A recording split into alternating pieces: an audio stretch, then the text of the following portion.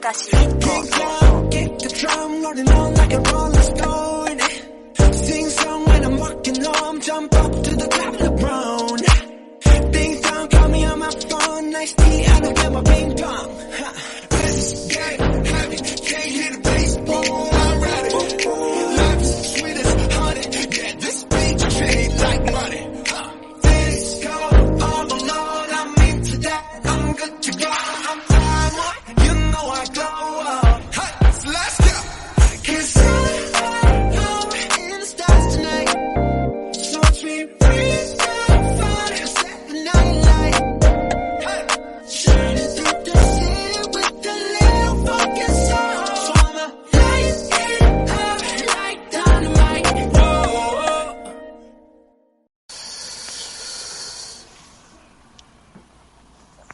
Hey, yo, this is Dr. Lariat. This is Magnum Sucio. This is, this is time to make way for the Prince. This is your host, and this is the 2026 Dynasty Review. And I got with me here a couple people. I'm a gentleman. So introducing first, always ladies first. We got here my sis, D. How you doing? Doing all right. Off a sleep deficit, but I'm all right. Yeah. And of course, joining us is the young boy of this podcast network. We got Less is More. How you doing, Les? I like the young boy name. I like that for this. I'm doing good, well rested and all, ready to talk about some Dynasty.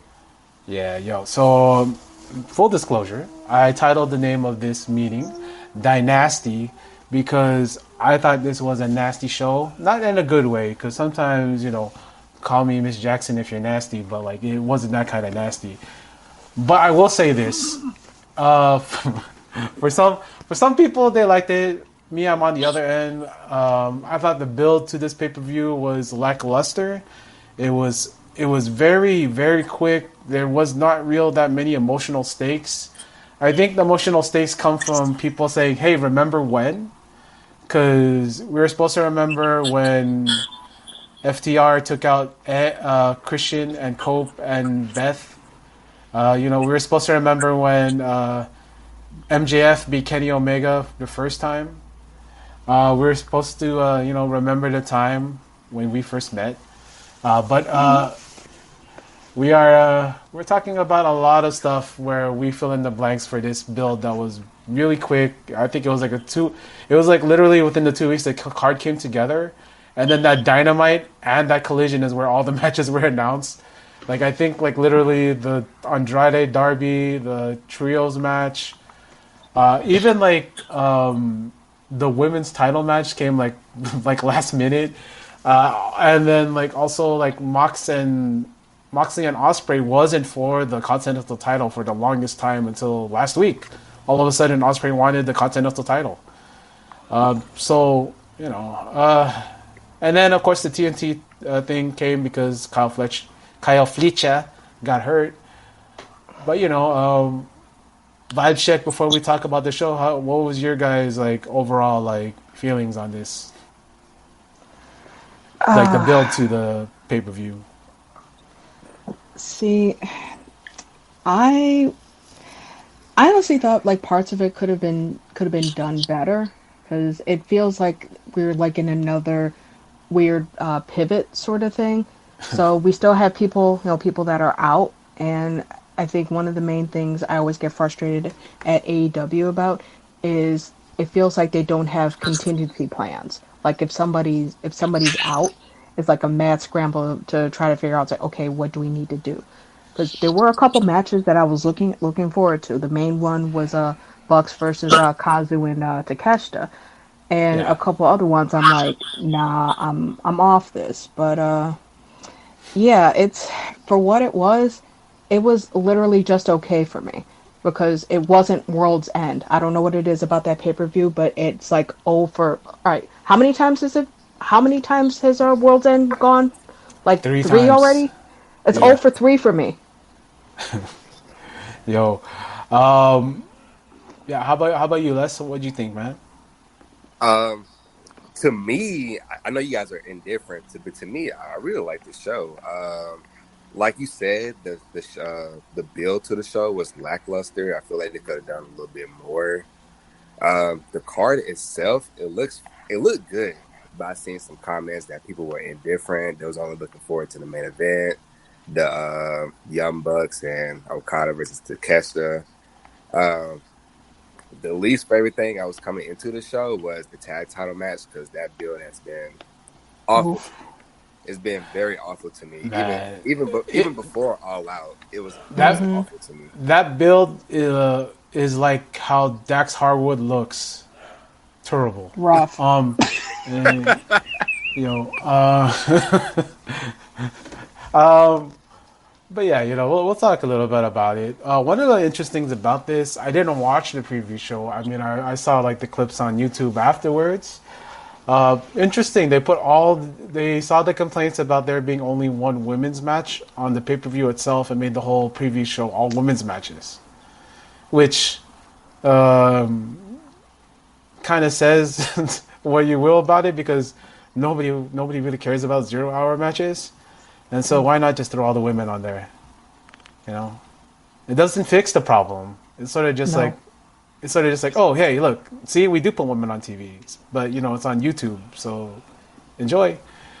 You know, the tag team title match is all right, I guess. You know, Marina Shafir keeps losing, but I enjoy Windsor, so cool.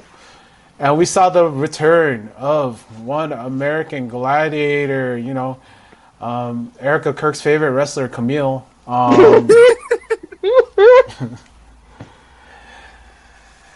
Attacking, you know, coming in, she's gonna have that match with, you know, man. But I'm if I say too much about Willow, hun, I love you so much, but you know, she's one of my favorite wrestlers. Absolutely love it.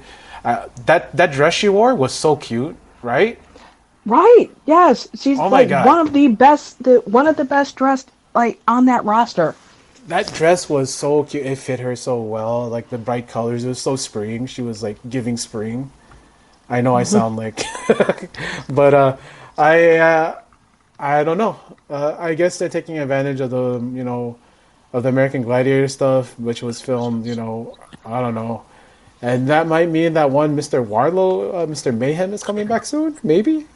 But what are you guys feeling on Camille and Willow gonna? Where the whole women being put on the pre-show. What do y'all think about that? Y'all can go. You can go first, man. I watched a little bit of it. The Alex Windsor and Marina Shafir match. I do agree. Shafir keeps losing, and she's my favorite from the Death Riders. Yeah. I have a bias because she's the homie, but you know. But yeah. Nah, Shafir losing another match is questionable, but I guess you can't really be surprised out of that. Camille coming back, I did not expect that. And them announcing her versus Willow on Wednesday, that smells like a title change to me. Because Willow got the messed up shoulder. Take that back. Take that back. Hey, man. I'm sorry, but it seems like reality. No. Hey, you know, Sadie Hawkins dance is like around this time, so it's kind of it's funny that her and her mans have the same injury coming out of this pay-per-view. You know? Oh, don't. Yeah. We'll start we'll start on something like this. So I'm starting on the matches that I was like, you know, that happened. You know, the trios match, I liked it. It was fun. Kyle came back. He's, you know, conglomeration. Cool Kyle is back in town. You know, the boys are back in town. Enjoyable match. David Finlay, I feel like it's so weird for David Finlay to be in this loser role, right, man? Like for like the last 3 years, he's been like the main heel in New Japan, and then here he is just like losing. It's weird. Yeah, but I think them losing like at that time, it felt more like a audible considering what happened to Gabe. Because I have a feeling that they probably would have retained because it would have been like 0 for, let me see, 1, 2, 3, 0 for 4 for Canadians. It would have been. Kyle was the Yeah. outlier. Yeah, it was kind of weird because like they looked so strong in the trios match, and then, it would make sense if one of your guys in the trios gets hurt that you guys lose. I mean, I know, D, you play Marvel vs. Capcom, and when you lose that point character, it's really hard to come back sometimes. Yeah, it is true, but that's when you just start going to one, you just start jumping people. But Yeah, evidently they didn't get that memo. yeah. Yeah, but it was cool to see Kyle play guitar again. I liked at the end the boys gave him the ring in his hometown to play the guitar, as he was the only Canadian to win on this card. I'm not going in chronological order, but we also got like Darby versus Andrade, and this sort of like set the tone for the rest of the night.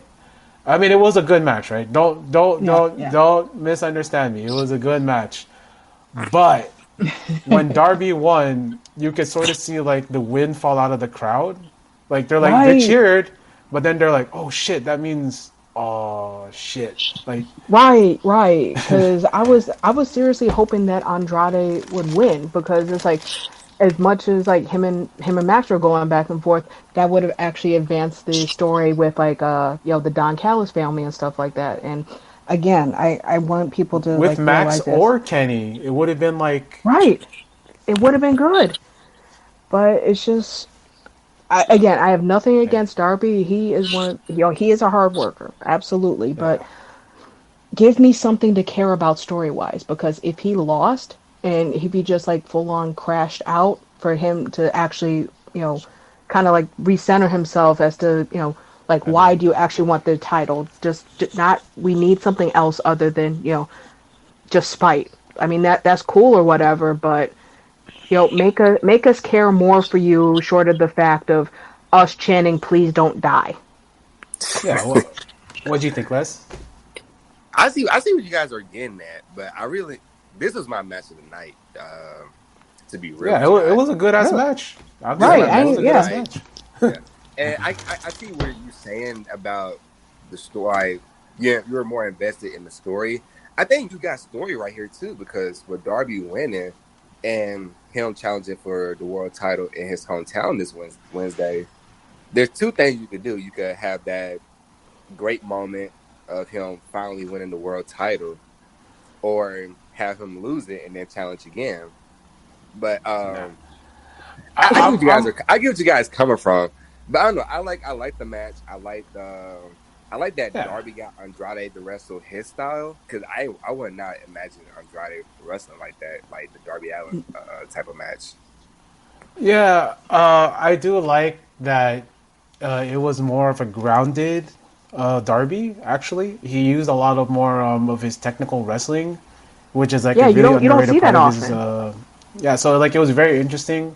Like he often does like that roll up when because nobody really kicks out of the coffin drop, so he at least gave Andrade that, and then just like how he caught Rush off the roll up, he caught Andrade off the roll up. I thought it was a good match. Like people misunderstand. Like I said, because I told people it's sort of I gave it like I hate giving star ratings. So whenever I give a star rating, if I think a match is okay, I'll just say 3 stars, whatever. And people will get so mad over 3 stars, but I'm like, this was a good ass match. Like, like he wins, and then like the crowd like sort of cheers, and then they sort of like think about it, and like you see them like think about it, and they're like, oh wait, but, and that goes into the other match that I was kind of whatever on, We had the World Tag Team match, CNC versus FTR. It was alright. It was long. It was alright. I guess FTR won, which didn't make sense to me, considering like all the build looked like we're going to Bucks versus CNC. But hey, I need Bucks won their match too, so it's kind of weird. Right, because here's the thing. That was actually like one of my matches that I was, generally low on. It's, put it this way. FTR, okay, they're decent wrestlers, but they're not for me. And like growing up, I was a huge like Edge and Christian fan. Like I actually like Christian a little bit more, but Miss, we are the not age for me. to love them. We are the age to have loved them when they were good. I'm not gonna say how old we Dude, are I'm older than because Dax. yeah, yeah, dude. I'm like, yo, so man, it's so weird that Dax is only 41. I'm like, we're the same age, really? We graduated high school at the same time. Are you sure? Oh But wait, so anyway, he is 41. Okay. Oh, he's okay, yeah, 41. because Matt's 41 too. So Yeah, yeah. I'm like, yo, but like you get that match. I mean, the build was all right. I guess it was months away because Edge had to go film the rest of. I keep saying Edge because that's how I've known him for almost 30 years. You're But right. like he goes out to film like the rest of the Percy Jackson show, and then that's why he was gone for those couple months, and then he loses, which is so weird, losing in Canada. And, we have another great Canadian returning. Hi, guys. We got Chris Jericho versus Ricochet. I was surprised by that finish. right, I was too. But Yeah. it's like when it happened, I was like, yo, so Chris Jericho came back to put people over? Okay. All right. I'll see how this goes. All right. Yeah. So, like, people would think that Ricochet was going to be punished for a while, right? Nope. Right. Nope. I think that the match was pretty good. If somebody's gonna have a match with a broomstick, it's gonna be Ricochet. Like, That's true. because the way he was bumping for Chris Jericho made everything look so much Man. better. And then the Right. fact that he got him with the lion salt at the end, like Big Oos there, Toa was like, nah, you gotta hit him with the lion salt, and then he did, and then he won. I was like, oh, okay. Yo, that was surprising. I'm a big fan of Ricochet. I'm a big fan of Jericho. This was really interesting. It was long. It was really long. Right. I was surprised that they gave that much time to that match because I was wondering like where on the card the was it the casino gauntlet thing was. So I was hoping it's like okay, I'm hoping that everything was like timed out, but it's like y'all giving this a lot of room to breathe. Yeah. What about you, Yeah, Les? What do you think about this one? Yeah, I was at the gym. I was watching this match. It didn't feel long to me. It felt like a good, I guess, 14, 15-minute match, which you could have cut it short to at least 12 or 13-minute match. But I enjoyed it. I enjoyed the heel. I liked it. I'm saying it was long because I was like, not like as in boredom, but as in like, usually like a Jericho return match isn't going to be like over like 10 minutes because he doesn't want to be overexposed.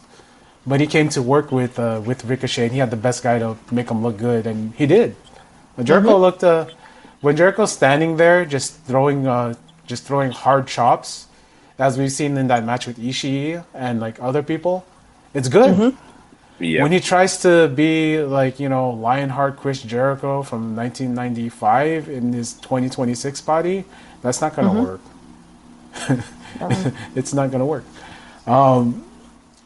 And we'll just go on to like these are the matches that I wasn't really impressed with. I get Thekla, okay? I saw her in that outfit, I was like, I get it. Like, hot blonde woman, come out to like industry music, I'm with it. If congrats to you, Clark Connors, man. You did it. But he's also pretty good looking. Shout out to you, Clark. I rolled with him a couple times. Really, really strong guy. But anyway, just like throw out that fantasy. Yeah, okay. So we were he choked me out a couple times. It's pretty cool. But so that match, it's kind of weird to see Jamie Hayter sell like the smaller person. Like honestly. Because I get that the gimmick is Thekla hits really hard, but Thekla eating like 4 or 5 shots, nothing happening, when it's Jamie Hayter whose move is a lariat, and who's usually her matches is her just like clobbering people, and it was just very odd to me.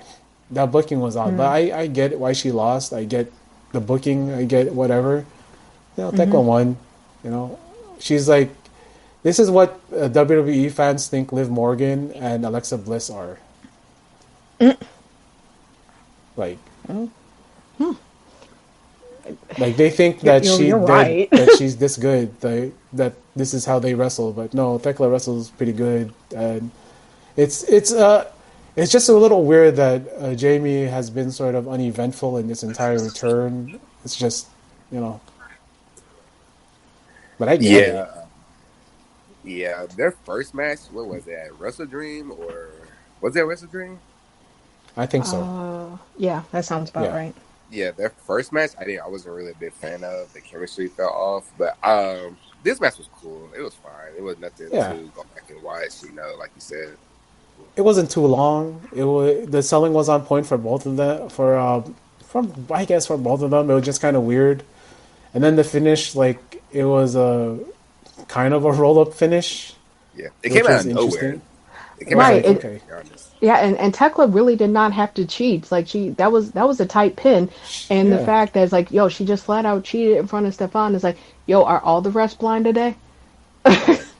I would make a joke here about blonde white women, but I'm not going to.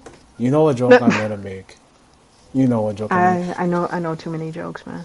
So just don't tell it. Yeah, but some people like snow bunnies. So what am I gonna say? They'll let them get away with whatever. Just I'm just saying. Am I guilty of it sometimes? Maybe, but one of my favorite matches of the night, we have Takeshita and Okada, the Don Callis family, with Okada wearing that dope ass Don Callis family varsity jacket. That shit was fire. I wouldn't. I would wear that shit. That was pretty cool. But then him and Okada versus the Bucks. This is exactly the match those two needed, especially like the year that those two have had. Takeshita and Okada are two of my favorite wrestlers. Takeshita's about to have a match with Chase Owens. Bro, what the fuck? How do you go from the main title match at Wrestle Kingdom to a Chase Owens TV title match? How? Ghetto. Yeah, that's a weird transition. Jail. No, because it's always Ghetto, because like to me Ghetto did like a really good job. Okay, this is getting into a side thing, but Doc is gonna know where I'm going with this. It's like the fact that he was smart enough to actually pull the trigger on Callum. I didn't think he would do that. It's like, okay, cool. Ghetto did something smart. He did something forward thinking. It's like, okay, Take-san, you're gonna be fighting Chase Owens. It's like, all right, we're back to jumping him in the back alley with hammers. What are you doing? he had a really good match, and he has a good rivalry with the other Musketeers, right? He had that good ass match with Shota. That was a good match. Like, you couldn't throw him an Oleg again. You couldn't throw him like someone like Aaron Wool. No, Chase Owens. Like, I would have preferred Yujiro. Like, give me. At least Yujiro can pretend to go. Yeah, we got to have you work with a veteran, a real veteran. You get the crown jewel. But yeah, this match was fire, man. I love the work in here. All these guys are gonna work hard. Pippen and Jordan. The part where they're in the sharpshooters and they start just like smacking the shit out of each other, and then eventually they just start beating each other up. I was like, okay. But is Okada gonna do it? Is he gonna finally say, okay, let's go with him? Because I hope so. I'm hoping that the match that we're finally gonna get will be like by Double or Nothing, because to me the way things are going is like what people, if people don't know me by now, they should know is like I enjoy the action and I also enjoy the story, which is another reason why I absolutely love the Bucks, because that story was at a standstill, but they got it moving. Yeah. So the Bucks are so good in this match. I know I have that Rancho Cucamonga bias because we're all 909ers, but like that match was so good. Nick is one of the best athletes in pro wrestling. Like, my God, seriously, he was showing out so hard. I love that man. Oh, go ahead.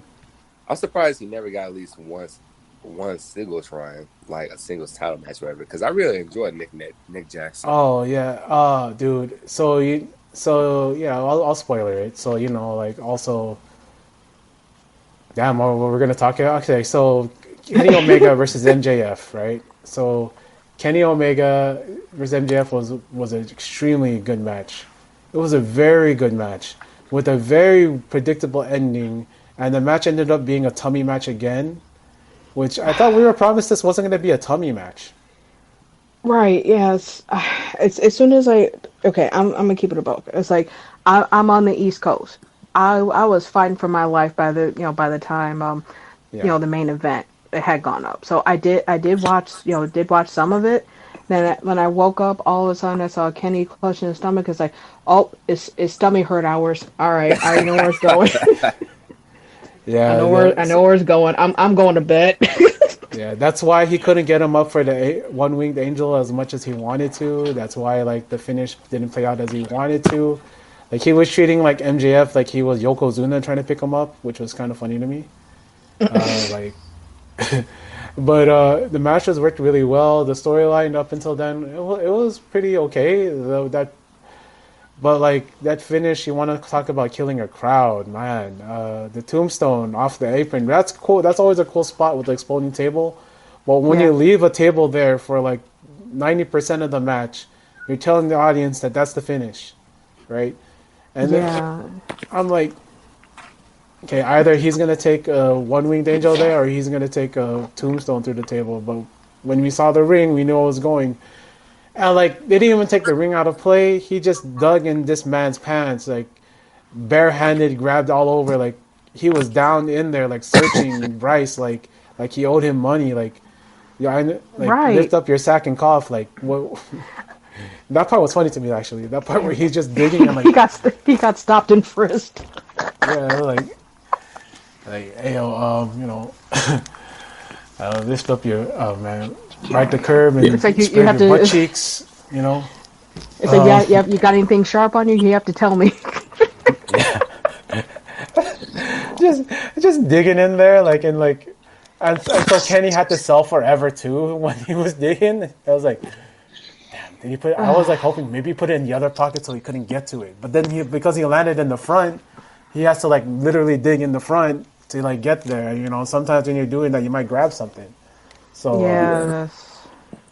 I know like this was supposed to be like a more like kind of dramatic, serious sort of like match or whatever because they did the one-winged angel. It wasn't really a kick out because it was like a 20-30 count whatever, and then like he just barely kicked out. And doing the super one-winged angel was sort of a waste of time too because like why would you waste that? Like there's parts in this match where like okay it was cool, I get it, and then like the finish was like okay yeah woo he won, and then can he just do a tombstone as a finish? Why does he do that like weak ass like that X Factor move that he does? I'm like okay, I like maybe if MJF had that cooler move I would be more okay with him, but that move is so much ass, and I guess that's part of the heat. But Yeah. all right match, I guess. Yeah. Yeah, because his whole thing is like he's evidently the best wrestler that doesn't have to do all those quote unquote gimmicks. It's like, dude, I get it. I've actually been able to see him like work. Like I've gone down to Creative Pro when he's actually like done matches. Yeah. He can go when he wants to, but it's just The finish MJF is always- potential man to me. He is potential man to me. Yeah, the match is good, and then the finish is always like disappointing. And it's not like the move he does, but it is also kind of the move he does. But it's like also how they get to the finish. It's always the Right. ring. It's always a low blow. It's always an eye gouge. It's always like It's always, hey, look, distraction. It's like, bro, you can win clean. I've seen it before. It's not going to be a detriment to your character if you actually just wrestled one match without being stupid.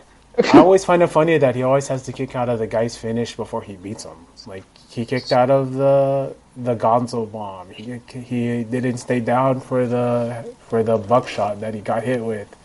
He wouldn't stay down for either of the one-winged angels. It's He didn't pretty stay funny. down for the Blade Runner. That Yeah. still pisses me off. Yeah, we we were talking about the Bucks match before this, so if you're on some other places, so the rumor is what MJF pitched for story, just a rumor. You hear this in other places, but like that MJF pitched. Oh, how about I just beat the Elite? No. Well, doesn't that sound familiar when he beat the Bullet Club Gold, like the Bang Bang Gang, like all four of them, easy? Just beat all four of them. All he has to do now is beat Nick and Matt in a triple threat match, and he's good. He beats the Elite. Hey, give me a Nick Jackson World Title match. I'm cool with that. Hey, but I need Nick to make Max count the lights because Nick is too good of a. MJF really loves him some Roman Reigns, so he's gonna want to stack him. That's what would happen. He would stack him. But you could like actually have like FTR do like the run in and cause whatever. But anyway, it was a decent main event. He left, did the horns up. The Canadian crowd was silent after, which was incredible. Silent. Yeah, because that crowd was loud all night. Like, even for some of the matches that were like, okay, I appreciated their energy, though. They gave as good as they got, if not more. They were really hot for the women's title match. Like, they but then like they were hot for this match up until the finish. When the tombstone happened and then the 3 count happened, they just like died. It was weird.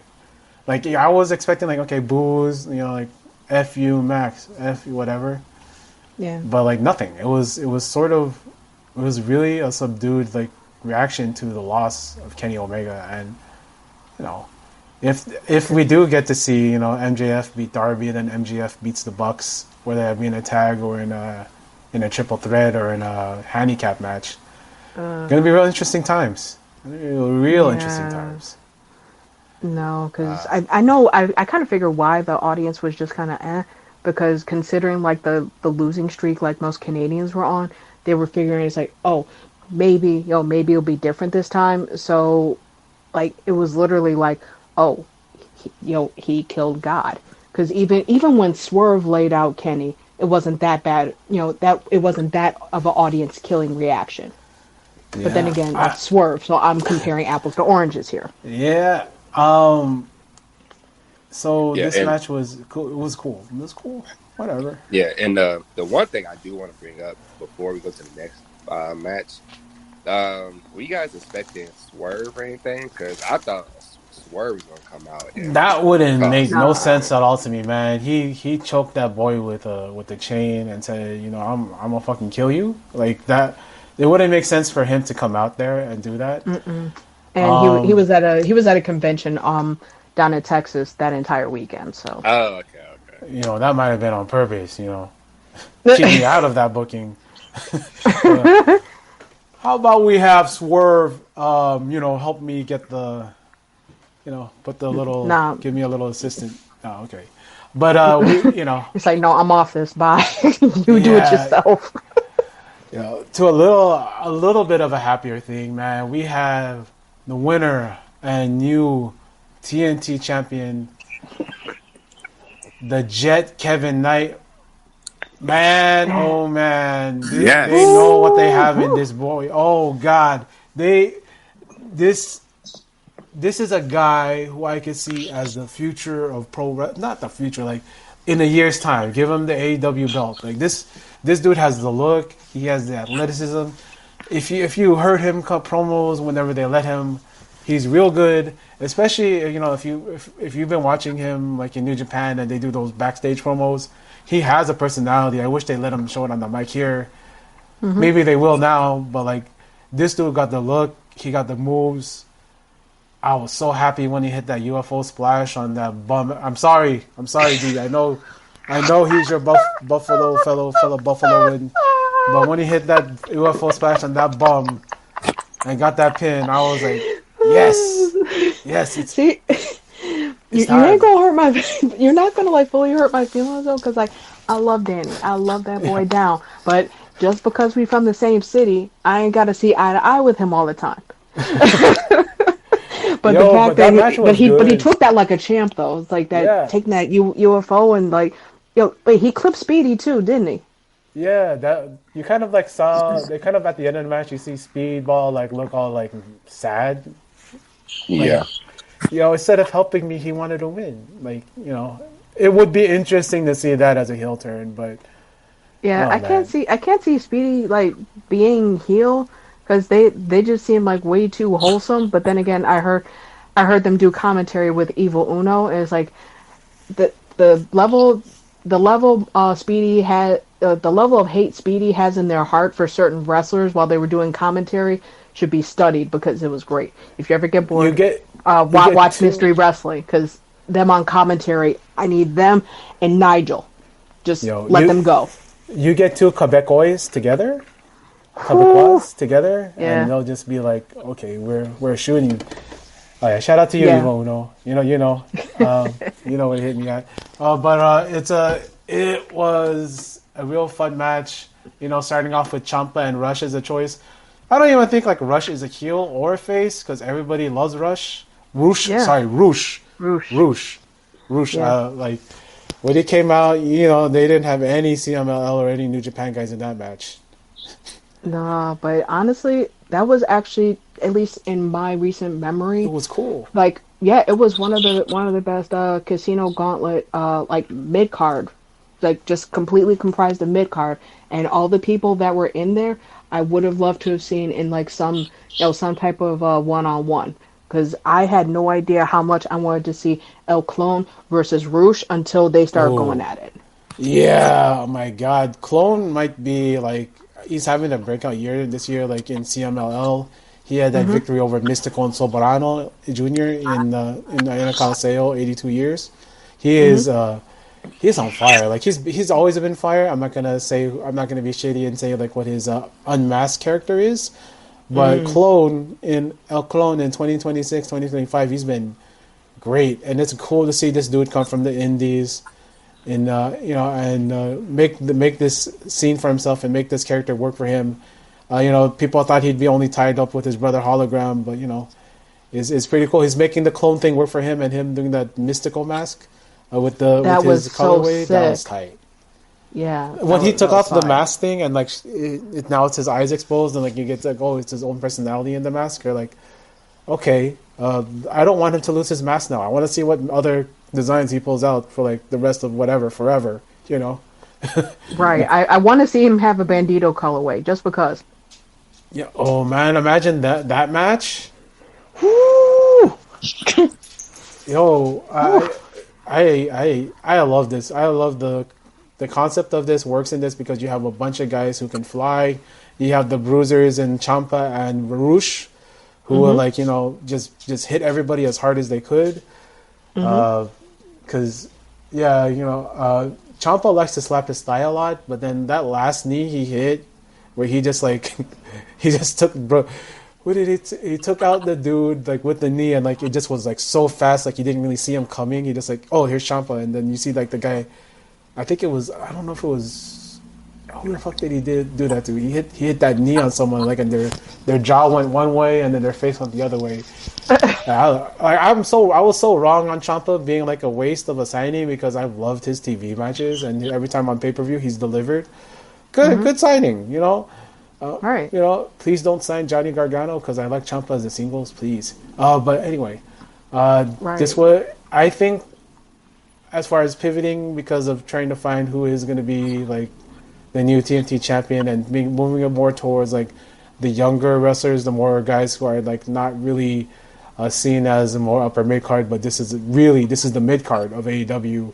I think like what you were saying, D, like this is the cool part of this match. You get to see the guys on the way up or the guys who are just like in the mid card, and you got them to get showcased. And like Pac. Right. Man, Oh. it's so good to see him almost naked again. His hair was cool to see wet. him, He was right? back to the trunks. He was that dude looks like a barbarian. Like I don't know how you could be so thick and wide and so short at the same time. That Dude, no, pause. Let me he- say pause right there. He is a Skyrim NPC. He just Yeah, happens like- to like to wrestle. Yeah, it was Yeah, I want to see Ciampa versus Pac. I want to see Pac versus Roosh again. I want to see Pac Pac versus versus Clone. Clone. Pac Yes. versus Bandito. Give me all Pac, of these Pac versus things. any luchador, man. And Yeah, it'll be good. yeah, Yeah, and I yeah. I wanted Pac to win this match. I'm not gonna lie, because when I seen his entrance and I seen how he looked, I was like, holy fuck, this is Dude, he my looks like this is my TNT champion right here. Right. he looks like the man right now. Like Pac is in my like for this decade. He's in my top 5. That's Brian, Pac, Kevin Steen, Kenny Omega, and Mox. Those are my top 5 of this decade.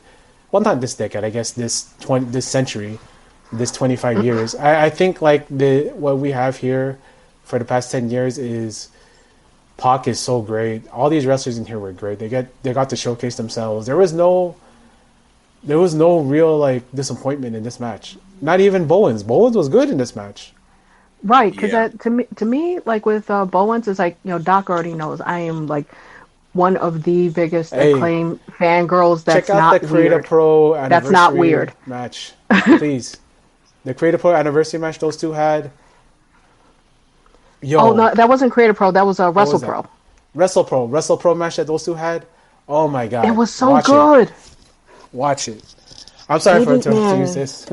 Go No, ahead, no, no. though. You good. But yeah, Bowens honestly had like a super good showing here, which honestly made me happy because it's like he's skilled. He is honestly skilled, and he has actually grown leaps and bounds on the mic. Because I remember when he was trying to do mic work during like AEW Dark Days, they mostly left it up to Max. So he's growing there. He can always improve there, but him in the ring with the right people, you can get a lot out of him because he tends to play off of people, Okay. which is like that's cool, but you need to have your own gear, which in that match, I think he was finally starting to find his niche, and I need him to lean into that.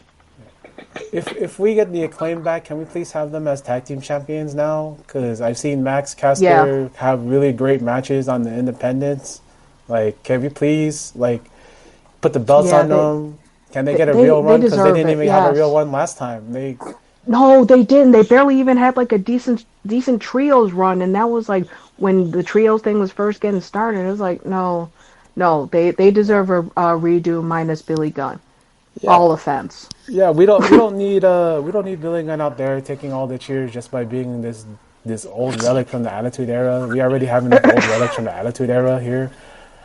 I was No. surprised that the Hurt Syndicate wasn't in that match. Honestly, Yo, I was I real was actually surprised. too. I Right, think but that's a good thing because I think it's just better for them to Yeah, stay I like as that. a It was division. all the young guys. That added to the match. It was like a bunch of Yeah, guys who are still like in like their prime-ish area. right, it was a good showcase, which that's Yeah, literally what these type of like battle royal kind of matches are. So it yeah, it gets people in the mindset. It's like, oh, okay, so all these people are together. It's like, yo, I would love to see a match with like this person, that person. So yeah, it gets you thinking. And if you for some reason forget that some people are on the roster, that's a good way to reintroduce people too.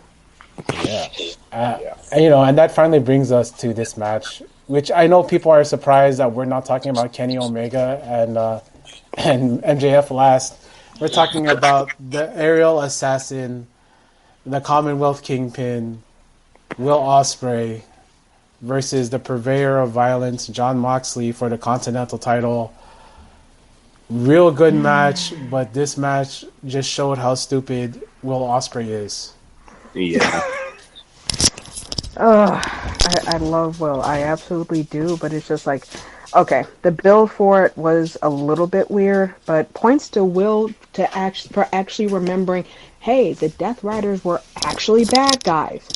They actually, they hurt people. They put people on the shelf. So points to him there. And I get why he pulled the whole Continental title thing. So I get that he wanted it just only for like the no interference stip. I get Yeah. that, but it's like, bro, you mean to tell me you couldn't close the deal? But then like the more I watch the match, again, I enjoyed the match for what it was, but you can see that like it was gonna be like, Will got a little bit too clever, the whole hoisted by your own petard type of thing. Yeah. Because as soon as he hit that hidden blade like clear out the gate, and he's just posturing. I'm like, all right, you gonna lose. I love you, my boy, but you gonna lose. Yeah, my God. He hits the first one and he's just smiling like the biggest dope. I have time. I have time. How much time do I have? It's like, And like you no. have Bryan Danielson on commentary saying, Will, what are you doing? He is on this back. Why are you letting him get up? Like the Yeah, whole match. listen to the man. Bryan keeps Listen to the saying man that took him out. Yeah, Like, even that's all even Bryan he, kept saying. he Yeah, even Go ahead. he even said, "Don't let Mox recover because when he recovers, he gets dangerous." Whatever. It's like you seen it right there. Yeah. right. It's like out of anyone, it's like, yeah, Danielson would know. And that's the thing. I really hope like Osprey kind of dips more back into like the Commonwealth Kingpin bag, because you saw it in that match. It's like he looked like less like less like the golden retriever we kind of know him to be. It's like, no, we need you to be ruthless, like how you came in and dropped Kenny. That's Yeah. the Osprey that needs to come back. But I have a When he feeling put he him through the probably table on Wednesday with the hidden blade, like, and he's smiling, and then he's holding him there so Callum can hit the double stomp, and you're like, okay, and they get the double pin on him, and he's like relishing in that. I'm like, yeah, that's what I want. I want you to be this fucking ruthless, does not care how he wins guy, and in here he's just marching around, and then Mox sort of gets like the heroic comeback because right. Mox It's didn't like cheat. no, yeah. Well, that's the thing. He could have. He honestly could have. But that almost kind of leads into like my other gripe about like what the Death Riders actually are. They've gone from like being an outlier back to like BCC light. I'm like, what are we doing here? Hey. Yeah, it's so weird. Like, okay, oh, he's sort of a face now. They did the rah rah promo at the end of like World's End, and then he has all these clean matches where he shakes everybody's hand after the match, and then Will comes back. Okay, no, now he's letting his boys do a sneak attacks, and now he Right. beats Will clean. Like, no, doesn't panic, doesn't tap out right away from that part where he did the. I thought he was gonna tap out to one of like their crossfaces. I thought he was gonna tap, but Yeah. but you know. It really feels like Mox is like how he does direction with whatever his character is. It's completely hinging on whoever he faces, because I just still love the fact it's like, well, Will shut up. It's like, oh, mate, you broke my neck. It's like, well, you deserved it, Ron. I'm like, It wasn't personal. So now you remember. So now you remember that you were this terrible, horrible person that just tried to board wipe everybody. Okay, pal. Yeah, it wasn't personal when I broke your neck. Don't make it personal. I'm like, shut your bitch ass up. You tried to kill this man. Like, you tried to take his career. How is this not? And like, okay, now you are kind of making him look like the asshole for being too hard on you. It's hilarious. I'm like, wait, he did his voodoo on it worked? I'm on his side? How? It's like, man, But then like the way that they wrestled the match, the way they wrestled the match too, I'm like, yeah, Will, what the hell's wrong with you? You could have stomped this dude out because his hands was out. Like, he was doing the concussion cell, like that you saw Steve Macklin do, like, and the referee do the other month. He was doing that cell, like, he's concussed, and the referee didn't stand there and like stop the match. No, Will just like smiling, skipping around, looking at his wrist, letting him get it back up to set up another hidden blade, and then doesn't do anything with it. And why are we still doing the hesitation on Tiger Driver 91? Why? Because I saw him hesitate on that too. Was there hesitation? Because I seen that. I seen when he tried to do it, like his wrist was messed up. I must have missed the hesitation. No, it actually you might be right. It's like, because initially it did look like hesitation, then he started selling the wrist. Yeah. At least that's an improvement from when he was gonna do it to MJF and like he couldn't do it even at All In. He was like, oh no, I don't know if I should do it to him. It's like, bro, you could have just did the Stormbreaker and called it a day. Yeah. Or you could just sit out, do a regular Tiger Driver. I mean, do the Angel's Wings. Because we saw like how Adam Page made the Angel Wings look like death. But right. That's of course that's Dynasty 2026. It was all right. I mean, like for AEW pay-per-view, I mean like compared this to Revolution, it was not on par with Revolution. I don't think I expected it to be. The matches were worked well. Some of the decisions were weird for me. I didn't like the main event that much, but you know, it is what it is.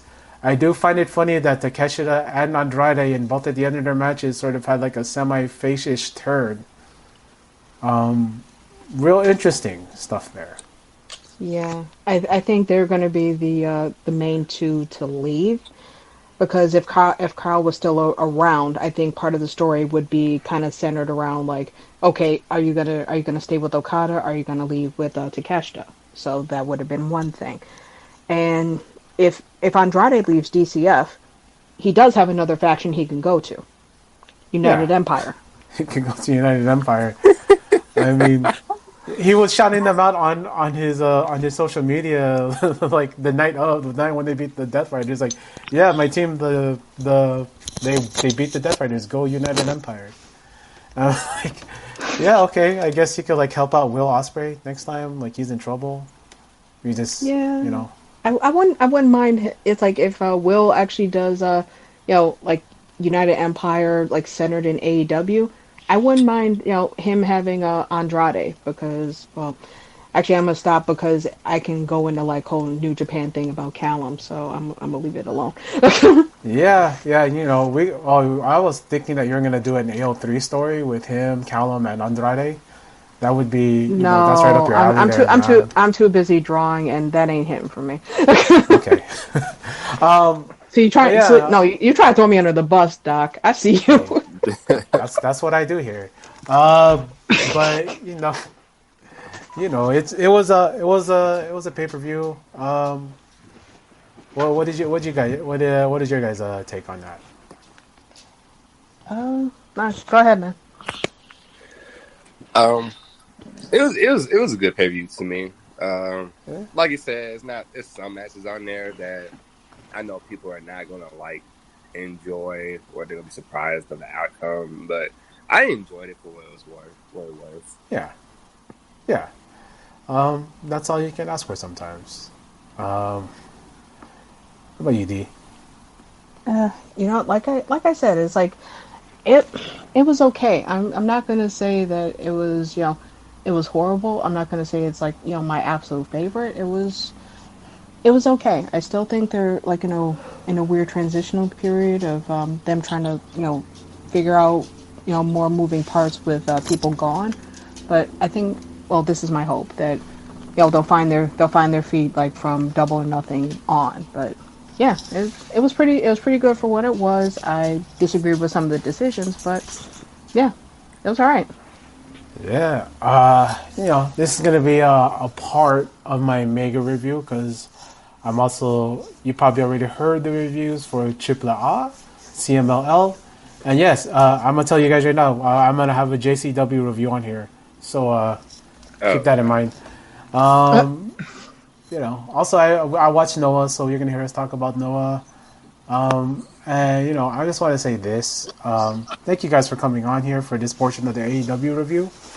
I don't know if this will come out on its own or if it'll be a part of the mega review, but I like to pack those things with as much content as possible.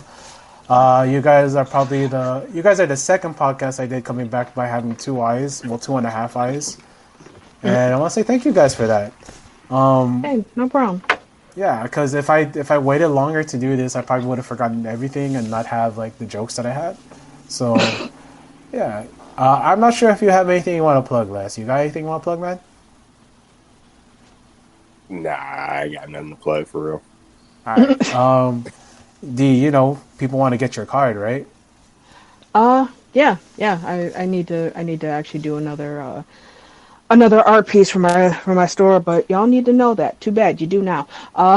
So I have a online business card. It's Denisha Artist at card.co, and it's spelled DANESHARTIS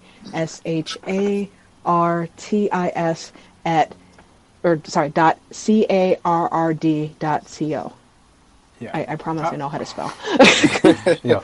So I might be calling this Dynasty, but like for some people they might like it, some people they may not like it. I was not blown away by this pay-per-view, but I'm not gonna like talk about the work in here being bad because you can't really say the work in here was bad. As always, I'm gonna like leave with like a positive message on this.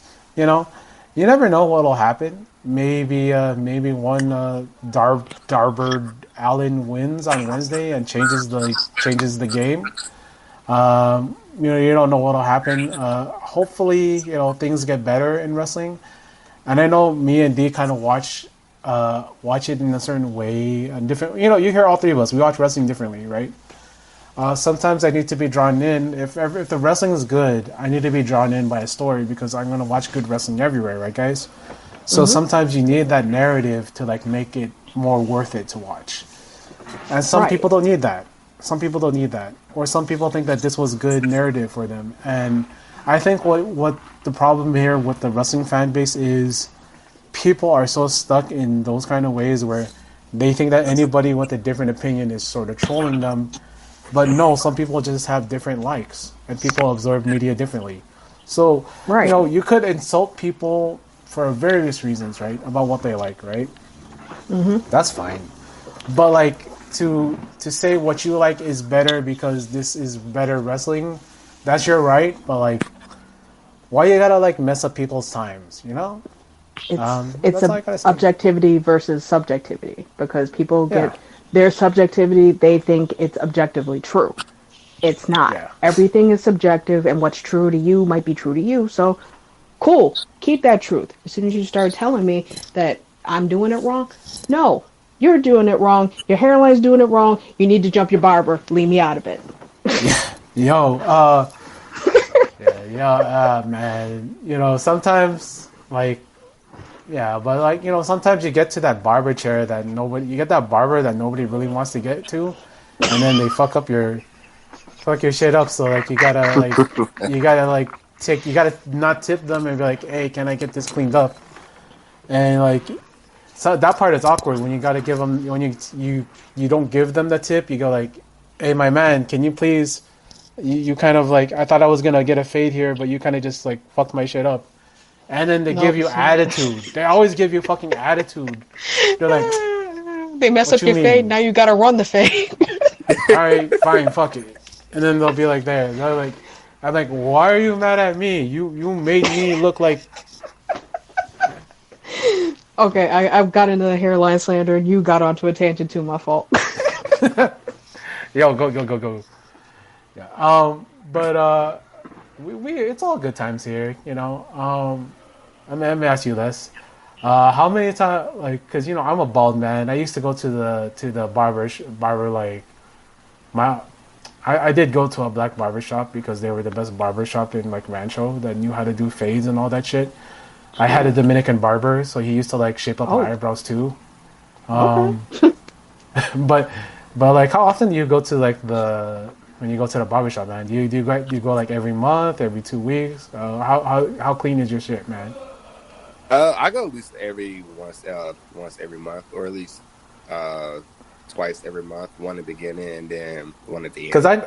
Because last time I saw you, like you had your hair grown out a bit, and I was like, man, this guy is like having his natural hair, like Jay-Z, having that wave.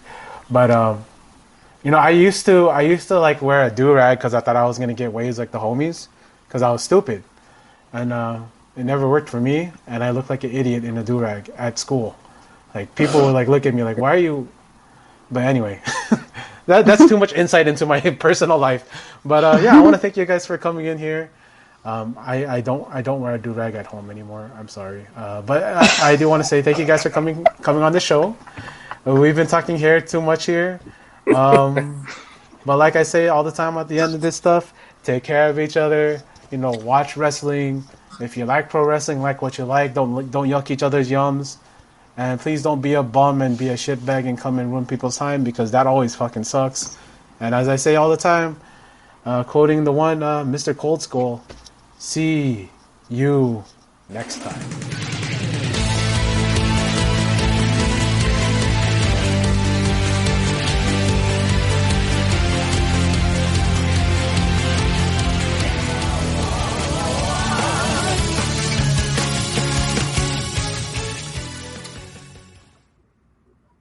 Hey guys. So as we roll on for this mega review, sort of, pro wrestling week, one of the big weeks in pro wrestling. You guys heard those Destiny Dynasty Dynasty reviews. You know that I already thought they were ass, but we're not here to talk AEW. I'm here to talk with my friend Tay. What's up, Tay? What's good, Doc? I'm doing good. It's been quite a week. We'll get into that, but Yeah, man. We'll talk about some things that happened, like, because it's Tuesday today, April 14th, and a couple of things came out for the news. One of my I think we talked that we were going to talk about, but you can tell them, Tay. This is the Polypod. I always like giving guys like they can always take charge if they want to. So what were we going to talk about? yeah. So we're going to talk about. I don't know how much WrestleMania weekend shows we're going to talk about, but I know we're going to at least talk about Dragongate. Dragongate was just in town in Portland, which was a show I attempted to go to. And then they'll be in town in Vegas for WrestleMania weekend. And then Thank you so much, Ho-Ho, for the invite, by the way. Thank you for the invite, Ho-Ho. Yeah, and Hio. Also, thank you, Hio. Yeah. Oh, anyway. Oh, sorry, man. Yeah, no worries. And then with it being WrestleMania weekend, of course, there's also WrestleMania. And as the trend seems to go with Triple H at the helm, there's a lot of dumb quotes that come out the week of WrestleMania. So I think we're going to talk about some of those as well. Oh man, my favorite quote, and I'm gonna misquote him, but I don't give a shit, because he said like, unlike football where you have a second string guy that can come in, in wrestling we can't replace Cody Rhodes, a CM Punk, a Roman Reigns, a Randy Orton. We don't have that luxury. Like, I just love that he just said he could not find a replacement, a guy to fit in. There have no stars. Imagine you're on the roster and Triple H is saying we have no stars. Yeah, it's an amazing quote on a couple different levels. One of the things I really love about WWE and kind of like the McMahon family, other than maybe Shane, is how clueless they are about sports. It's one of the things, like, I feel like, man, I'm a huge sports fan. I know you watch a lot of sports, but I feel like in general, it's like the easiest thing for men to gravitate towards, to have like water cooler talk, to be like, oh, how about that game, blah blah blah. And so the fact that these guys are so clueless, like, I could almost read Triple H smirking when he said, like, in the NBA when you got a star center or star guard, and I could read him patting himself on the back that he remembered like 2 of the 3 positions in basketball. Yeah, I definitely think he definitely workshopped it a little bit, but like, man, I couldn't imagine the Lakers season without Luka, without Austin, without Reeves. Yeah, I'd be like, no, there's nobody, man. Like it, and like those guys were able to jump in while LeBron was out and hold steady, man. So I'm like, right, and then the most prominent WWE NBA star, Tyrese Halliburton, tore his Achilles, I believe, maybe ACL, in they've been Game 6 of the finals last year. And so they went from one of the 2 finals teams to they were two wins away from being the worst team in the NBA this year. So no, you can't just plug in a second stringer and be fine. No. Like, wrestling has always had the ability to put someone in a spot. And it's funny we were talking about Triple H, because what happened when Shawn Michaels went out on his back? Well, what happened for his back? Triple H all of a sudden got to be the leader of DX. All of a sudden got to be one of the top faces of the Attitude Era. What happened when Austin and The Undertaker got, they were injured at the end of '99? Triple H ends up winning the WWE title. Right, and, exactly. ends up on that run. So, like, what are we talking here? Like, you can't replace those stars, as in you don't have anything, because, like, he's still running on McMahon era stars. These are guys that McMahon made. CM Punk, McMahon made him. Yeah, he made all these guys. It goes back to his baby, which is funny that of all people, and I think it's really just because he's not the brightest guy, but of all people to talk about how we can't replace anyone, his baby, his thing he started was the Performance Center, NXT, and they haven't produced one guy. Like he can't even pretend to be like, yeah, we've been grooming these guys for a decade plus now at this point, and you have nothing to show for it. Yeah, Especially on the like men's side, the only stars are on the women's side. yeah, it's like the women that have made their careers from that, like Mercedes and Charlotte and Bianca and it's and Becky. It's like, okay, yeah, you made those stars in the women's side, but like if you're Obafemi and you're plugged into this big match with Brock Lesnar and Triple H is saying we don't have anybody that could replace these top level guys, it's just like Yeah, especially when one of the top level guys is Randy Orton, who's never even really been a draw. Like you can't. He's always It's been the guy that's been plugged in when you don't have stars. It's always been, well, we'll just put Orton in, it'll be fine. So yeah, it's very laughable to think like T.J. McConnell can replace Tyrese Halliburton, but Gunther can't replace Randy Orton. So very bad quote. Very unintentionally dumb way to bury his whole locker room, which I don't think is what he was going for, but that's one way to interpret that quote. It was so weird. Like, you could say, oh, these guys we're running without a safety net for WrestleMania. If somebody, but then also that still makes it look stupid. So you don't have anybody to step in on short notice, which is something the parent company TKO has always done with UFC fights. There's always someone that's able to come in and be part of the, have a match. It's always that. It's like, well, if UFC can do it. Yeah. Triple H's last WrestleMania he main evented was the injury-riddled Dallas card, where they had to throw basically the whole plans out the book. Granted, I think him and Roman was the direction, but everything else on that show was a scramble put together. Yeah. You had Shane McMahon come back out of nowhere and all that stuff. So it's a part of wrestling way more than sports, I would say. Like, yes, football players get hurt every year, but wrestling is also, people always get hurt and you got to plug someone in. Card subject to change and all that stuff. Yeah, because we talk about like other companies doing that, like AEW when Ospreay got hurt, all of a sudden we gotta put Hangman in the main event because he's gonna benefit off of whatever, so hopefully, and then sometimes it doesn't work out because of some bookers are refusing to pivot, or it just goes to show like NXT's been a waste of time, a waste of money. He doesn't see anybody on his roster as stars because he knows the truth. They aren't stars. They could be. They could absolutely make somebody like Gunther a star. They could make somebody like actually like reach that next level because people were absolutely ready for Jacob Fatu to challenge for the WWE title, but you don't want it. They don't want to. They don't want to move in that direction. I think it's a big problem across like all the American companies in some ways, but it's most glaring in WWE because of the age of the guys and just because no one really has momentum. Like they squandered all that momentum they had 2-3 years ago, and now they're flat and no one has momentum. So now you can't make it happen.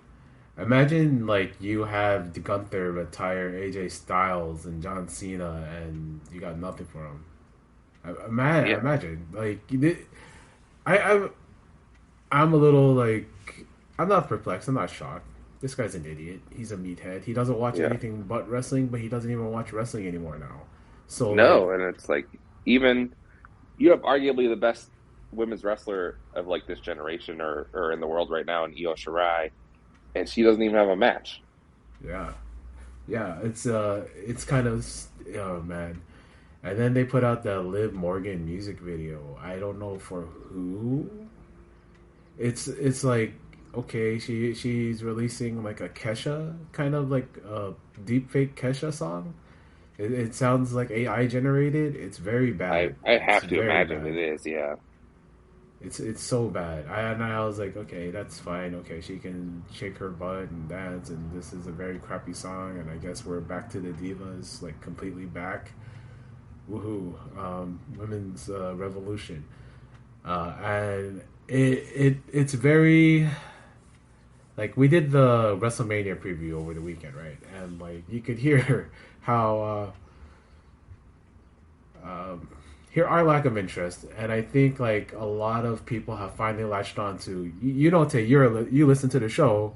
We've been talking about this since like January, since December, where these tickets are so cold, and like now like places are like places that have been routinely good and nice at WWE are calling out like, oh, actually they're not really doing that well selling their tickets. It's a Right. very cold product.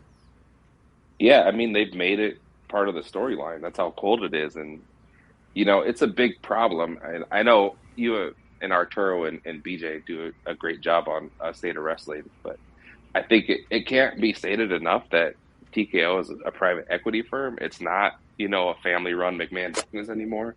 So Yeah. even when they're touting things like, oh, it's the highest grossing, it's, you need that endless growth. You need to service the debt, all that stuff, So the fact that they plan to sell 60,000 tickets to both these shows, that's what they budgeted for. That's what's actually in the budget, not just like, oh, we broke last year's number by a couple 100,000, so we're good. Yeah. They expected to sell 100,000 plus tickets, and they're not getting there. Yeah, because Sports Business Journal is basically, it's like fluff pieces to like make make things look bigger than they are. But when the going story for WrestleMania, even in the mainstream level, is, oh, nobody really wants to go to WrestleMania. And then when we talk service to debt, this is a paid show, and they have to hit a certain level of attendance in order for them to get paid the amount that they were promised for filling this arena, getting this arena for these 2 nights. We don't even know like how much of the bulk of those tickets were bought by the hotels, like the initial like 36,000. That might have been like, oh, well, you guys buy this and then whatever, and then they'll bring in like people to the hotels and all that stuff. Yeah, and I don't know a lot of people that are going to Vegas this weekend. Like honestly, right. And I'm from you can't SoCal, so you can't overstate that this is their premier event, their Super Bowl, WrestleMania, and it's Vegas. SummerSlam's in 6 months, and it's in Minneapolis. And if they can't sell out WrestleMania, whatever they have on the budget for SummerSlam, they probably already know that they're not hitting that goal 6 months out. And we also talked about this of where they were scheduled to have a Saudi show in May, and absolutely that is not happening. Yeah, right. That is not happening. So we're talking about debt to service, and like one of the big things that carries WWE since 2018 have been those Saudi Mania shows, those Saudi, the blood money shows. That's what's been carrying them. Like, oh, for this quarter they made this much money. It's 25 million like guaranteed, but also they get this much by selling like this many tickets, whatever. They have the fan fest there. They do all the things there. They're not getting any of that. If they're not doing those 2 shows there, they're missing out on. Yeah, it's going to be really interesting where they're at by in third quarter. It's going to be very interesting. Yep. Because third quarter, will be through all the big events. There's nothing really in Q4, and it's hard to imagine that they're going to be looking okay in Q3. Yeah, because at this point they're running on TV money, but it's just like, I mean, that's cool and all that, and yeah, they're making a lot of money. They'll probably make another like they'll make a lot of money this year too. Not really. They didn't make that much money last year. They made more money than UFC, but it wasn't like they made a lot of money.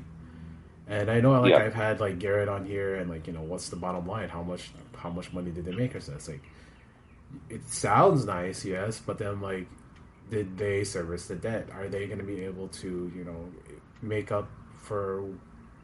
Are they going to be able to make up what they're going to lose out on from last year to this year? Is it going to be the same, or are they going to be losing money? Have they been budgeted for that? Is Tico, and like the whole thing I've been talking about is WWE is treated by TKO so weirdly. They're not closing out any of the lawsuits. They're not doing any of that. They keep finding themselves in more lawsuits, like the ESPN lawsuit that they're involved in for ESPN, like Unlimited not really carrying WWE pay-per-views off of the regular standard package. It's pretty interesting to see like how all this is like going on to them. We talked a little bit about it on State of Wrestling about like the likelihood of ESPN dumping WWE after getting this NBA deal, after getting the MLB deal, and they also have the WNBA deal.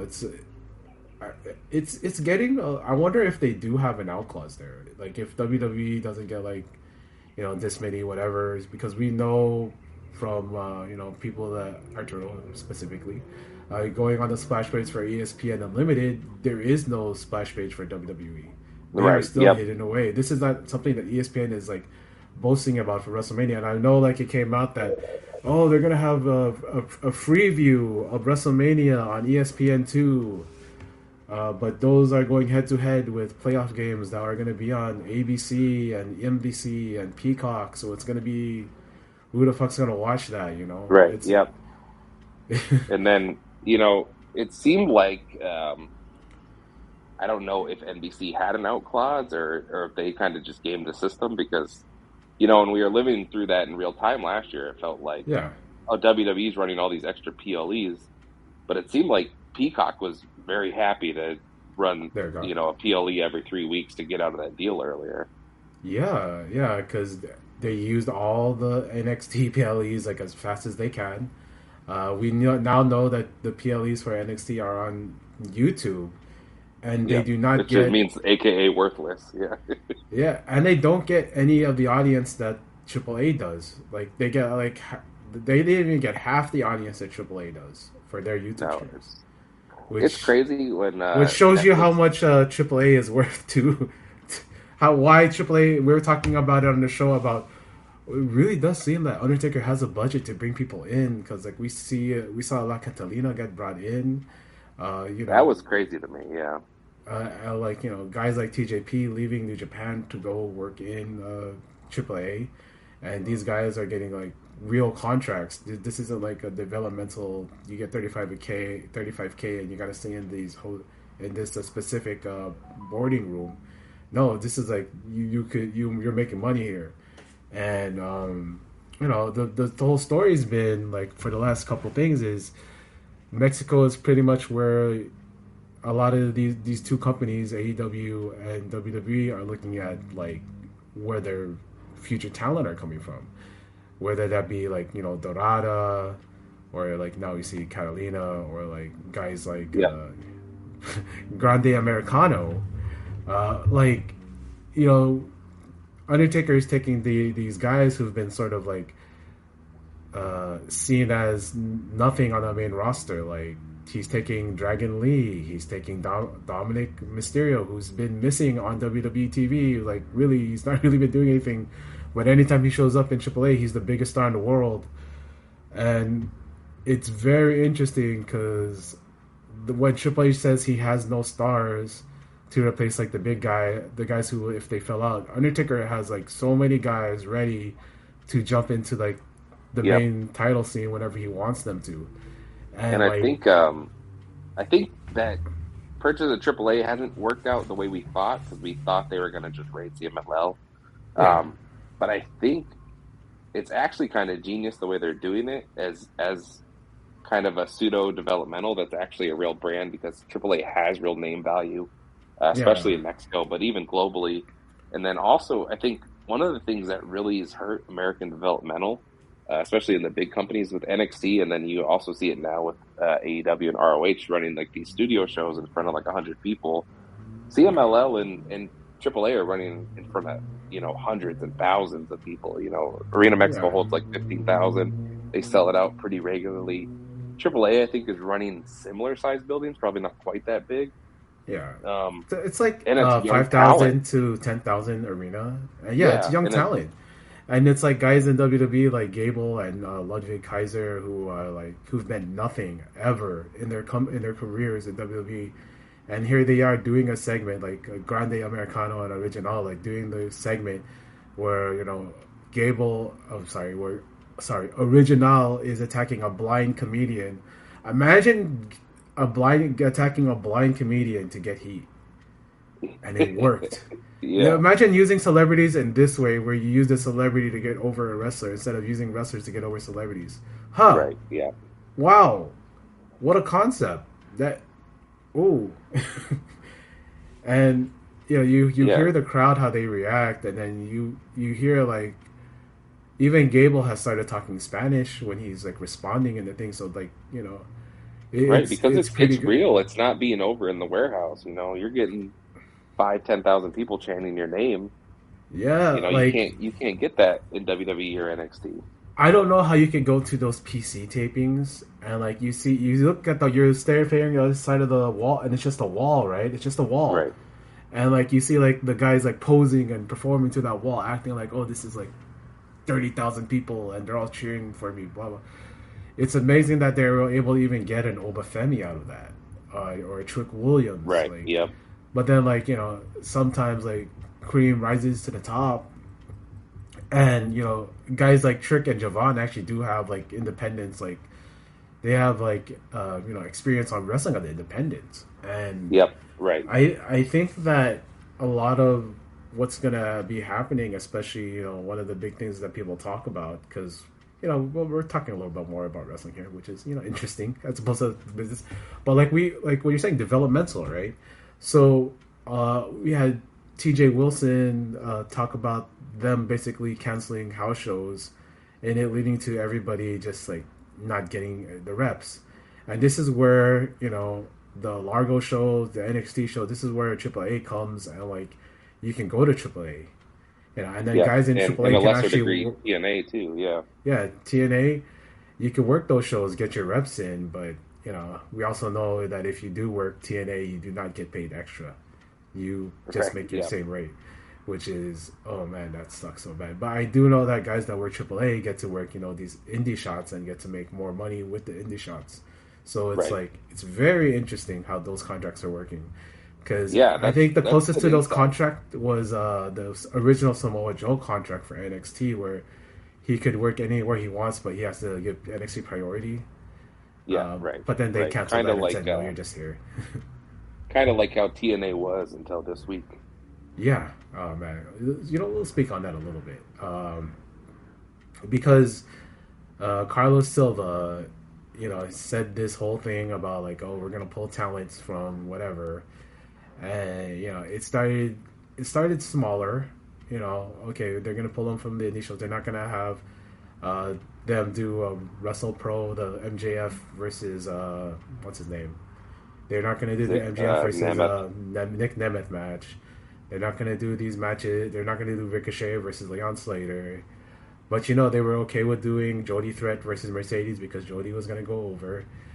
And what you have now is a lot of these independent shows not trusting TNA. So, like... Right, yep.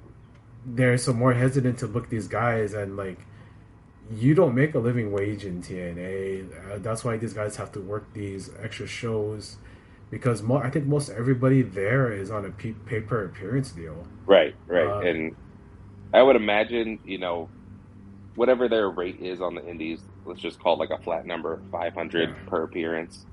TNA maybe is like 5 times that, like $2,500. But if TNA is only booking you 10 times a year, that's sub-minimum wage. So if they're then getting in the way of you, taking bookings or, artificially devaluing you because, if I'm an indie promoter and I want to put you against Ricochet or Wheeler Yuta or whatever, and now you can't do that, and you can only...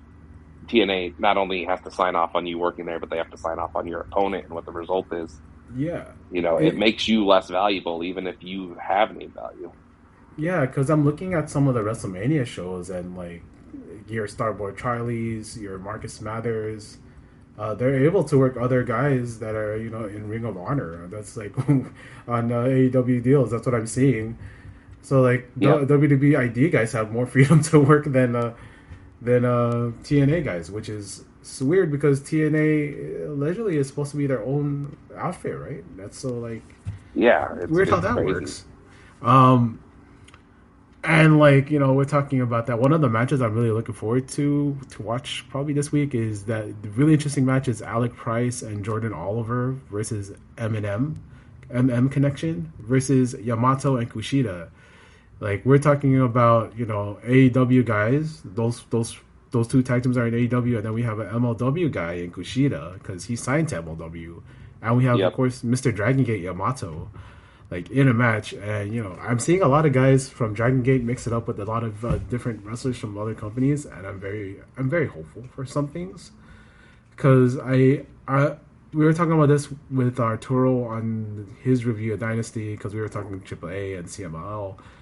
It's not just Mexico where you're finding like, and it's not just like Japan either. It's like Undertaker is seeing, or WWE or for AAA, they're looking for guys, the smaller guys who can work that faster paced style and fit into that AAA. Like they brought in, Igo Blanc. I don't know his new WWE name, but they brought in him Yep.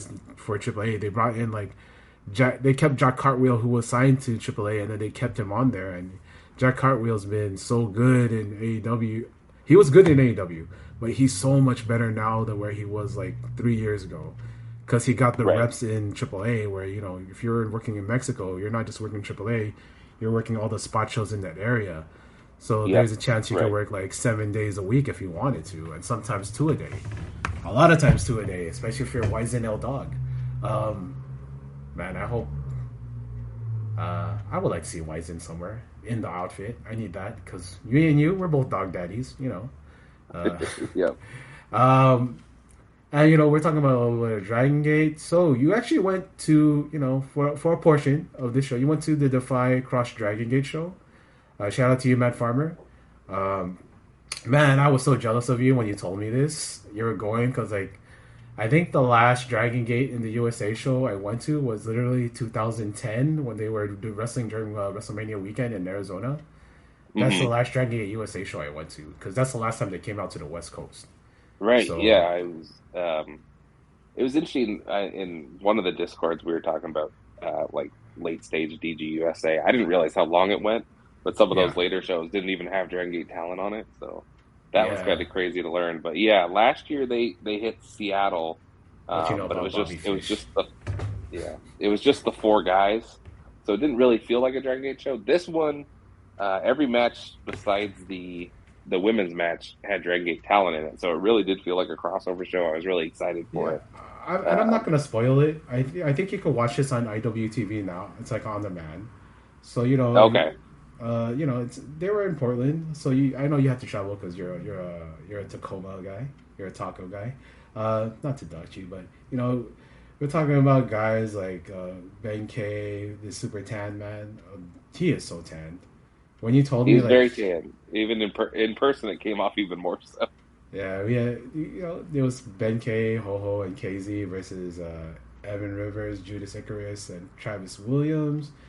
We had Adam Brooks versus the guy who books all these all these excursion shows in La Estrella. Like, if you guys don't know, La Estrella is he kind of went from just being a dojo guy, a young boy, to and doing his excursion to now he's booking all the foreign talents. So that's kind of what he does. We had Paradox, Paradox, the old man team, Dragon Kid and Yamato here. They fought Midnight Heat, which I keep hearing good things about. I'm a big fan of them. They're kind of just like that old school shitbag heel team. I think you they put serve their role. You put Midnight in your team, you better bring the old school Yep. Heat, man. They do a really good job. Yeah, Marina Shafir versus Amira for the women's title. I heard good things about that. Amira is one of those talents that's right now on the indies, and I say this as I was a West Coast guy, and I know those guys over at West Coast Pro and Defy. They always try to book the local guys to become more prevalent in the local area because those are the people that you're most likely gonna have when you can't make a call to fly someone over. Amira is one of those people that I believe, like in the Pacific Northwest, has kind of made like a name for herself. And I see big things for her. She's one of the newer people on the scene, but she's really risen up because talent always rises at the top, and I think she's really got it.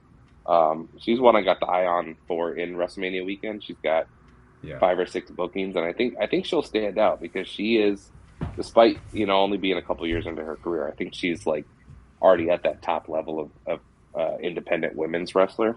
Yeah, which it's been the top independent women's wrestler in America is Yeah, and it's not really something like maybe she'll probably get her time like to do tours. I'm hoping she does a lot more tours, international tours. That's how you really get to the next level. Yeah, But I then for think what that's she's been really gonna. working, she's been good for what she's been doing. Yeah, I think Because it's going to be hard for her in the States because of how yeah, small she is. But if she were going over to Japan, she's more average yeah, size there. So I think that would really, really be good for her. yeah. We also have the team of Gadget Kodora, Ishin, Kai, and Madoka Kikuta. Oh man, I was so happy to see Uncle Kai make the trip over. I Yeah, don't I think know. he's been in the U.S. that much since like he had like that short TNA run when Yeah, when they were doing the Wrestle One stuff. I think he was signed with yeah, either Wrestle One or All Japan last time he was over here. It's been a while. Yeah, versus C4. I love Cody Chun. Not just because he's a fellow Southeast Asian dude, but like he's one of like the talents that like I really look at promo wise. His work is excellent. I always like Cody Chun. And Gabriel Rosas, that also a good talent. That's the tag team called C4. They teamed with, of course, Steve Borden Jr., Sting Jr., and that also makes me interested to see these Dragongate guys mix it up with this guy who presumably, we don't know, is under an AEW deal, right? That's really interesting. Yeah, I mean, I think he Ima- works pretty much every show dark match. So yeah, because I know he worked here when they did when he was here for Dynamite in Ontario. I know he was there. I would always read the results. He's like always doing the ROH dark matches. yeah, Really excited to see what happens because he's going through the LA dojo right now. So okay, nice. yeah, really interested to see because they do good work there. They do good work there. Hopefully he makes it to the Noge dojo. Imagine him with the New Japan dojo training, especially when he gets on the New Japan dojo Chonko like Alex Coughlin. Come on, man. Yeah, yeah, The main event was, of course, Susumu Yokosuka versus Brian Keith. Which, yep, if you're me and you like you love Susumu, and you're like me and you love Brian Keith, still tipping on Fofos. That's probably one of the best. That's probably it was really a great match. Lots of lariats. If you love yeah. lariats, if you love chops to the chest, this is a match for you. Uh, Overall, like when you went to the show, what were the vibes like? How was the building? Did it look? Did the crowd look pretty good? What are we talking about, man? Yeah, I think it's an interesting building. So I'm Seattle based. The show was in Portland, so I thought I had been to the Hawthorne Theater before for a concert, but walking in there, I realized I had never been there before. It was kind of like two rooms, which made kind of like for an awkward setup. So you walk in right to the bar. The bar looked Yeah, pretty nice, but it was all walled off from where the actual wrestling ring was. So it was very snug. But they crammed a lot of people in there, so I think that probably made for a good atmosphere because there's nowhere for that sound to go, so it keeps it really loud. I was sitting front row, and I could probably touch the ring from my seat. that's awesome, man. So they had the Defy merch like set up near the ring, and then GM Ryo Saito was over in the bar selling the Dragongate merch. So I got to talk to him a little bit. He is so Get cool, a little bit man. of Dragongate merch. Unfortunately, my trip to Portland was a complete disaster. Yeah. So it was, Yeah, what happened, man? yeah. So it was somewhat bad traffic. Nothing like terrible on the way down, but we got down there. I'm trying to remember what even the first like bad event was, but we decided to try to go get food. And we had no cell service at all, even though I have Xfinity mobile, and we drove by like two Xfinities, but never had phone service the whole time. We ended up at a food truck lot, which was kind of cool. That's kind of like a Portland staple. So there's like 12 food trucks there. We each ordered a different thing. My food came out pretty fast. Kia ended up getting Thai fried rice. We waited an hour, never arrived. So she didn't get dinner, so then we just got Taco Bell real quick. So that sucked. And then all of a sudden it was already 8 o'clock. So I headed over to the show. The opening match, as you said, was the Team Dragongate versus Sovereign.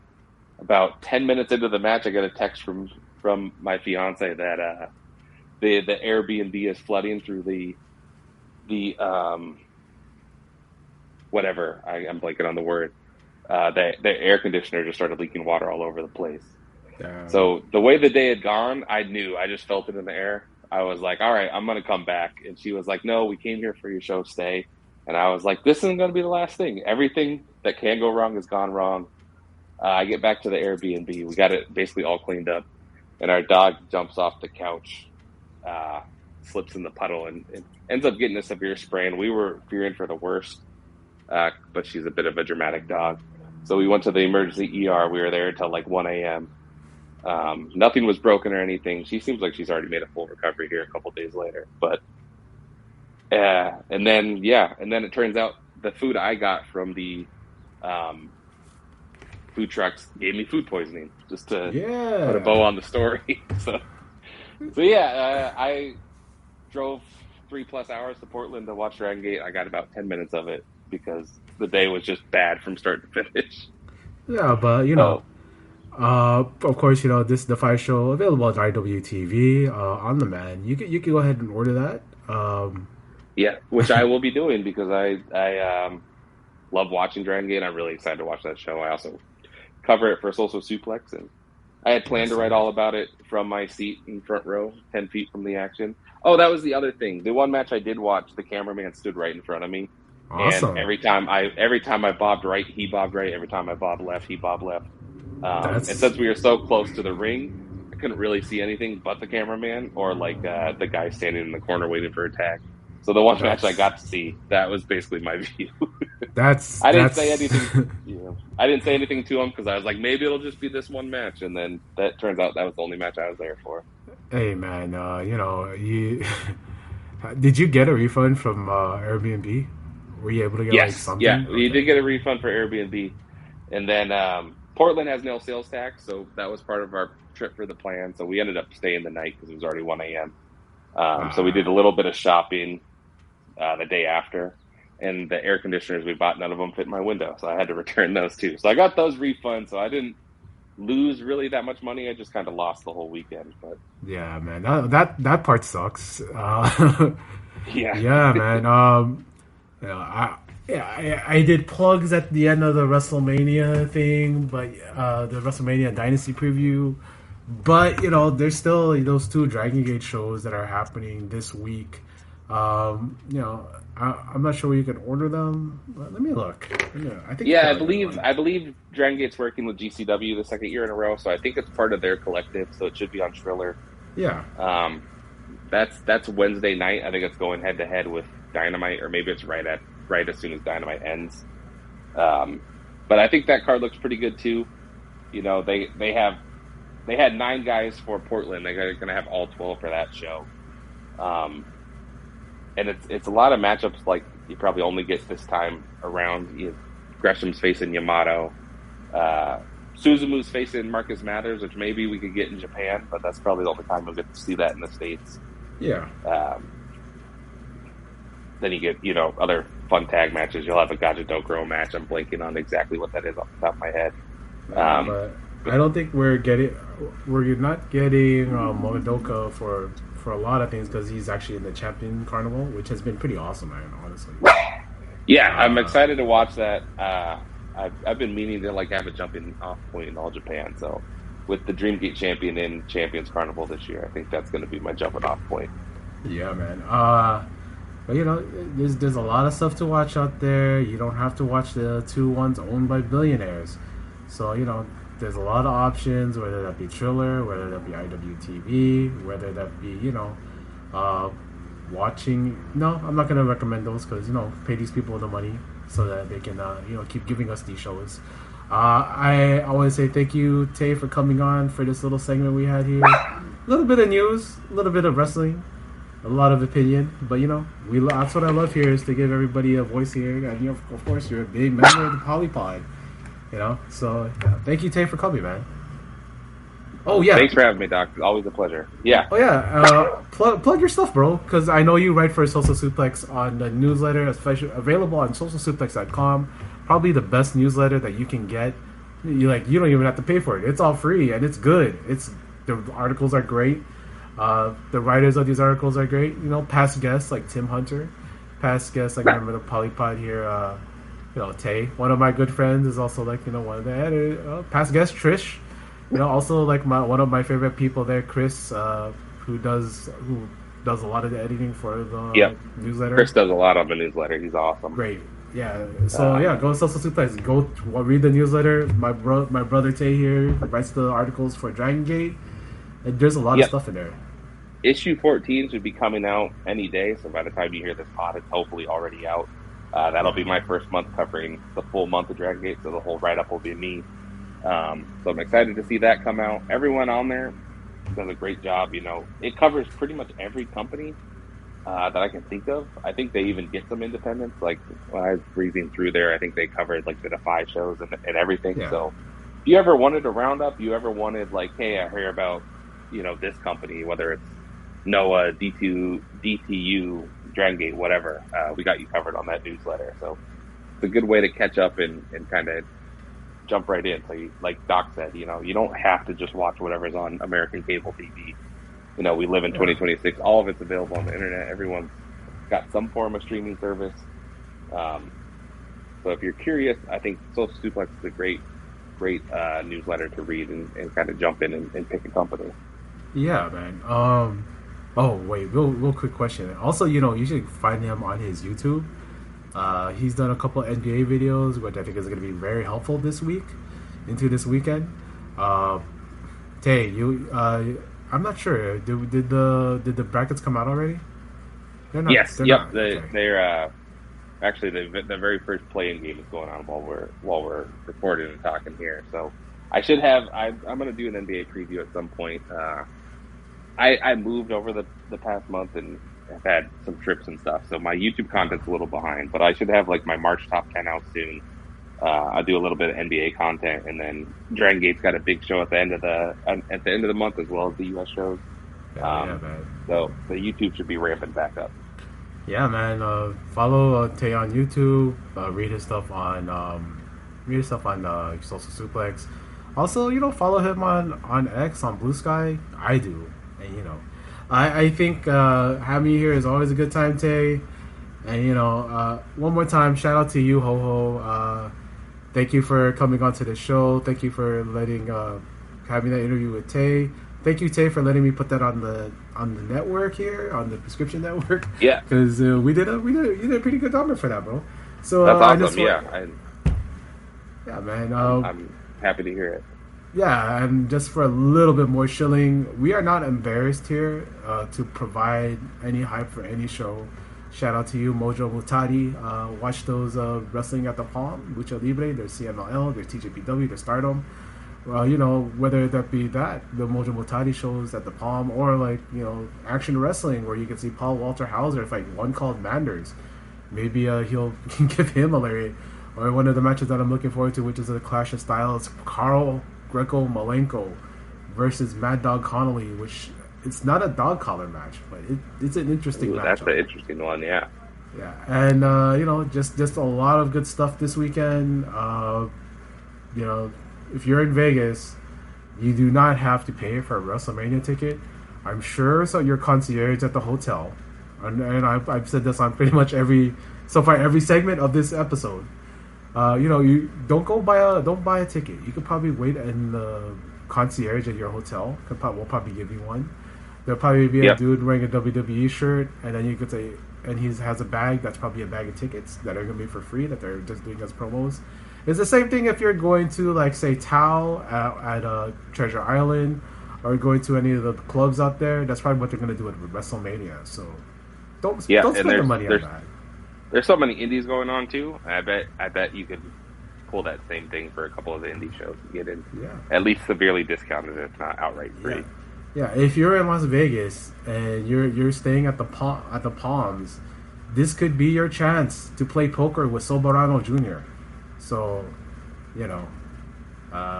although maybe Miki Motoi is going to be there and try to claim him and keep you away from him. But it is what it is. But yeah, thank you, Tay, for coming on here for this. Yeah, really, always a good time talking to you, brother. Always a pleasure.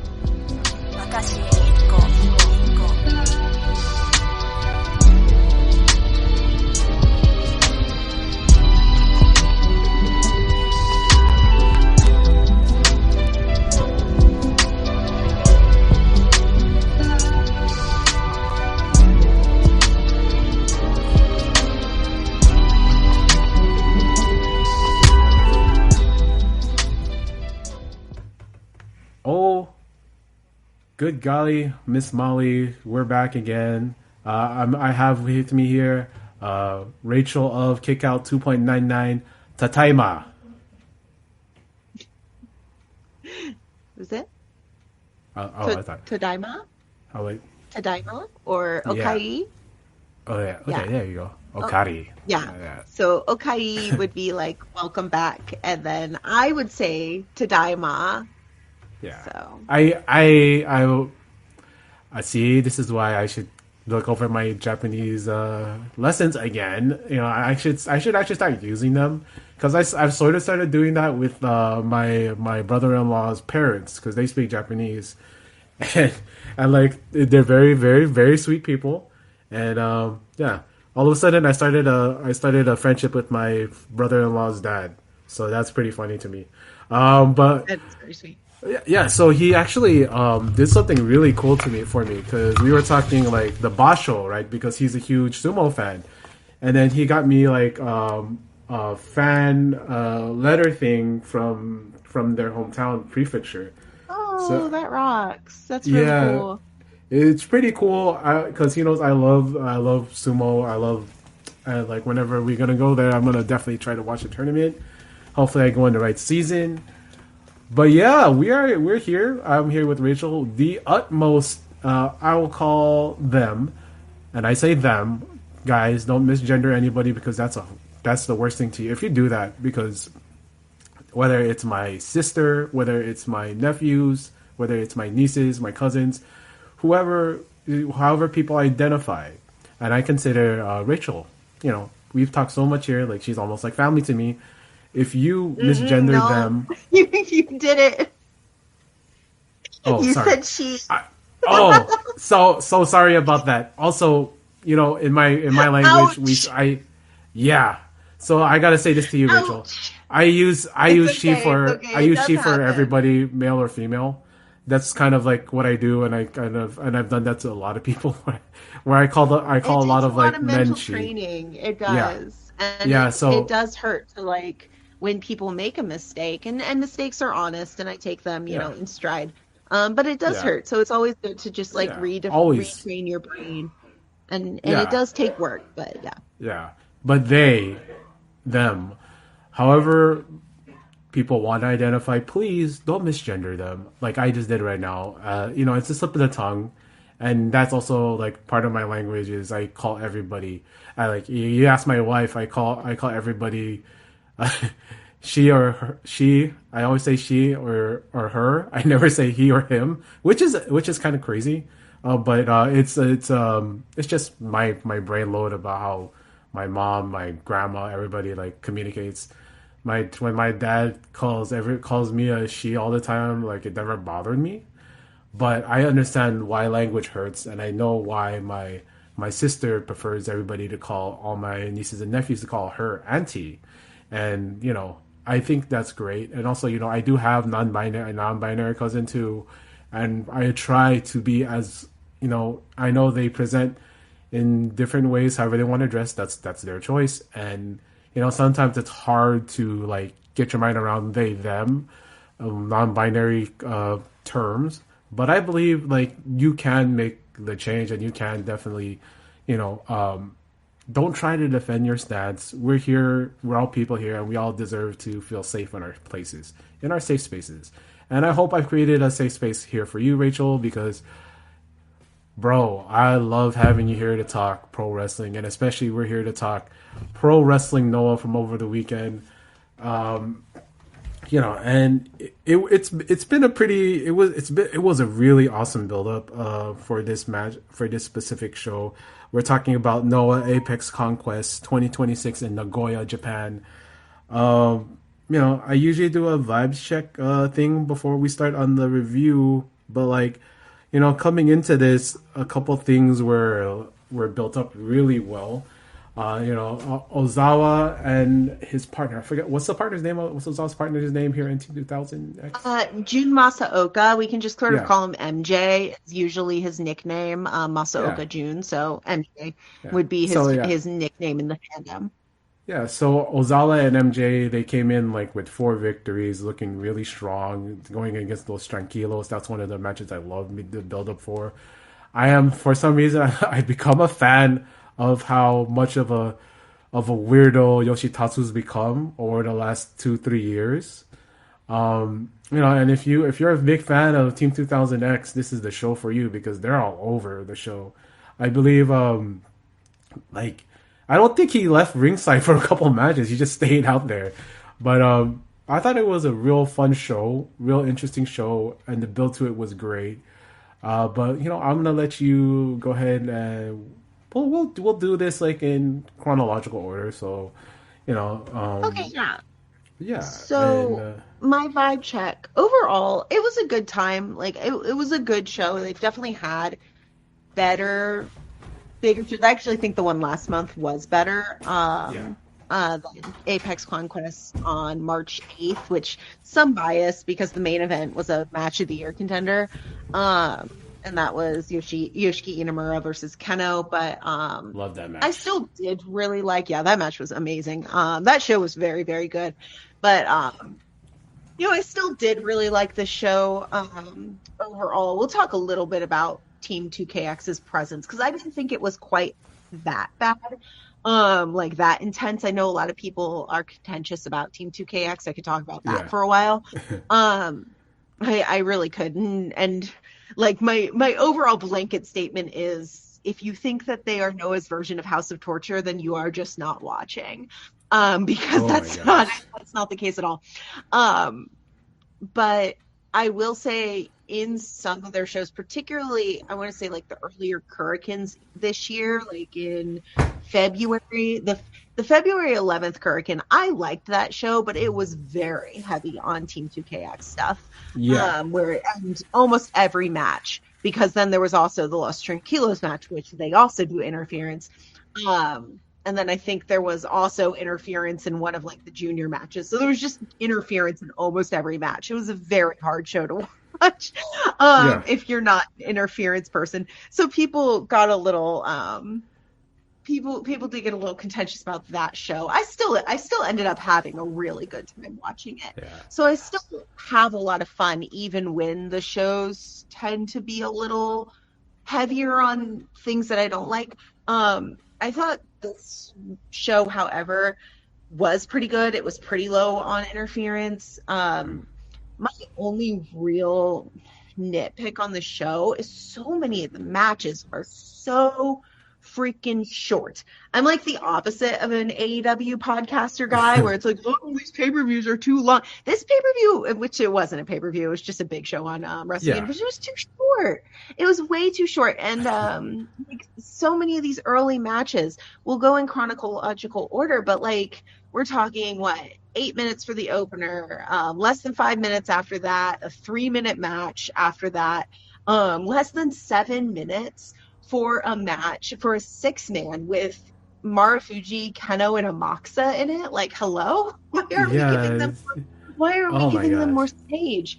And then it gets a little bit better after that, but we're still talking like 12 minutes until we get to the semi-main, which are still, pushing 20. And I think that's fine. I think a 20-minute match is a great TV and main event length. But like everything else, I just feels like I'm not. And I love the undercard, and I love so many of these guys. I want to see them wrestle. So, like, them cutting these matches down so short just kind of makes me, like, I get really, like, jazzed up for the match. And, like, things are starting to get good, and then it's over. So, yeah, that was sort of my vibe overall. Yeah, it was sort of weird because, like, did they rent the building only, like, with a time limit on it? Is that what happened? That's a classic. That's classic Noah. That is pure Misawaism. They rent the building.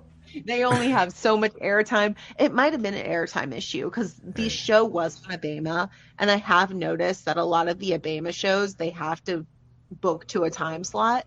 Yeah. Which, that's not an issue. And it's great that they have like the Abema broadcast time, which if you guys do not know, Abema is a online television stations. So it's not like terrestrial TV. It's not like, oh, big deal, like what they're doing with TV Asahi and New Japan. Now they're doing like some terrestrials for their big shows. So the Abema showings are still like sort of on-demand streaming service type deal, but it is free to watch live. So they are pretty popular in Japan, but they do need they do have a time slot, and if they go over that time slot, then they end up changing mid-show to another channel, and it's very stressful. So I do imagine that there is some streaming issues with that, and that's why they have to book things to such a strict time limit. But even then, I just I want to see my guys wrestle. Like so many, I do like the top card right now. I'm enjoying it, but like most of my favorite things that are happening in Noah right now are all mid-card stories, and they're all mid-carders. Like I love the mid-card, and I want to see the mid-card shine. So it's like, come on, just a little bit more. You can put Yoshi and Alpha Wolf on a different channel and just push them off. It's fine. That's fine. They're fine. It's fine. Just give Kaito Kiyomiya more time. Yeah, absolutely. And we'll start off here. Match number one was Daiki Odeshima, one of the wrestlers that you don't like. Apparently, the three wrestlers you don't like. Poor Daiki. Hajime Ohara Midori Takahashi defeat Black Menso-Ray, Manobu Soya, and Yuto Koyanagi. Nice to see Black Menso-Ray and Soya get that little reunion. All Japan reunion. Yeah, they're fun. I thought Soya looked really, really good here. I really liked the lumberjack beard that he's been growing lately. The mountain man beard has looked really good. Soya's had like this sort of low key, mostly comedy backstage segments where he's been kind of recruiting into Jonetsu Rattels because like he has no members. Yeah. No, there are no members because Yohei is injured, Saxon is in the UK, and everybody else left. And Daiki Inaba is also injured. So he's really on his own. And we got some in the build up to the show, I guess you could say. We did get him sort of asking Odashima, Daiki, to join, and Daiki gracefully turns him down, which leads us into Daiki's story in this match, because obviously Daiki is the star. Daiki got the big win. I guess we can call it a big win against Black Menso-Ray, but he's like the only veteran that these guys can pin on their own. Daiki's been able to pin him, and then Katsumi Inahara can also tag him. But Daiki was very much the star of this match. The storyline of this match is really Daiki's story right now, where he's looking for singles gold. He's going off on his own. Daga left him after their just incredibly beautiful and heart-breaking match, like just a match of the year contender on April 1st. People should seek that out. Yeah, definitely. People should seek that. Yeah. I've actually been a fan of Daga since Lucha Underground. I know a lot of people don't get it, but I'm like, bro, like if you like I'm gonna say his name. I know this name brings bad feelings to people, but if you like Chris Benoit, you're gonna like Daga. The intensity that he has in his matches, he's just really, really good. If we assume like that he goes to AAA, I think that Undertaker's probably gonna book him really well there, because I've been talking about this with other people where AAA in the WWE system has been doing recruiting of a bunch of like smaller cruiserweight size junior heavyweight guys, because they recently signed the Tokyo Bad Boys, which I think is pretty cool because those guys have been blacklisted everywhere. So if they can't work in Japan outside of GLADE, at least they'll have like a spot in WWE and AAA, it's somewhere. But that's right. I forgot that they ended up over there. Yeah, I did forget that. But I did. But I was like, right. But I think Daga has always wanted to go to the WWE. Like his tryout WrestleMania weekend last year was pretty well documented. Like he was not shy about saying it. Yeah. And that's not because he doesn't love Noah. His story in Noah is run its course, and it's a beautiful story. I could talk about it all day. I remember when he first showed up in Noah, and I was like, wow, this guy's really good. And he only got better from there after, entering sort of Ogawa's sphere and became one of his students.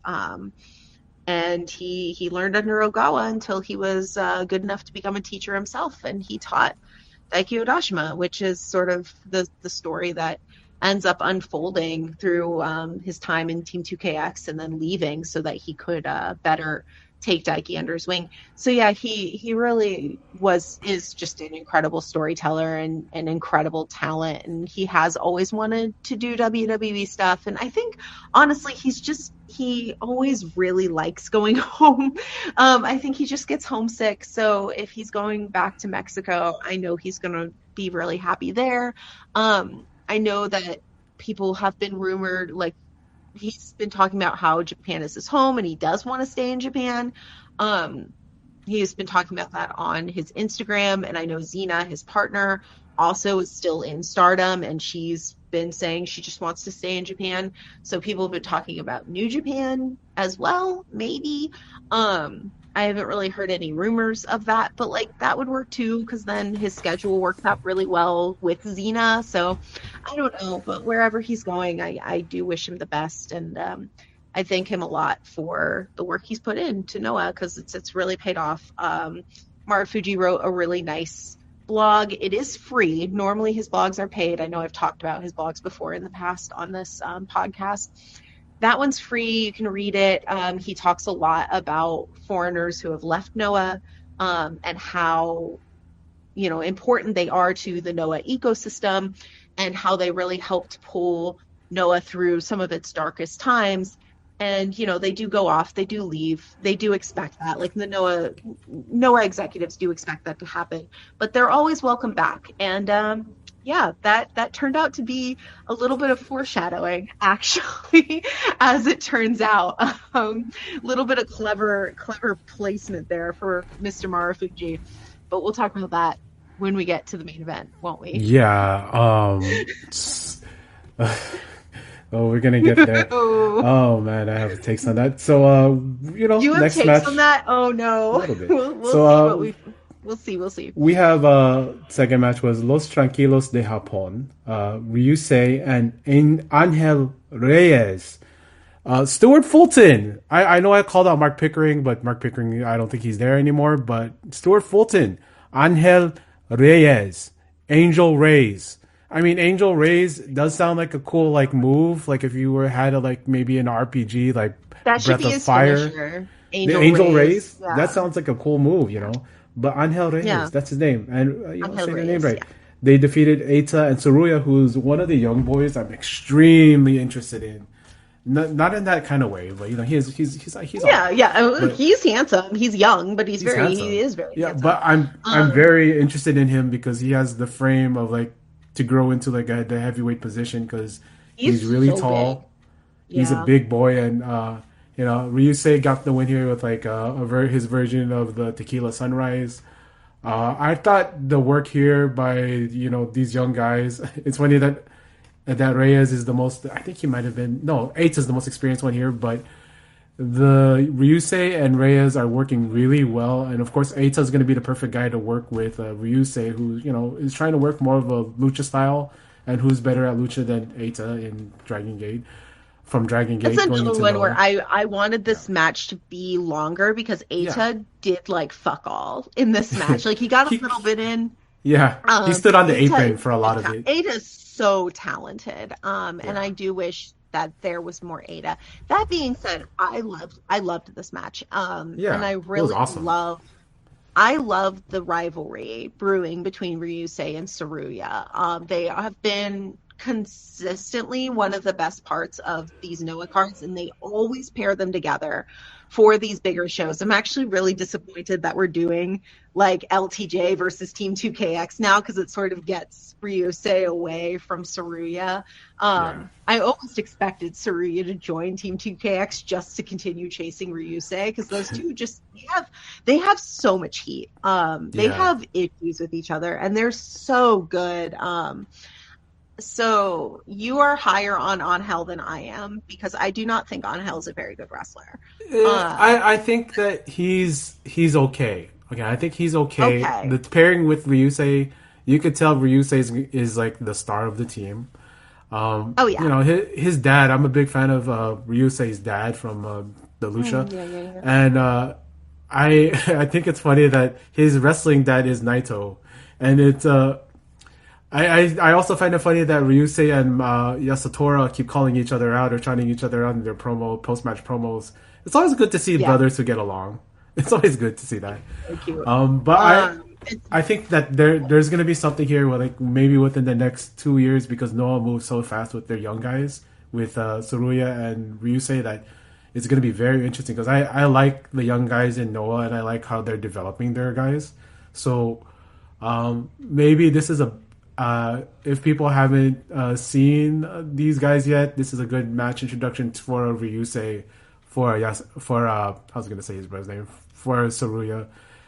These are two guys to watch, especially Saruya. This is a guy I think might be like in that Keno spot like in the near future, because he's gonna be a big boy and he's really good.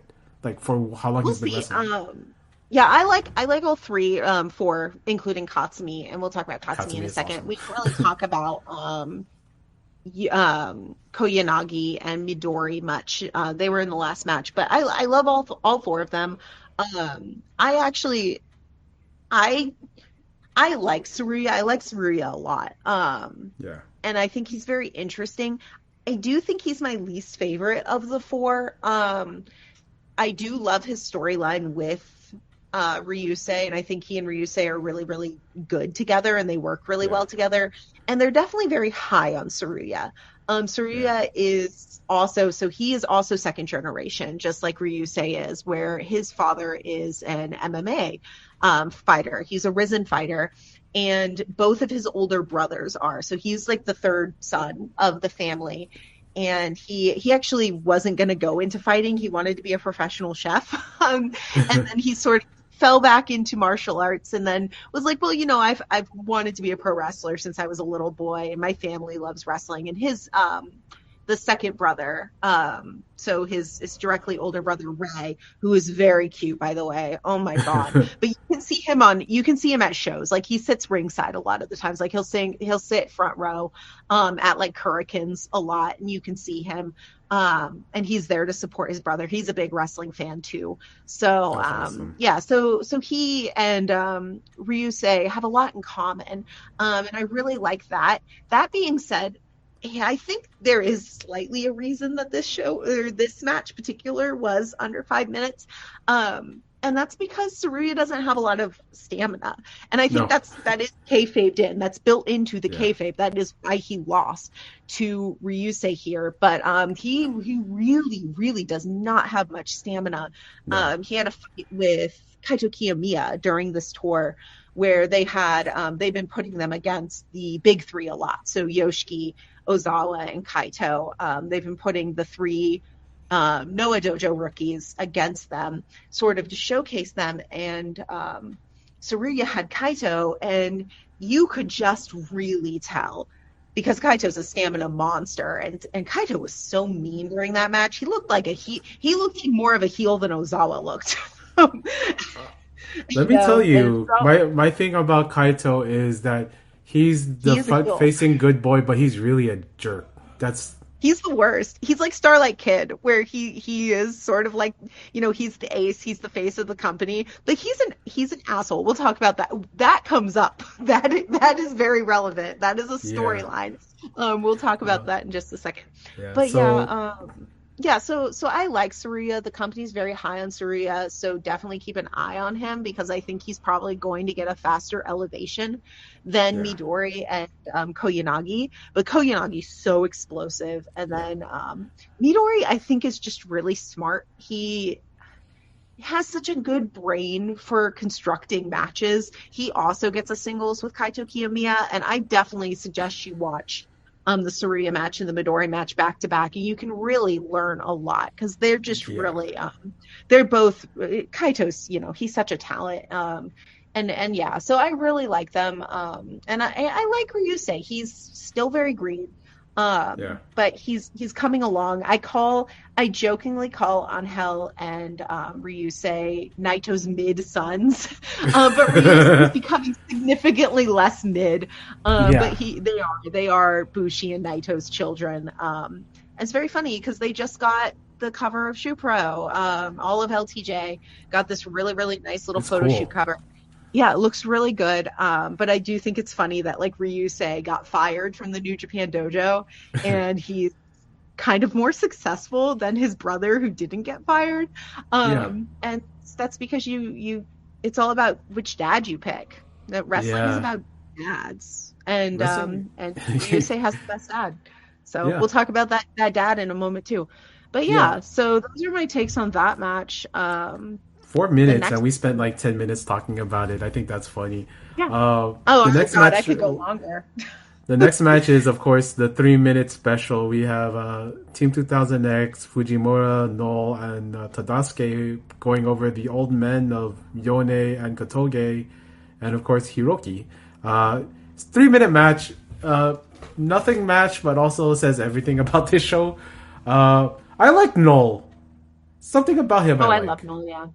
Yeah, I love Noel. I think he's really cute. He's really during one of his tours, he like started wearing this mask because he was worried that his face was too pretty to be a member of Team 2KX.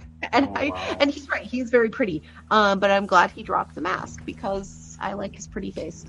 He's really taken to Japan right now. He calls himself Nuruyama, which is like Mount Knoll, which is also the name of his finisher, is Mount Knoll.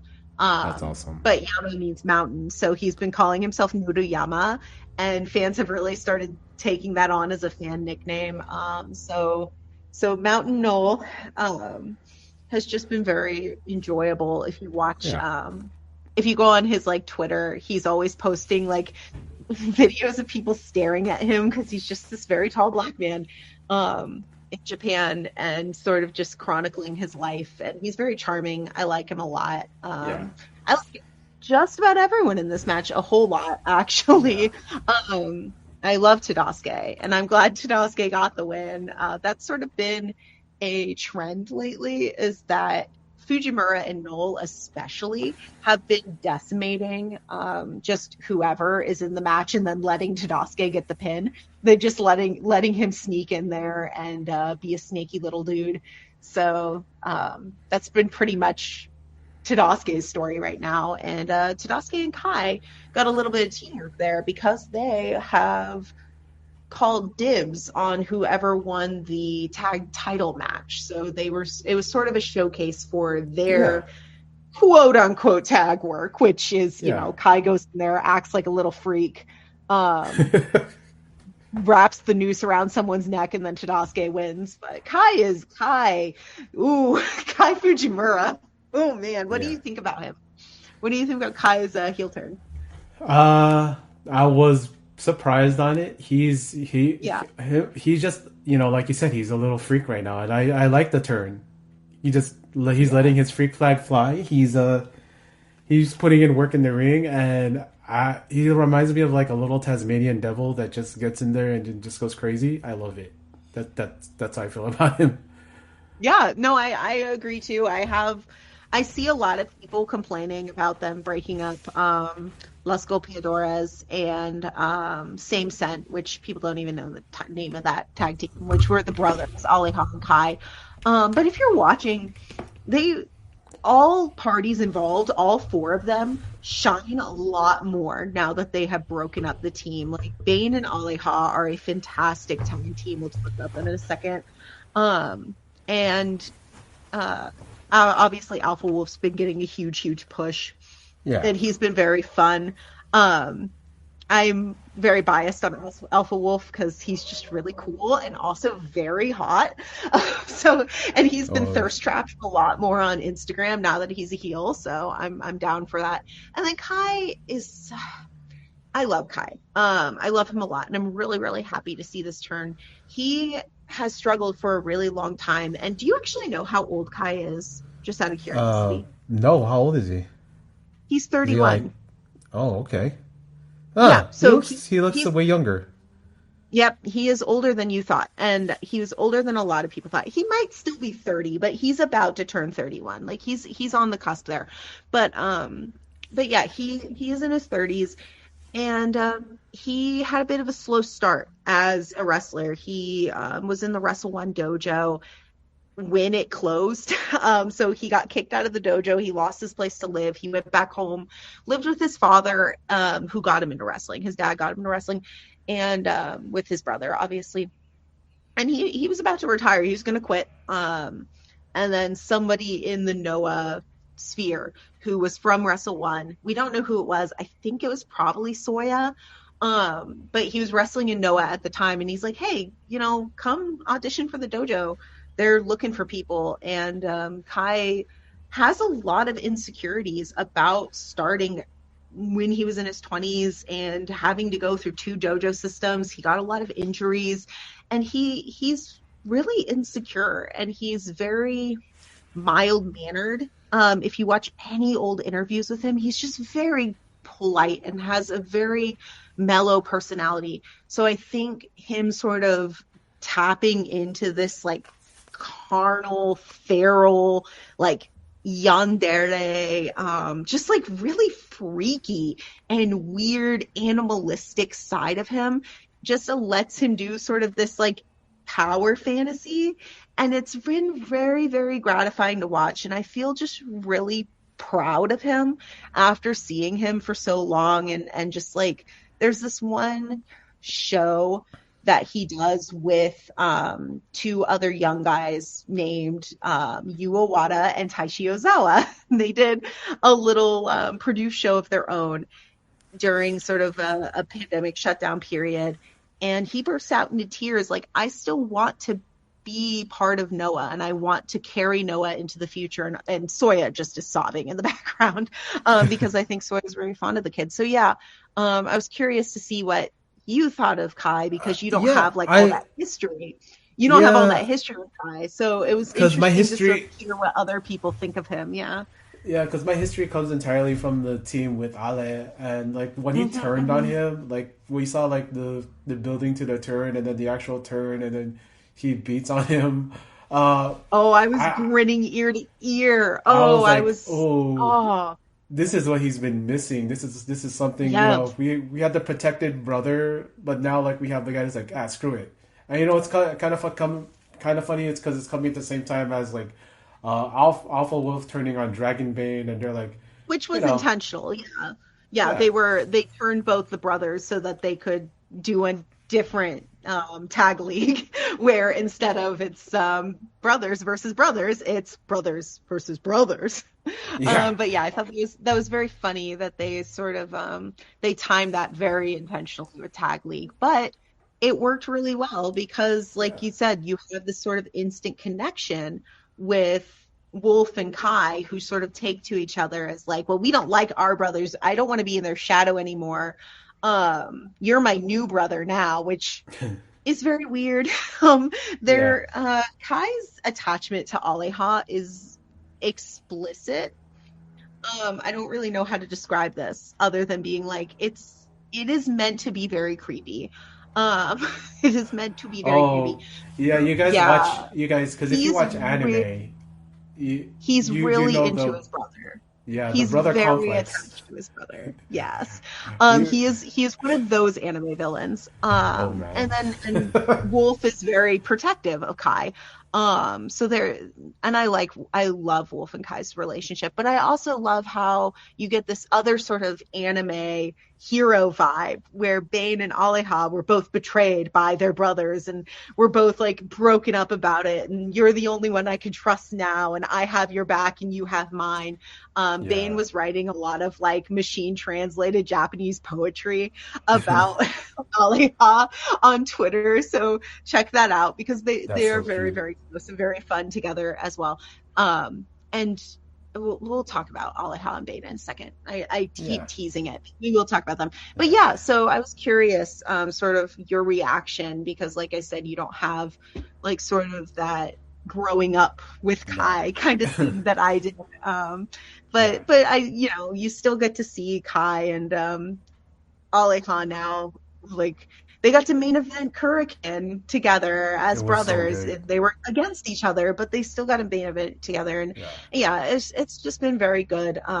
So 3-minute match, but it was still fun and I had a good time. So it was good stuff. And never coming to the hot takes match, we have Amakusa, Keno, and Naomichi from Marufuji versus Katsumi Inahata and the White Raven squad of Hayata and Tetsuya Endo. And the big star team won with the junior champion getting the victory here. Really good match. Oh, go ahead. Well, I just saying, really good match. I liked it. I like Endo. Endo really is in his Endo. For people like that are still like way back, they're on like the track of not really keeping up with Noah and DDT. Endo in Noah has been phenomenal. The switch, it's like when Junta Miyawaki did the switch to DDT. It's a perfect fit for him. And like honestly, watch Junta in DDT. He's awesome. But like it's this, and the White Raven squad still doesn't really have an identity. They're just I would argue that White Raven squad's identity is that they are all extremely socially awkward and stoic and don't really know how to communicate with each other, but they all vibe really well with each other. They all like each other instinctively and naturally, but they're all such socially awkward people that they just they're so entertaining. We jokingly call them like the autism squad because they just have such like relatable energy like as an autistic person myself. And we'll talk about that in a minute, especially with the addition of their newest member. But yeah, so that's sort of their thing, is that they're mature, older, handsome. They're all very handsome.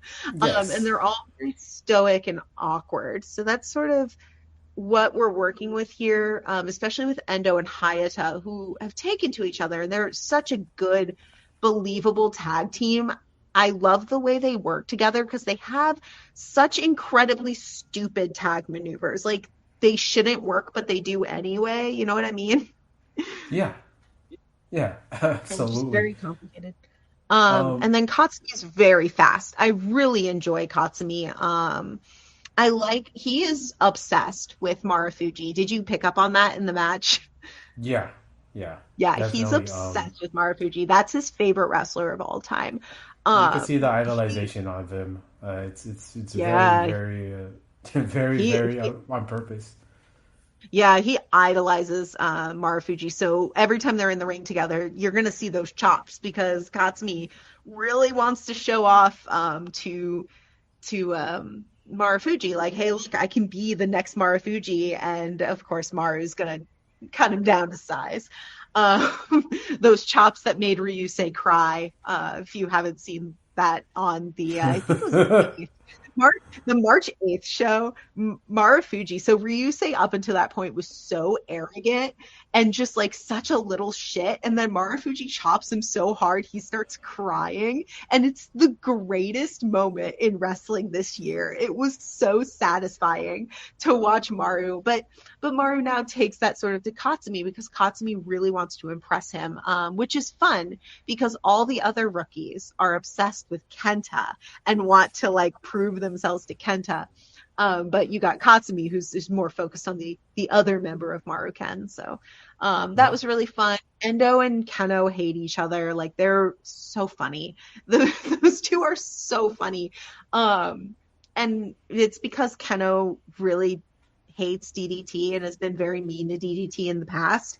And that's sort of Endo's whole thing, is that he wants to be a good representation of DDT and he wants to win the belt as a DDT wrestler to sort of get revenge on really himself.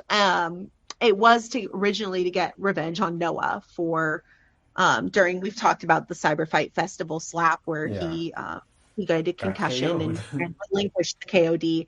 And he's been living with that shame.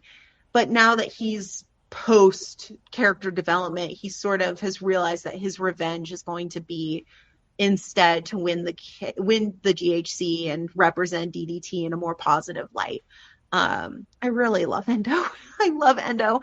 And I really want him to get a push. I do. I want him to get the national again, or I want him to challenge for the GHC. I want him to win the GHC. I really, really do. And I really hope that they do some more with him, because right now, like 6-7 minute matches ain't cutting it for me. And he's another one where it's like, I just want to watch him wrestle more. He's great. He got a pin on Ozawa on January 11th this year. Why aren't we doing anything with that? So that's another nitpick I have, I guess, with this card. More Endo, more Keno. Come on, guys. Yeah, we definitely need more of that stuff. And of course, we have the next match on the card. It's Team 2000X, Masaki Tamiya and Sugiura versus All Rebellion, Harutoki and Kiyomiya. I gotta say, I really like Harutoki's hair. I really like his hair. Have you noticed that his hairstyle is the exact same as Ozawa's? Yes. The ponytail, the undercut. Yeah. The two make fun of it all the time. And it's fascinating, because do you know who told Harutoki to start wearing his hair that way? Who? Kaito. Wow. Yeah. Okay, now we're getting somewhere here. Hey. Yeah. He's trying to make him in the image of hey. He's making him in the image of Ozawa. Yeah. That's literally the story, guys. So if you have not been following along, Kaito and Harutoki are insane about each other. They are a toxic relationship. Like, there's really no other way to read it. And I have to stress that Noah is for Fujoshi as much as it is for, like, kids and young families. Their backstages are just very explicit, and their Twitter, like, they're very much explicitly two guys who don't necessarily even like each other, but they're so codependent on each other that they have no one else. And they're so weird about each other. They're just so strange. And they're always getting into these arguments, and Harutoki insists that Kaito's in love with him, and Kaito is, like, insisting he's not, and that it's all a lie. They're very strange. But I love them both. They're so funny, and they're both really great wrestlers. Harutoki came into this promotion kind of rough. He looked excellent here. His communication in ring has gotten so much better. He's become a ring general in his own right. Obviously, Kaito and Masaki Tamiya looked amazing together in this match. They looked amazing in this match in general, but their relationship, I can't talk about that here because it will take like 2 or 3 hours. I could talk about Masa and Kaito all day. They have a very, very deep relationship. Masa made Kaito, basically. Kaito was the first rookie to debut from Noah's dojo after Masa came in and basically fixed the dojo because they were in very bad shape. They had very bad menus and everything. And Masaki Tamiya saved that dojo by getting Kaito to debut. I love Masaki Tamiya. You know me, Rachel. Like, I'm a huge Kensuke Sasaki is one. He's of my favorite wrestler. Yeah, Masaki Tamiya is my favorite wrestler. Like, so I love that the finish of the match ending with the stranglehold Gamma, and I gotta say, like, Kitamiya's always been a beefy guy, right? Big beefy guy. But right now in 2026, with the singlet. Yeah, with the singlet, he's like so much bigger than. He's like almost the same size as his. He got those big. He got them titties. He's like the same size as his dad, as his wrestling dad. It's insane. He looks just like him. Yeah, when he turned heel, he came out with like the same facial hair as Kensuke. I about lost my damn mind. I lost my mind. I wrote like essays about it. I wrote poems about it. I lost my mind. He looks great. Sugiura looked awesome in this match. This was my favorite match on the card. Honestly, Yeah, it was so good, hard I love the hitting. main event, but this was my favorite match. Oh yeah, I it love, was just so good. And Sugiura, for being 54 yeyears old, is still one of the best in the game today. Like, oh yeah, he can go absolutely. hell. He's crazy good. Yeah, and then Sugiura and Kaito, obviously. That's speaking of wrestling dad. Sugiura is Kaito's wrestling dad. If you guys did not know. But yeah, like it was such a fun match. I really enjoyed it. I kind of want to rewatch it now, but yeah, I really loved the palpable tension between Kaito and Masa, because the storyline right now is that, and we get a backstage or an in-ring promo from Masa. The storyline right now is that Masa's calling for All Rebellion to be dismantled because Kaito is a shit leader. And that everybody keeps leaving All Rebellion because they hate Kaito. And the people who stay, first off, Aleha has only been successful not in All Rebellion, but teaming with someone who is not in the unit with Bane. And then Harutoki is floundering in this weird toxic relationship where all he can do is argue with Kaito. And so Masa is like 100% correct. And he keeps needling at Kaito by calling him unpopular and that the audience doesn't really like him or care about Kaito, which isn't really even true. Kaito's quite popular. But that hits a nerve because Kaito still hasn't gotten over being booed at the Budokan in 2025, right? So he knows how to get under Kaito's skin. And Kaito's just really not taking it well. Backstage, he starts like sort of ranting about it, and he goes on. He's like, "Look, I might not be very popular," and Harutoki's not really paying attention. He's kind of like, "Yeah." And Kaito, the look that Kaito gives Harutoki is so funny. Like you could tell Harutoki wasn't listening and just tuned in at the wrong time, but. Kaito loses it. So yeah, definitely check out the backstages if you don't. But yeah, I love this whole storyline. Like I said, my favorite part of Noah is the mid card, guys. Like it's been so good and it's been so fun. And the matches are apparently very short, so you might as well just check them out. Yeah, obviously it's something to really.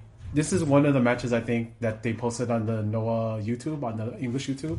So if you guys do not have Wrestle Universe, they have it on the Pro Wrestling Noah English YouTube. Watch it; it's a really good match. We're of course coming to the first title match of the card. We have for the GHC Junior Tag Team titles, Alejandro and Dragon Bane defeat the Lycos Jim, Kid Lycos, and Kid Lycos 2. Great junior match.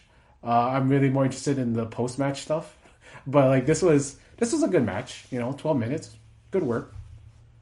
I think this is my first time seeing the Lycoi, the Lycoses. Yeah, Lycoi was so funny. Somebody posted that on Blue Sky as like the Lycoi, and I lost my mind. But yeah, I've been calling them that. Yes, my first time seeing them. I had a tummy ache at this point, and I wasn't super paying attention to this match, which was a shame because I was very interested in it. I do need to go back and rewatch it. I liked what I saw. I think that the Lycoi worked really well with Bane in particular, which apparently they do have quite a bit of history. So I need to look back on that. But yeah, I thought it was fine. I really have no huge thoughts on it. Again, I really like Aleha and Bane together. I talked about them earlier, but I like how obvious it is that Alejandro needed to work with an actual Mexican. He really, really, really needed to work. And he's been working a mask gimmick for years and years and years, but working with an actual luchador has made all the difference with his moves and just like the body rotations he does now. They're so much cleaner. So I've been very impressed with Alejandro lately. What do you think, as someone who's more familiar with lucha? It's funny. These two guys are from the British School of Lucha Libre. Literally, I think that's the oh, really? school they Okay. were from.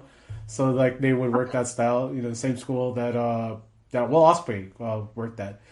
But I think that work here was really nice. And like Dragon Bane is one of my favorites out there because there's like a bunch of I've been a fan of all the other Lucha Brothers tag teams, Los Golpeadores, Los Wagner, the Wagner Dynasty. One of the big teams I'm rocking right now is Mexa Boys. They're doing the independent stuff. It's I love Lucha Brothers. It's fun. It's fun to see brothers work together in that kind of tag team. One of my favorite tag teams right now is Los Caballeros and Los Villanos, Los Hijos de Villanos 3, because they're very good. And I think that the work here it's really nice. It was like one of the longer matches, which is insane to say. One of the longer matches, it's only 12 minutes, but yeah. Again, no reason not to check it out because it was a good match. I just had it to make. Yeah. I was actually, because I was watching this live, so this was probably one of the matches where I was like dozing in and out. Oh yeah, it was getting very late in the night for you, where it was getting early in the morning for me. Yeah, so maybe I'll go back and watch it because I was kind of sleepy during this match. But then we get to the post match stuff. We have the challenging stuff. Are you excited? This is where I woke up. We had Tadasuke and we had Kai Fujimura coming out to lay their claims to the junior tag titles in a match that I want to see. Did we have that here? What's that? Did that happen here? I know they laid claim. No, they laid claim to it at the end of the match. Yeah, on April 1st. This was the Amakusa thing, right? Was it? Yeah, this was Amakusa. Yeah, Amakusa. Okay, yeah. Amakusa. It's Amakusa, yeah. Yeah, so Amakusa. So Bane. See, this was why I was sleeping. Leading up to the show, we had the departure of Daga, but then we also had Yoshitatsu saying that like Alpha Wolf was getting ready to go to NXT because he's close personal friends with Triple H. And it was that was said on the Kurikan show, which was April 1st. So it's like, okay.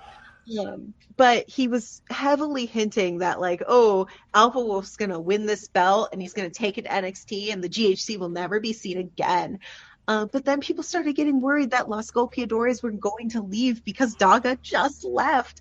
So when Bane wins they defend the titles for the first time, and we do kind of have Tadasuke and Kai in the wings. Like they don't really come out, but we know that they wanted the titles, right? But then Bane's like, hey, there's one more thing I want, or there's something else I want to do. I have another dream. And I'm like, oh no, his dream is going to WWE. He's going to leave. He's going to vacate the titles. And then Kai and Tadasuke are just going to win them. I got immediately so worried. So that's when I woke up. But like I woke up because of anxiety. When I heard Amakusa, when I heard the Amakusa music come out, and I was like, oh, okay, this is what I want. Yeah. I want this match so bad. Yeah, I was going to say, you sounded locked in. I was like, oh, okay, this is going to be a match for the next. Yes, this is something that I want. Amakusa, like if you like. This is going to be good. This is going to be real good. It's going to be a really good match. Yeah. It's going to be a lucha. Yeah. I love this. Eita's really pissed off because Eita and Amakusa have been hinting at a match together, and they've been like cock teasing that match for like months now. To the point where it's kind of like, are we not getting Eita versus Amakusa? I'm sure they're saving it. I'm positive they're saving it. Because Eita is the face of the self-proclaimed face of the Noah Juniors. That's his whole thing, is that nobody really sees him as an ace because he's kind of a weird, slimy guy. Whereas Amakusa is the ace of the Noah Juniors, and I could go on about that. That's the joke that comes from Dragongate, where he was, he won the Dreamgate belt, and nobody like really believed him because he was just the biggest scumbag, and he kept calling himself I'm the face of Dragongate. Same story. Yeah, same story, but like it's gonna be those two matches, like Dragon Bane versus Amakusa. That's gonna be a great match. Even like if I think about Amakusa versus Eita. That's gonna be good. And Dragon Bane versus Eita would also be Yeah, I a was going great to say match. Bane could win, and Bane versus Eito would be fantastic too. Yeah, But yeah, any Bane combination of might that win is this. Yeah, yeah, like Bane, they were very high on Bane, and yeah, Bane is a great wrestler. I did not like him that much until I mean he was fine, but I definitely liked Wolf more when yeah, they were Los Golpeadores. But now that we've got the tag team and um, Bane's been going a lot harder on the Technico stuff, yeah. and going harder in the ring, but also like he's got this real lucha libre vibe, and by that I mean if he hears a baby in the crowd, he will immediately go to the baby and like pick them up and put them on his shoulder. Like he's got to hold the baby at all times. Hey, He's very little kid brained, and it's that's very awesome. cute. That's Yeah. Oh, awesome. Bane and Aleja are like the most popular with kids. In the crowd, you will hear children just going absolutely crazy. They will go nuts for any child that they see too. Eita, if he hears a kid, if he's facing Bane or Aleja and he hears a kid cheering for them, he will immediately turn into a heel. Like he will go straight into RED Dragongate mode in a Yeah, second because he's like, okay, I got to play it up for this child. I got to make yeah. this kid cry. I love And that. I love that. I yeah, love that Dragon I Gate. The guys know I like these love the kids Asa are who so we have to. much. These are the Please kids. You got to push go after the Ita, kids. I will love push that. Ita, push Endo. Come on, Yeah. Noah. Push the just guys do it. I like. Just do it. We need Me, that. no Yoshiki Inamura hater. No, I don't want We Yoshiki. Um, yeah. So the next I match we always want have him to up. lose though.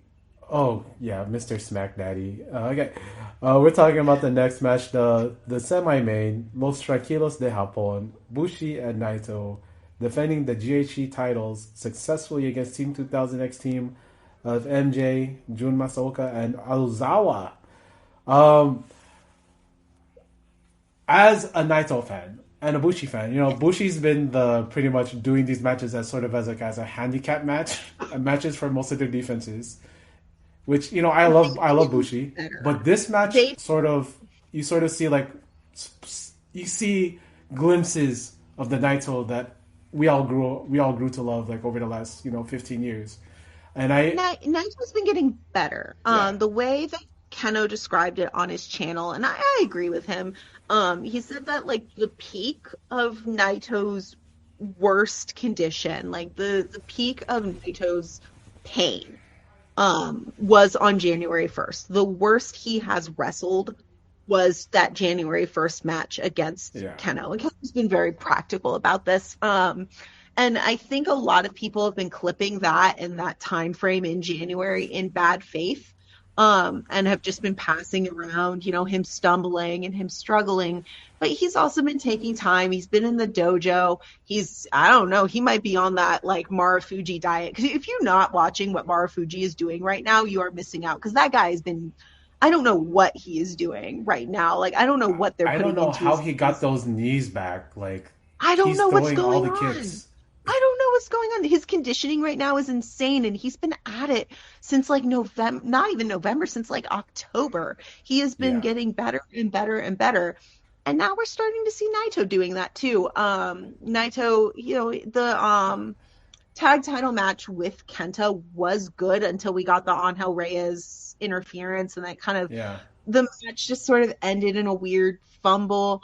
But have you seen the Soya and Kondo tag challenge against MTJ? Yeah. That's a match of the year for me. Like, that match was fucking good. That was so awesome because I love Kondo. I'm a big Toryumon and like All Japan guy. So Kondo coming back and he's still able to have these performances. And Manabu Soya is great. How can you not like Manabu Soya? Yes, and Soya and Naito had such good chemistry, and it was Naito's hometown.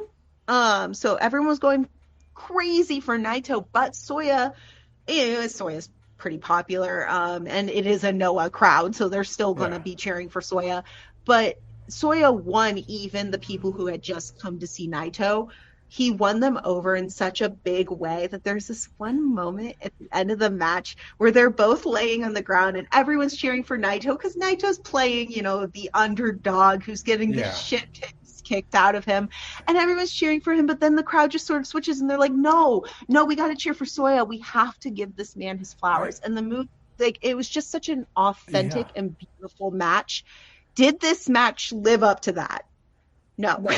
No. I gotta say this, for that match, because we're talking about that match right now, Naito playing the underdog, he's still playing like he's playing, I say playing, but he actually is working hurt.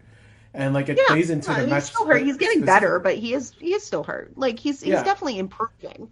Yeah. But when he hit the tornado DDT here, springing off the ropes, and when he did the Corriendo Destino and switched it into the small package, and it was so smooth like butter, I was like, oh, this is my Stardust genius. So he's still in there.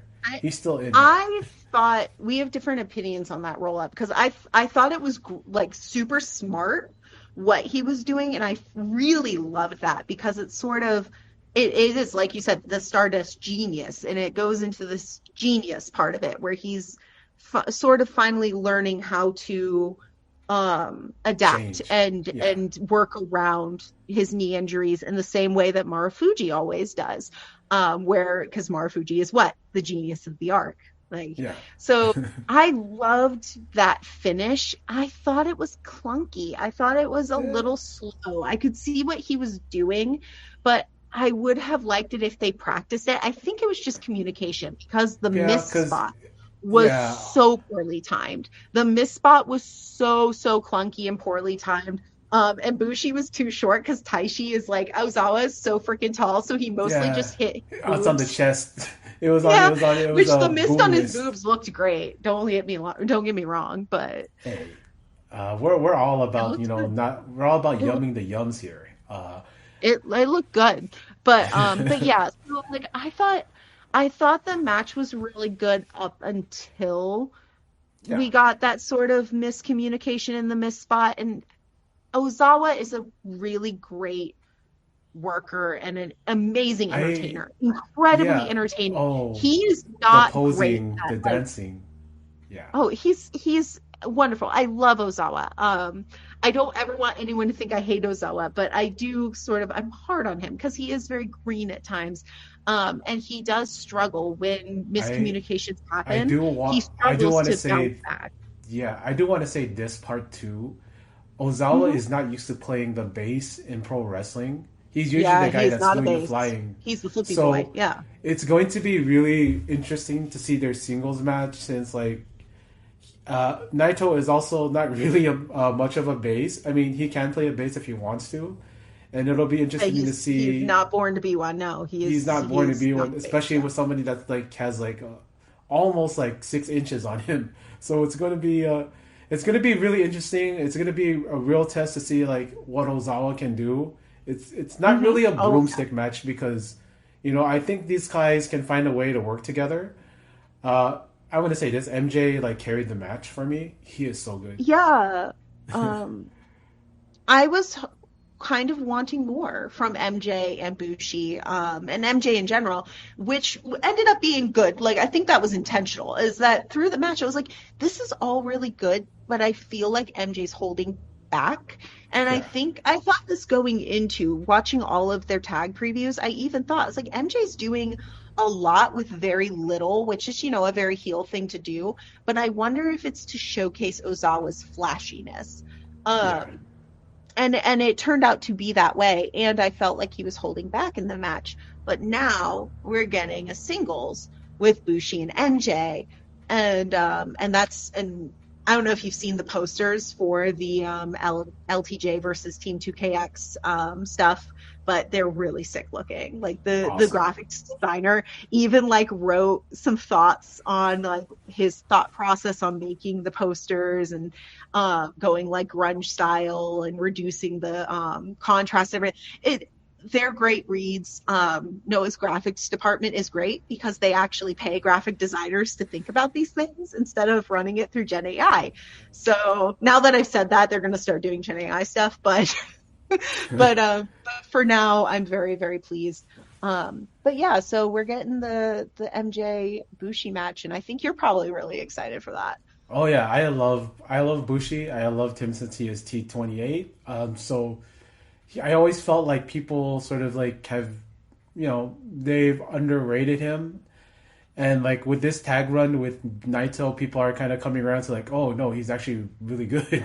And the thing is like Bushi's undergone so many injuries as well, and he's had some horrific things happen. He's had career-ending injuries. Like, I'm not crazy, right? He has had career-ending injuries. Yeah, to his knees. People don't think about that, and it's like he does so much for someone who has had the career he's had. And on top of that, like, he's just seems like a really great guy. Like, he's runs a business. He's really smart. He's really cool and trendy. I don't know. I would love to just go and hang out with Bushi. So I want to go out for coffee with Bushi.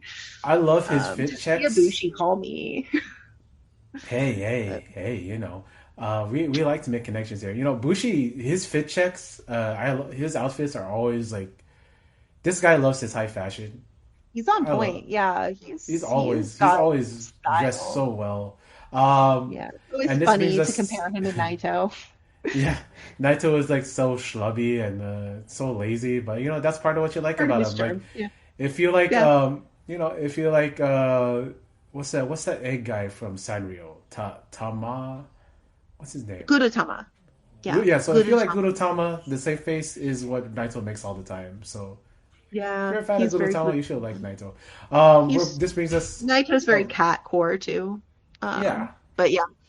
He's a fat lazy cat, but he can still hunt. He can still hunt when he wants to, and we got to see a little bit of that match. And like I said, I agree with you. Is that the singles match is going to be a big test for Ozawa? But I think Naito is still a ring general. He's still very smart, and he's still an incredible talent. He's amazing. Because we haven't seen he doesn't move like people want him to, and quite frankly, I'm sick of people telling anybody anything about their bodies. Like we don't do that. So it's like I'm here to watch what they can do right now, and I'm very interested in that. It might not be my favorite match. I doubt it will be. But that's okay. It would be very interesting to see Naito go with his the submission style that he uses, because sometimes he can do that. Submissions look gnarly. They look so good. He's been torquing those like limbs. It's been crazy. The neck holds he's been doing. Some of the matches he's had with Zack Sabre Jr., where they're doing the trades and the roll ups and into the submissions. It's some of my favorite stuff. I would like to see Naito stretch out Ozawa. I know how that sounds, and I hope you got that feeling, because I said I want him to be stretched out by Naito. So anyway, we're coming to the main event of this. We have Mr. SmackDaddy, the GHC heavyweight champion, Inamura, successfully defending the title against Rachel's thirst trap daddy here, Alpha Wolf. Really good daddy versus daddy match. Yeah, this is a double daddy match. Double daddies. This was so good. We see these two big boys with their big chest bumping up against each other, throwing these chops. Oh yeah, this is everything I wanted in it. I bit so much on those finishes. Like at the end, when Alpha Wolf hit his driver finish, I thought that was gonna be it. I really thought that was gonna be it. But then Mr. SmackDaddy comes back when he kicks out of one of the Inamura's hold, and then Inamura comes off the top with a big splash, and that post match promo where he talks English. But I really thought here that maybe Yoshihiro Tatsu was going to deliver on his promise, because I was sold. Like, oh, he's going to. I mean, I always want Inamura to lose. I want to be clear. I like Inamura, but I think he's one of those aces where you just always want him to lose and you want to see like the next guy, what he can do, which is fine. He's a very stable champion. I talked about that during our preview. I love how boring he is, but I love, and stable is a better word. Yoshiki is a very stable champion. He's very reliable. So you can't help but want to see what Wolf's chaos would bring, like him with the double titles and then Yoshitatsu slinging off all these crazy lies. Like you can't help but want to see it, you know? So yeah, I always want just to see what would happen when Yoshiki loses. But Wolf would have been a really great champion. Maybe next time, maybe eventually. He seems to still want the GHC, and he actually posted on Twitter. It was very babyface sounding, but it was very, very sweet. That he's just going to keep doing what he does, and he wants to achieve his dream of getting the GHC. Yeah. And that guy is not a junior. I know he can move like a junior, but I think they just need to start pushing him as a heavyweight. Let's see where this Tadasuke Kai tag team goes. I love Wolf and Kai together. Don't get me wrong, but like, let's sort of focus on Wolf as a heavyweight because I like it. He's filling out that singlet. I gotta say, post match, Inamura. What did you hold on? First off, what did you think about that nasty fucking headbutt in that match? I love it. I like it. I like headbutts. I like hearing the funk. Because I'm a big fan of like Shuji Ishikawa. They make me feel so sick. Yeah. I had a tummy ache, so I already was like queasy, and that headbutt happened. It's probably the worst headbutt I've heard this year. The worst headbutt last year was around this time period too, so March just might be headbutt season. Talking about but it was Masaki Kitamiya and Ozawa. That headbutt was gross. But this one was also really nasty. But yeah, I loved this match. I thought it was fantastic. I wanted it to be my favorite match of the night, but it wasn't just because I really like Masaki Kitamiya and Kaito. But that was such a good match. I think most people should go watch this match. And it's a great argument as to why Team 2KX is nothing like House of Torture, because so much of that match was big meaty men just fucking each other up, and there wasn't the clown car. Like, we had a little bit of interference, we had the Yoshitatsu stuff, but it was mostly just a match. Like, it was and you could tell they both wrestled the match they wanted to wrestle. So it was phenomenal. I am a big fan of Alpha Wolf. I'm a big fan of like the new Noah style of like these main events where they're just gonna throw everything at each other. I really like it. And I like that the new Noah style also is not wearing out the welcome. I know you love longer matches.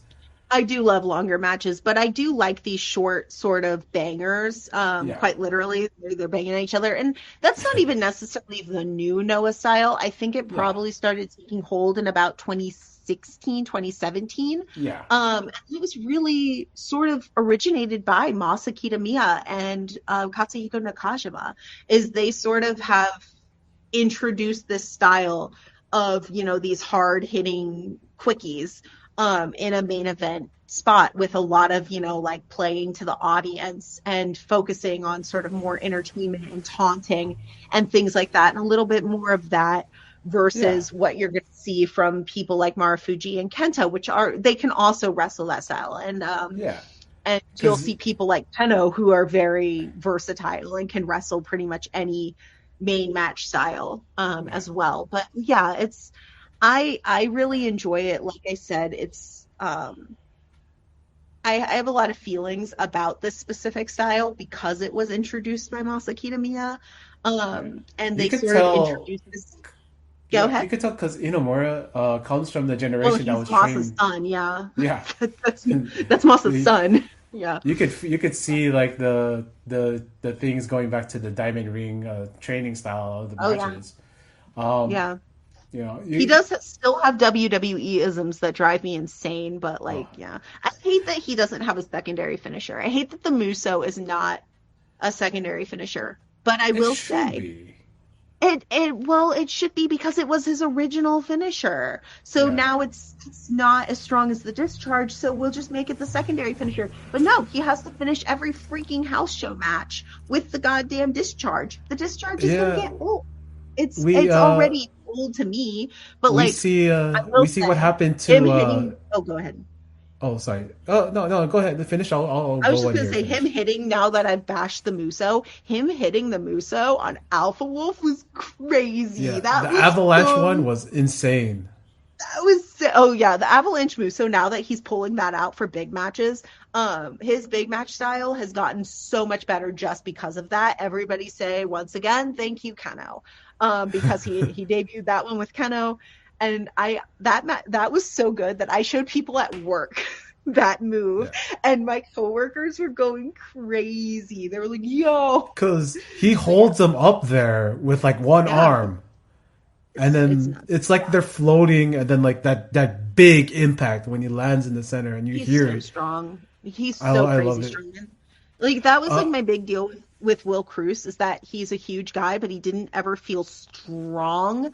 Whereas like Yoshiki just has such strength, and he does such strength training, like when he did the tire shit, and actually he still does the tire shit. But he does strongman training because he is strong, and I really enjoy it. I really enjoy him. Now I'm gonna bash the hell out of him, so it's fine. You could definitely see Will Cruz about the next challenger. Yeah. You could definitely see Will Cruz on Sakagaki, that old 80s anime. You could definitely see him on there. But we're going to talk about the old anime, yeah. Well, we're going to talk about the post-match. Inamura does his, hello everybody, Japanglish promo, which I love. It's so annoying, but also it's also so funny. And he wants to face somebody. Yeah. He wants to face somebody from WWE, and out comes from TMDK, we have Shane Haste back in the Emerald Isle. I love this stuff. Shane has always been one of my favorite guys. I just a cool dude. Happy to see him back in Noah. We haven't seen him back here since when's the last time he's been in Noah? 2015, 2016. Yeah, it was Suzuki Gun days. Yeah, so that's the last time he was there. It was before he left for WWE. The gimmick for Inamura is he wants to fight people that have the WWE experience. And, he does. And this match should be really fun. I've loved the new style that Shane Haste has been doing. I've seen him live here for like Ring of Honor, for some New Japan shows. It's really great to see him back home. And I'm really going to be excited for this match. Also, is he a part of White Raven Squad, or was he just wearing a shirt because he's friends with Kenta? Yeah, so let's talk about Shane Haste. Okay, so for context, the last Shane Haste match I watched, and possibly the only Shane Haste match I had watched until, sorry, can you hear my Steam going off? My friend will not stop messaging me. No. Okay, cool. Sorry. I'm sure it's very urgent, but we'll talk about it in a minute. Anyway, sorry. Shane Haste. So the only match I had watched was TMDK for like the junior tag titles against Keno way back in the day. And I think I watched Shane and Kenta in 2013 for the GHC during Kenta's run.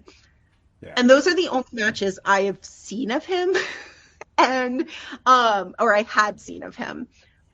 I started watching Shane matches like crazy after he showed up, because my brain I saw a blonde guy with kick pads and my brain just got immediately rewired.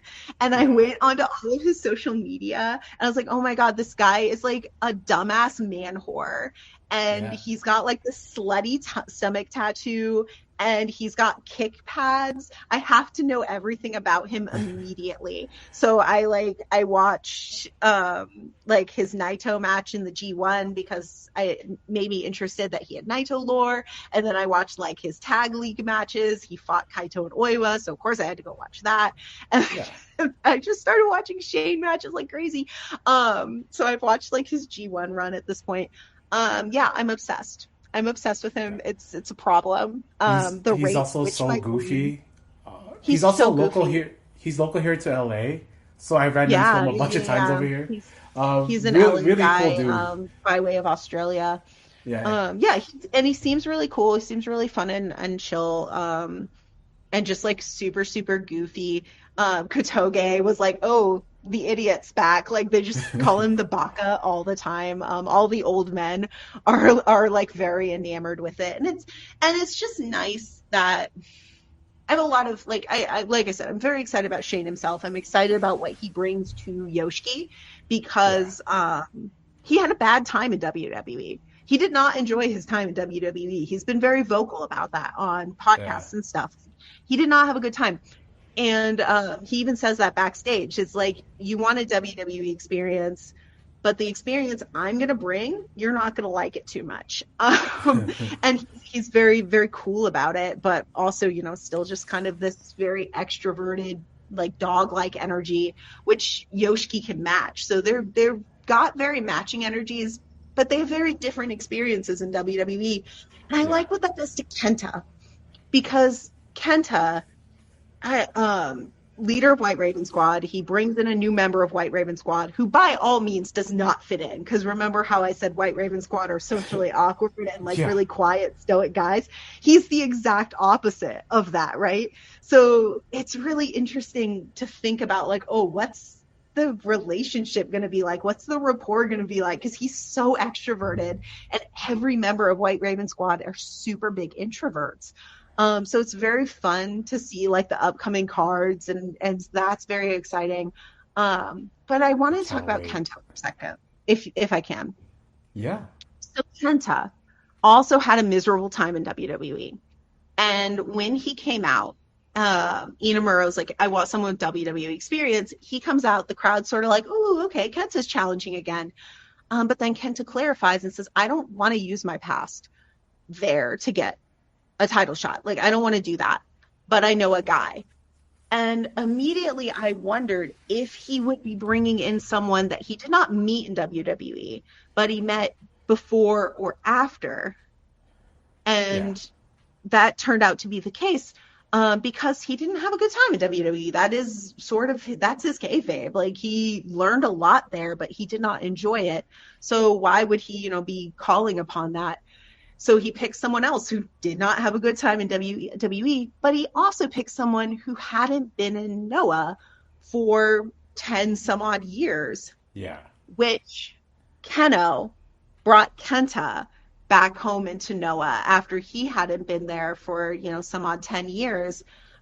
He brought him home. And so now Kenta's sort of finding a way to return that favor yeah. and make other people feel like it's okay to come home. And I think that's a huge part of Kenta's character right now. And I don't want that to get lost under everything and people being like, oh, it could have been someone more exciting, which, to credit, I have not seen bad takes about this. Like, people are very excited about Shane. I'm so happy. If you're a I Noah don't think fan, it's a maybe not like a Ryugoku Gokugikan main event, but yeah, that's why they're putting Taishi and Naito on the card too. So it's fine. yeah, It's fine. We're good. I get my match of Yoshiki losing to a little white boy. Actually, he's a very big white boy, very tall white yeah. boy. But we can get my new emotional sport white boy with the GHC. And Um, yeah, Jack Morris has been gone too long, so now I've replaced him with a new white boy. So, hey, new white boy. I'm kind of hoping Mikey comes with him too, because I love them as a Yes, team, and I also hope they bring yes. like their big Mexican friend there, Badu So Tito. here, He would work so yes. well. Oh my God, Badu Tito would be so good in Noah. Are you kidding me? That would be so good. Okay, but hear me out. So Mikey comes back, but they're not tagging together. And Mikey, who is like the more stoic and serious one, right? He joins Passionate Raw Tells, full of the loud freaks. And the loud freak is in the quiet and serious guy group of White That'd Raven be Squad. funny. Like, are you seeing my vision here? Yes, I love Yeah, that. yeah, I yeah, yeah, really yeah. want now I really not bring in Badu Tito. If New Japan's not going to use Badu Tito on their Japan shows, bring him in. I want to see. Yeah. I want to see Bad Dude Tito. I didn't even think about that, but Bad Dude Tito, yeah, have like OG TMDK and then TMDK de New Japan, whatever, like Shinnihan, over in New Japan. That's a different TMDK. Yeah, So that's a different TMDK. And then they can yeah, and all meet people up have for like asked. post show for like the beers and all that stuff. Shout out to you, Robbie. Shout out to you, Jun. Uh, But yeah, that's a people joke have from my asked. yeah. Oh, you're good. People have asked on Twitter, like, oh, is Shane not TMDK anymore? Like, he's in White Raven Squad, and Shane's replied, like, what are you talking about? I am TMDK, and that is pretty much the best answer that you can give. Like Yeah. that's him and Mikey. Like that's them. That's him. Of That's Marvel New Mikey. Japan. That's Harley. That's Jonah. Yeah. That's everyone. Yeah. That's the Aussie contention there. Like Yeah, like big TMDK Jags is not holding a- that down. I love Oiwa. Don't get me wrong, but like Oh yeah. Big Jags holding that down in New Japan. That's he's the I love TMDK Jack. representation. Yeah. Forget Zach. Yeah. Forget Zach that. is, But Zach is only allowed to use that title by way of Noah. So like Yeah. keep that in mind. yeah, by way of Noah, by way of having Hartley, who's like the guy for the OG TMDK back in like the I early love 2000s. Hartley. And I love gotta, Hartley. yeah, I know we have a little bit more limited time, but I wanted to get this because I'm a big, so guys, if you didn't hear our review for that, if you just heard our review, Oh yeah. basically watch this show, watch it. It's short, It's fun. Yeah. it's inoffensive. There's some I mean, good it's still wrestling here. like 2.5 hours, but yeah, Yeah. it's fun. Good short, like I said, inoffensive. And yeah, they're working to build up towards this Spring Mayhem show. That should be really fun. So Yeah. give that a watch, and everybody, let's cheer for G Haste C. Yeah, hey. Yeah, let's go, Shane. I love that he brought back the nunchucks. Guy I met 2 days ago. Yeah. He brought back the nunchucks, which I love. And like that you was heard the nice. Japanese commentary just calling him Immediately, I was like, this is my favorite guy ever. Baka, just saying Baka immediately. I'm like, yes, this is the Noah Oh yeah, that in the Japanese comms, they're like, "Oh, the idiot's back." yeah. Love that. Funny. Oh, Um, that moron. Yeah. I'm really happy to talk Noah with you because a lot of people like had this it was thing like fun. and I know it's weird. Okay, so in this show we reviewed AAA and we were reviewing Noah.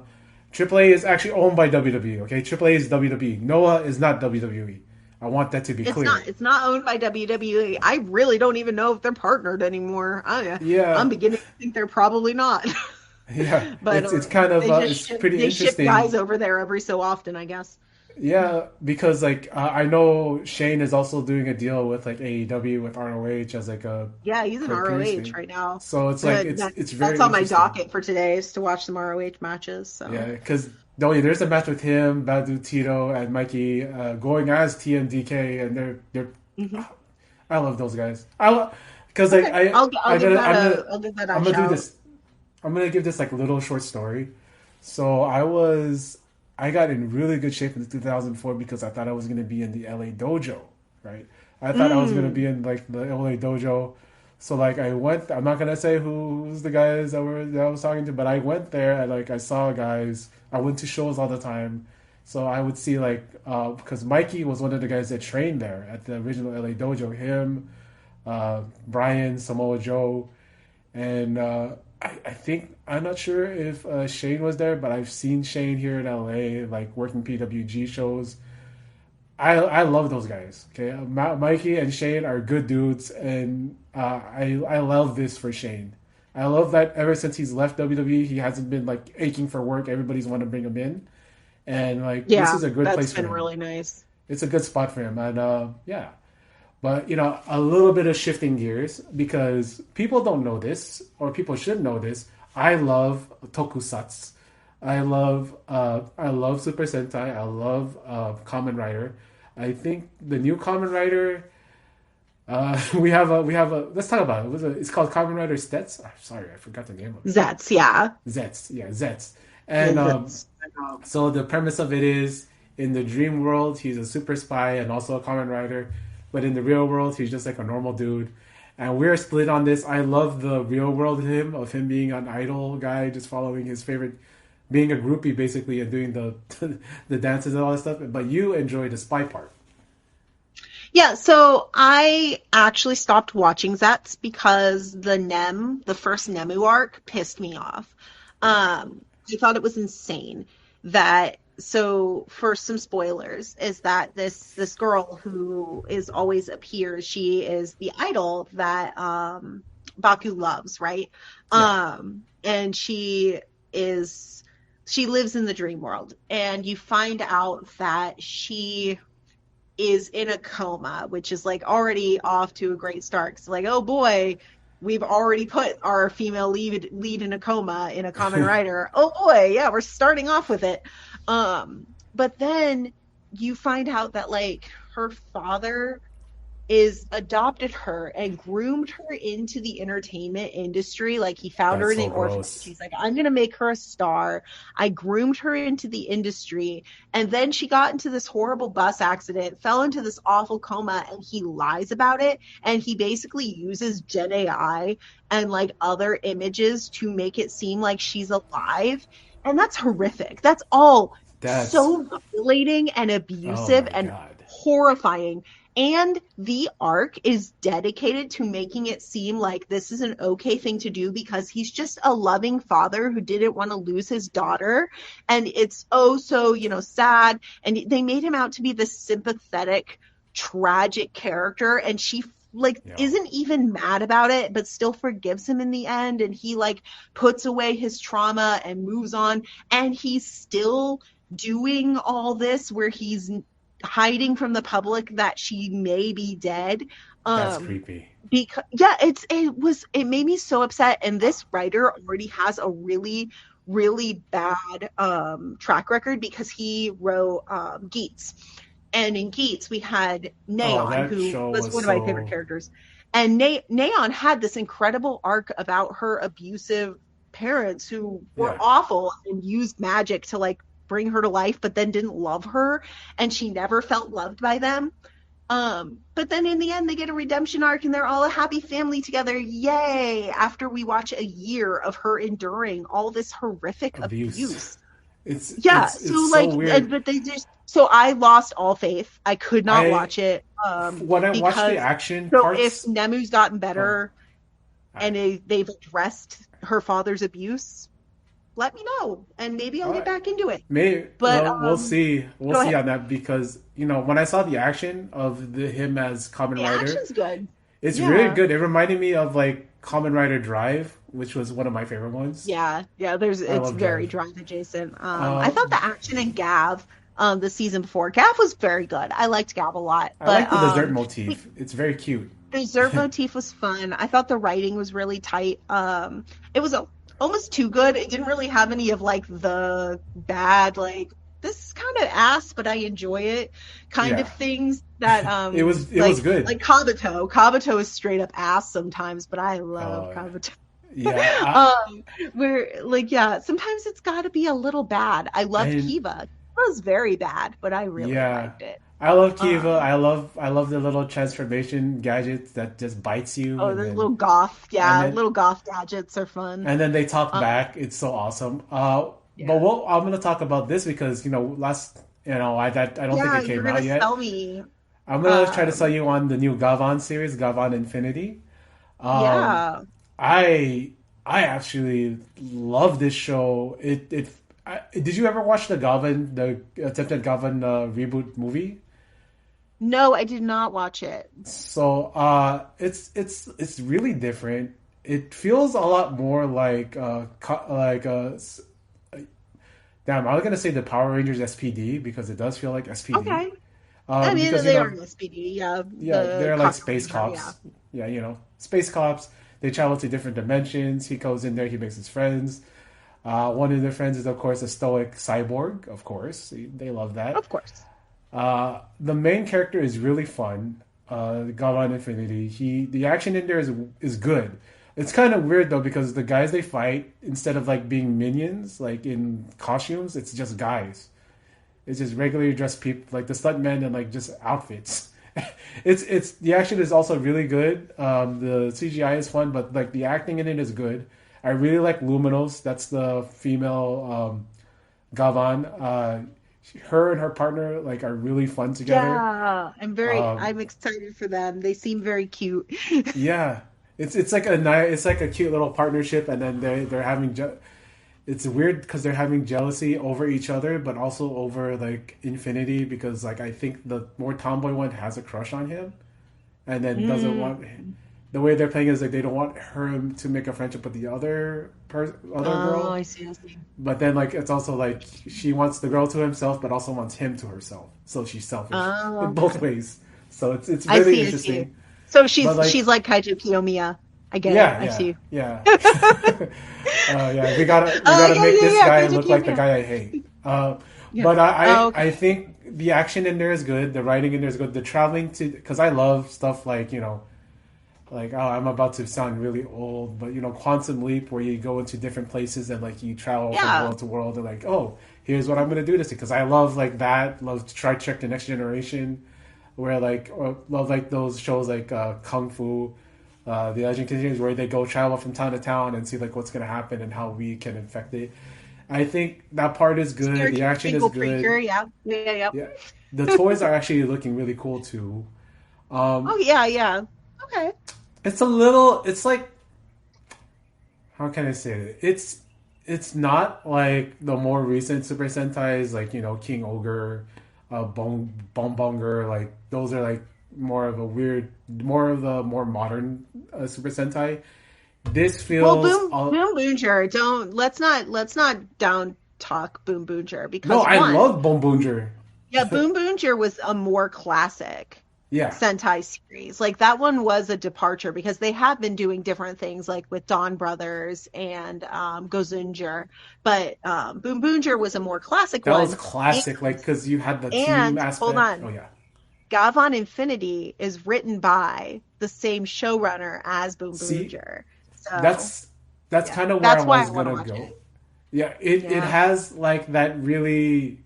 Because Bonbonger has like this really wholesome like feel to it, and like it has a really team aspect, and that's what it has in this one, where like everybody feels like a team. Like from episode 1, everybody doesn't feel like, oh, they're just playing their roles. They feel like it feels like a lived-in universe, because you're not coming in there like, oh, I just got my powers. Oh, we're just figuring each other out. You go in there and everybody like knows what they're doing. They've been living this life of being Gavans. It's really I get so tired of the origin story. Yeah, for sure. Okay. Yeah, and I think that the costumes are awesome. Of course, it's gonna be. I think that the outfits are cool. The way they're building, like who really is the enemies, of bringing like these little.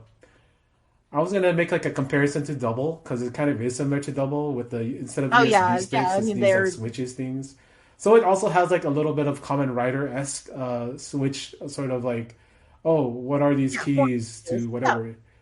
I think that there's so much in this show that's going to be really good as we're going farther into it. I'm getting really into the character building, and that's how I can sell it, because a lot of these shows, the budget's not there really. So like the acting and the writing is what holds these shows together, and I think the acting and writing on this particular show for Gavan as a relaunch of the Metal Hero series, it's been really good, and I know that's been sort of like the consensus for this. And like if you've been like on like holding out on it because I'm finally free of not having to watch Super Sentai. I mean, I feel that way, but this is a great addition to this new era of tokusatsu, of like really thinking about the writing, thinking about like character building, thinking about. I know the toys are also look pretty cool. I'm a toy guy also. Everything is very toyetic here. You want to get like a model, like a SH figures of like. I mean, they're toy commercials. Let's not mince around. And, like these shows are toy commercials. Yeah, I just gotta say I like this. They are made cheap. That's part of the joy of them, is seeing how they work with the budget. Yeah, for sure. Yeah, and if you guys, I am probably going to watch it today, because I am gonna hang out with a friend in a little bit, probably like in an hour now. So I do need to get going, but I do want to watch. So I think I'm sold. I'm excited. Yeah. I want to say thank you, Rachel, for coming on here, for sharing your time with Yeah. me. It's always a pleasure to come on here. You're probably gonna come on soon, next time again. We're gonna probably talk Noah again, but Next like, time there's a big Noah show, I'm yeah, game. Hello. yeah. But also, like, I'm working on this big project. I'm not gonna reveal it yet, Yeah, but I'm excited. Rachel's gonna be a big part of that. My partners Arturo is gonna be a big part of that. I already got like contacts and I'm planning all this big stuff for the rest of the year, and I love having people like Rachel come on here and join us here and like join me for these projects that I do because what I love to do is like what I just did. I just told her on Gavan and like I love spreading the love of like anime, of tokusatsu, of action movies, the kung fu movies, and pro wrestling, and I believe in paying it forward like Kenta did with Shane Haste and like Keno did with There we Kenta. go. Yeah. Just like bring people in and like I think that you have a tremendous talent for this, Rachel. I have loved you. every show that you and Alicia did. Shout out to Alicia. And I gotta say, meeting you by doing this show has been one of my favorite things. So yeah, guys, check her out. No, sorry, check them out. Check Alicia and Rachel out on their podcast Kickout 2.99. I know the last show came out like in 2025, but they also do cover like history stuff on there. And I feel you guys, if you guys want to get an education in pro wrestling, especially in pro wrestling, Noah, listen to Kickout 2.99 because Rachel and Alicia, they do extremely good work, and I feel like they should be recognized for it. Again, I'm not gonna call them out, but there are some people that should really. When I do this show, I try not to come off like I'm trying to use people for these positions. It's more like I'm trying to be, well, this is main character syndrome. Like how you go and you meet people and you're like, hey, I want them to be a part of this because they're a big reason why I'm doing what I'm doing. And what you and Alicia did on Kickout 2.99, like I told you, I know this is like personal like emails that I sent you, but I love the fact that we have a non-binary person and a woman who are American and giant fans of the Green Arc, and getting that representation, especially in Puroresu fandom and Puroresu like podcasting. You don't really get that, but I got that from you guys, and I love showcasing, someone such as yourself, a non-binary person, that you're so great at this. And really, these gender roles that we have for podcasting, they piss me off. Stop having these expectations and stop talking down to people who are not white men as if like because they're not white, because whatever, they shouldn't have a voice. Because I keep getting those weird responses on like whatever social media, and I hate though. Like, dude, we're just here to watch and talk pro wrestling. What does this have to do with anything? So once again, thank you, Rachel, for coming on here. This is a big part of this big review I'm doing. So Thank you. I'll let you get your last word in as we say sayonara. Okay. Yeah, Jane. More like a see ya. I hope to see you guys again. Yeah, if you ever want to hit up Pro Wrestling Noah, if you have any questions, I do watch other wrestling too. I watch a lot of Joshi. TJPW. And I am on Blue Sky. And if you have any questions, want to just like talk wrestling, talk translating, just whatever, I am around on Milky Star. That's MILKY Star on Blue Sky. I am not on Twitter anymore. I have finally left. Thank God, and good riddance. But you can find me on Blue Sky. You can find me on Substack, Kickout299. I do write every so often. I do some translating. I translated Keno's biography from 2012. Pretty recently, I did that for his debut anniversary in March. I've got some thoughts on Keno versus Amaxa, which you will notice that we did not talk about this episode. Suspiciously quiet on that, and that's because I have a lot of thoughts about it. Hopefully I will get that blog post out soon so you guys can read all my various historical thoughts on that. And yeah, so keep an eye on that. You can always hit me up, and it's always a joy to talk to you guys. Be good to each other, and let's go, Shane Haste. Yes.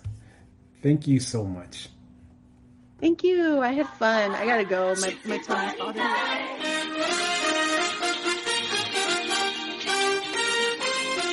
And hey, we're back here. You just listened to the AEW Dynasty 2026 review I did with my sis D and, the young boy of the prescription, Les.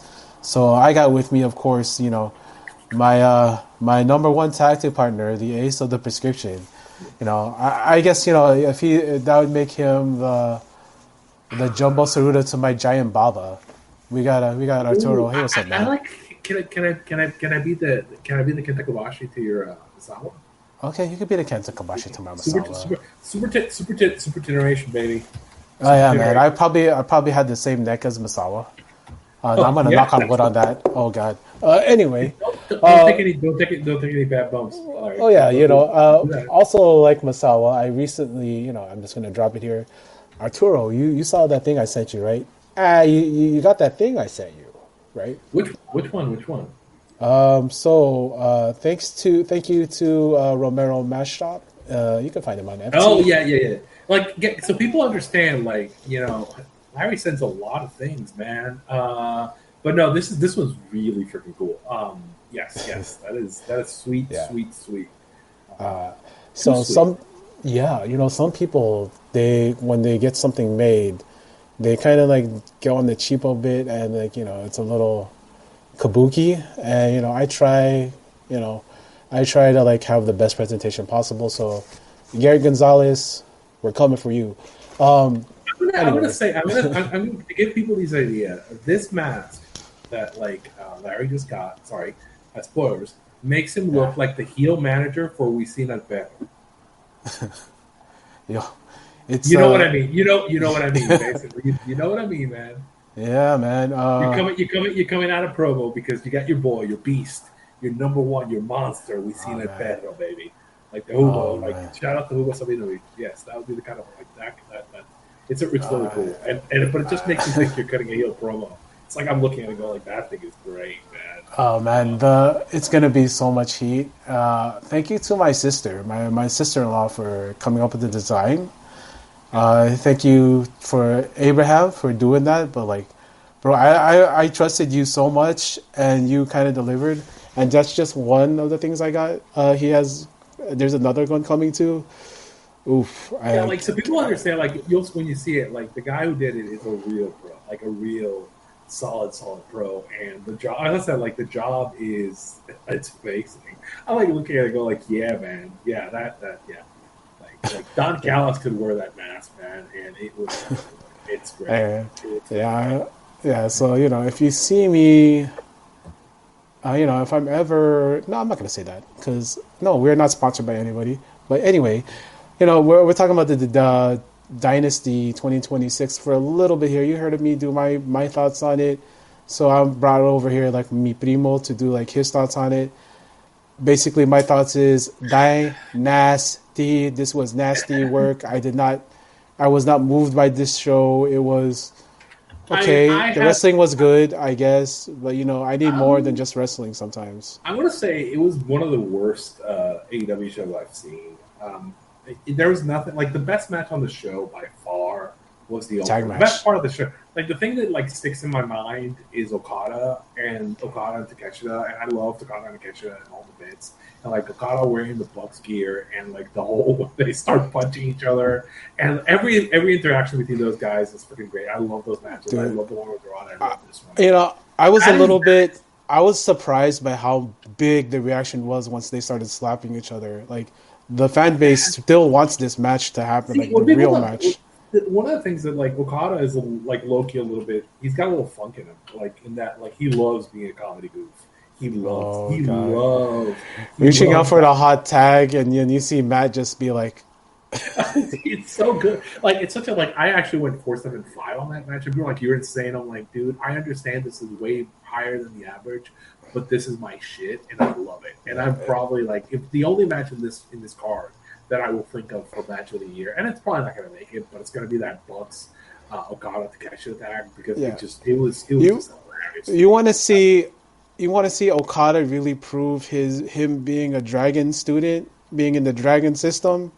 This was you could have run that match in Dreamgate. That match is like, yeah, I mean, you could probably pop Shun Skywalker into that match and it fucking would work. It's oh god, man.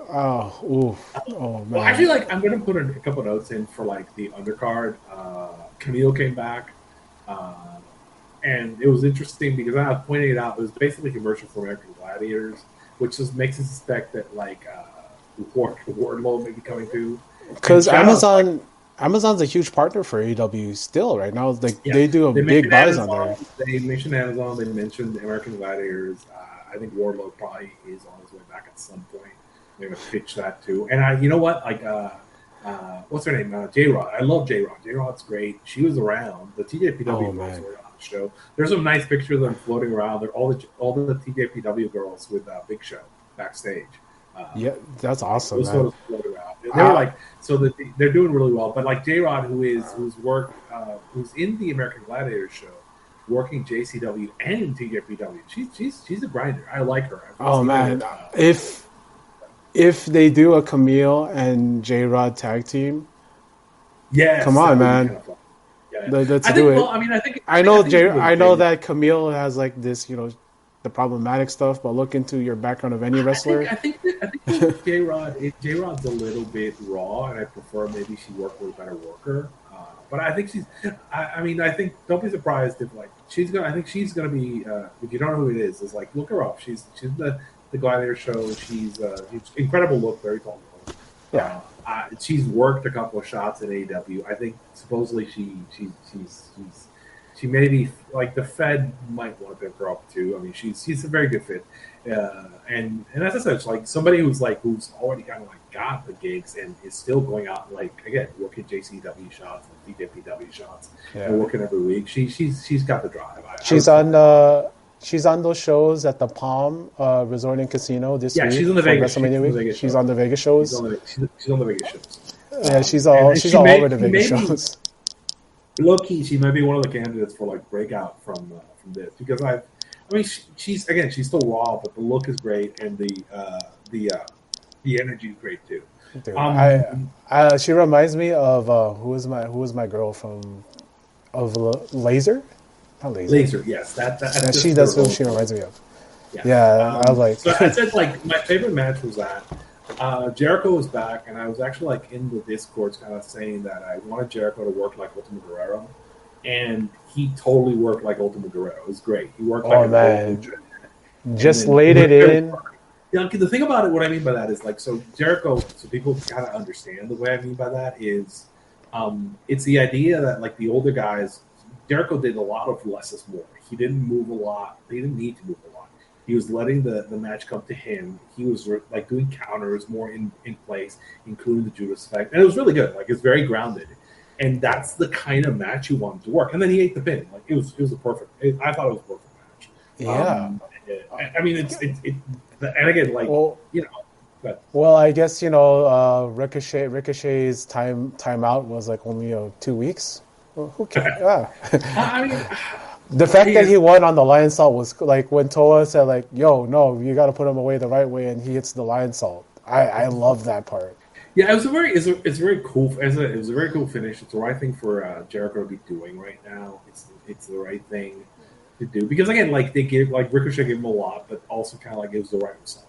I thought it was a good match. I mean, like it's like is it a 4? No, it's slightly below a notebook match, but it was good. It's the exact kind of match I want Jericho doing. I'm hoping he works like Dorada and he works a bunch of like he needs to work Cologne too. Like he needs to work like these guys and like a lot of these lucha guys and the younger guys and kind of like get that because that's perfect I think for him. Get him and Guerrero to do a tag in arena against like the what is it, Chavez brothers or something? Like let's do something. Man, Los Hermanos Chavez versus them. I would love to see Do it in an Coliseo. Like let's be really cool. Let's do it on like a Tuesday show, Tuesday or Saturday. Let's do that. I want to see Jericho bully around. Like I want to see him bully around Defunto. I want to see him stomp on Defunto's feet. Toss him up. Oh, dude. This is something that I think could be really awesome because we saw glimpses of that when he had that feud with Naito, right? The dirty old luchador coming back and just like spitting and throwing punches. I think he was trying to do too much. Like he had the really good run, but he was trying to do too much in terms of like old school lucha work. And I think that like the Lionheart. Lionheart was terrible. Kind of jump around too much. And I think this match, he did a couple of aerial moves, and it was like really perfect. Like he did the bumps he took, like the eye bumps he took, were perfectly fine. And that's what you want. You don't need to work that big of a match. You can just work on a nice simple match. Hey, Naito, if you're listening out there in the world, like take notes, like what the old lucha guys do. That's what you should be doing. Those banditinos, like. Figure out how to like work a softer style. Not everybody can be Ultimo Guerrero or Blue Panther, okay? Not everybody. I mean, but you can adjust your game, man. Yeah. I'm gonna go like the next match was. I thought the next match was good. Darby and Andrade have always had. It was a good match. It's a good match. I think it was kind of a setup, and I think we can get back to Darby later because I think it's going to be important to the tone of the I thought that, you know, when he won, you kind of saw some parts of the crowd sort of just like be a little bit disappointed. Like there's a cheer and then there's a little bit wait. If he won, that means Kenny might. Yeah, I mean, I basically I said that like before. I said like Darby and Andrade was kind of like the trigger to see who's going to win the show. But a couple things happened on the show. Like this was a very heel heavy show.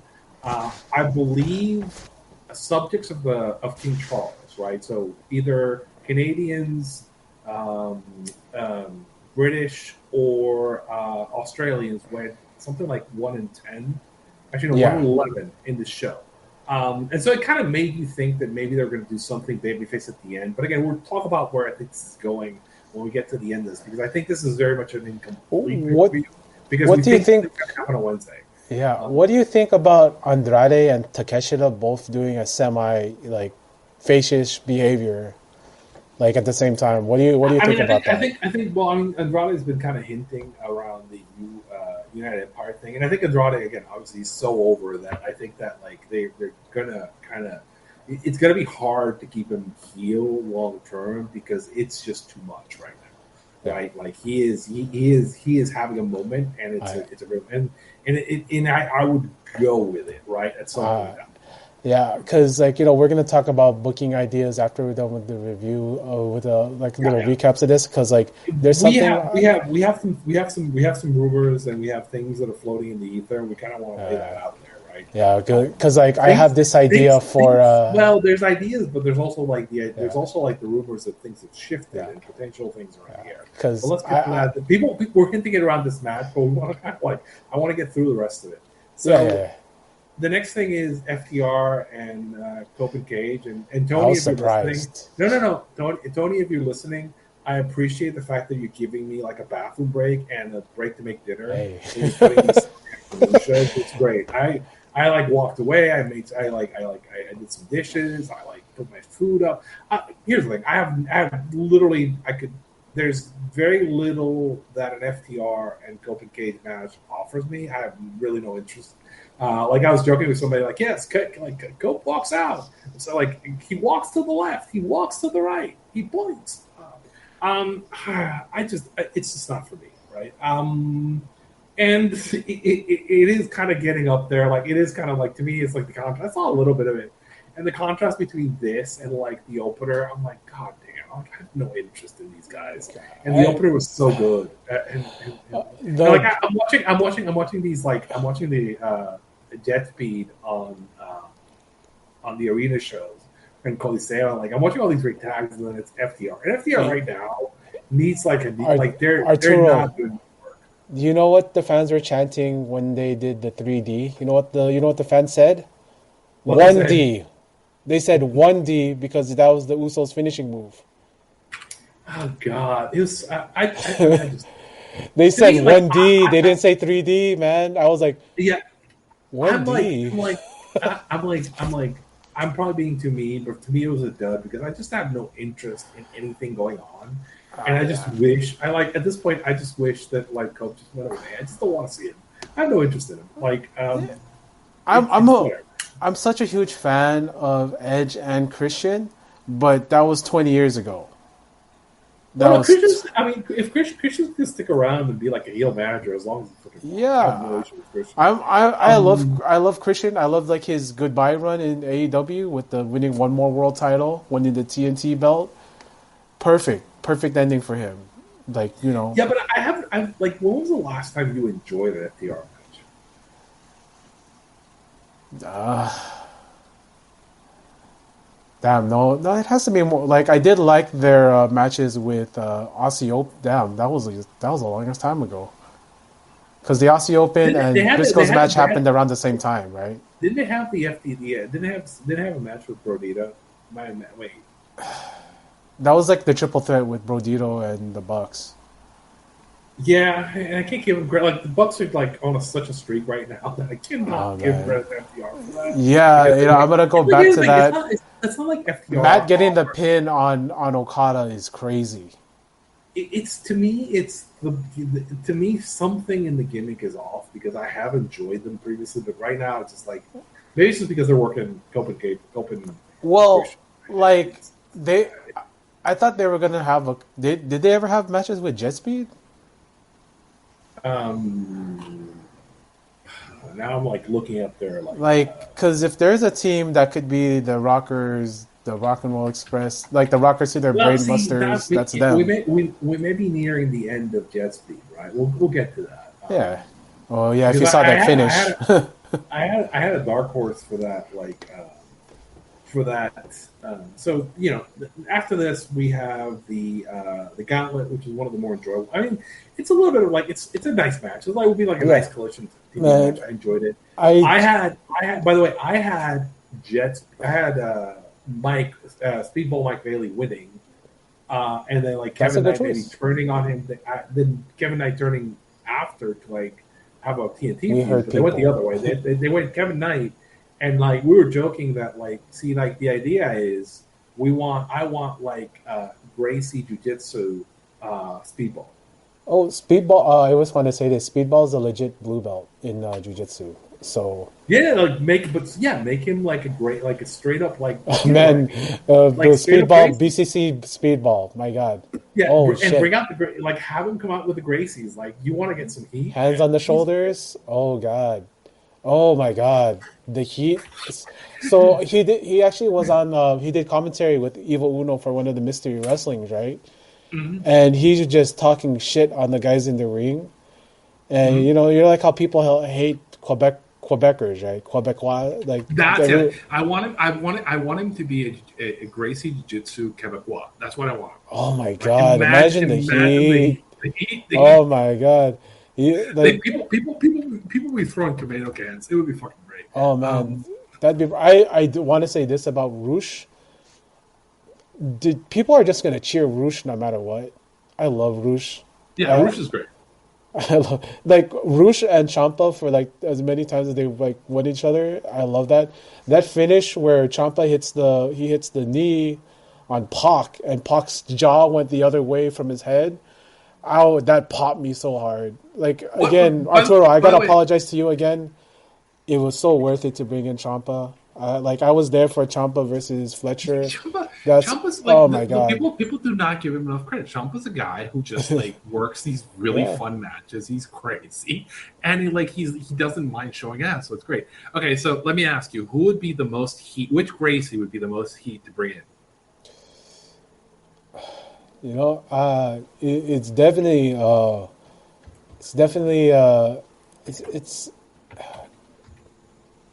Henzo. It's gonna be the shit talker Henzo. That's it. Oh yeah, man. He know nothing. Because Hoist doesn't really. He's more stoic. Do you think you'd get Royce to come in and help him cheat? Yeah. Okay, yeah, probably, yeah. So my gym actually our rivalry is with the Gracie gym. So like I'm like, yeah, it's kind of like he's trying like I'm telling you, like I'm trying not to bury them too much, but it would be the Heat. Like it might actually get Heat with the boys is the problem, right? So, yeah, oh God, now I'm like imagining like, especially if he like ups the Quebec, all of a sudden he'll talk like he just talk like that with the accent. It's gonna get so much heat. And he gets mad. He starts cutting French promo. Oh God. Okay, because like that. Okay, so the finish, right? We'll talk about the finish. The Dragon Slayer. So Garcia has him in the Dragon Slayer. Garcia has him in the Dragon, and then like Kevin Knight like does the thing he would do to protect him during the tag team match, and then just pins Daniel, and then and Speedball's kind of like looking at him, and kind of like you start seeing it. Like I have a bunch of people I know that first kick. People who like don't like in Speedball, and I did not get Speedball when he was in TNA, and I blame TNA because he's been just amazing, and like I enjoy everything he does, and like Arturo. Like if he does full heel would be like really exciting. Arturo. Yeah, imagine this whole thing of heat between MVP and because you want to talk about Gracie Jiu-Jitsu, MVP, Black Belt Gracie Jiu-Jitsu. Imagine this whole thing about MVP and Speedball have heat. And now Speedball's the new Hurt Syndicate member. Come on, hey, he's like Gracie Karate. And like, oh god, this would be so good. Think about it, man. Like, we played you for something because this guy is. And MVP, as I said, MVP brings in the Gracies. That would be fucking.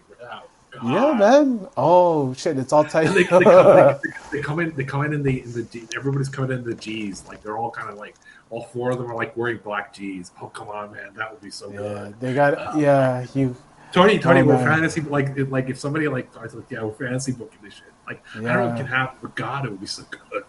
That would be so. They do the great because if you guys don't watch UFC, old UFCs, the Gracies enters, they all put their hands on each other. If you guys ever watched that episode of Friends where have the Hurts all come in like yes. If you ever watched that Friends episode where what's her name? Courtney Cox's character. Damn. Yes. Like her boyfriend. She's dating John Favreau. She's dating Favreau, yes. The Star Wars guy. Yeah. And like he's like, I'm a rich guy, so I'm gonna do UFC as my hobby. And then like he comes in there and they do like hands on the back. That's how the other Gracies like they march in the ring like that. Oh man. Okay. I'm gonna make a call. Wait, so which so he's a blue belt. Which school is he's Gracie affiliated.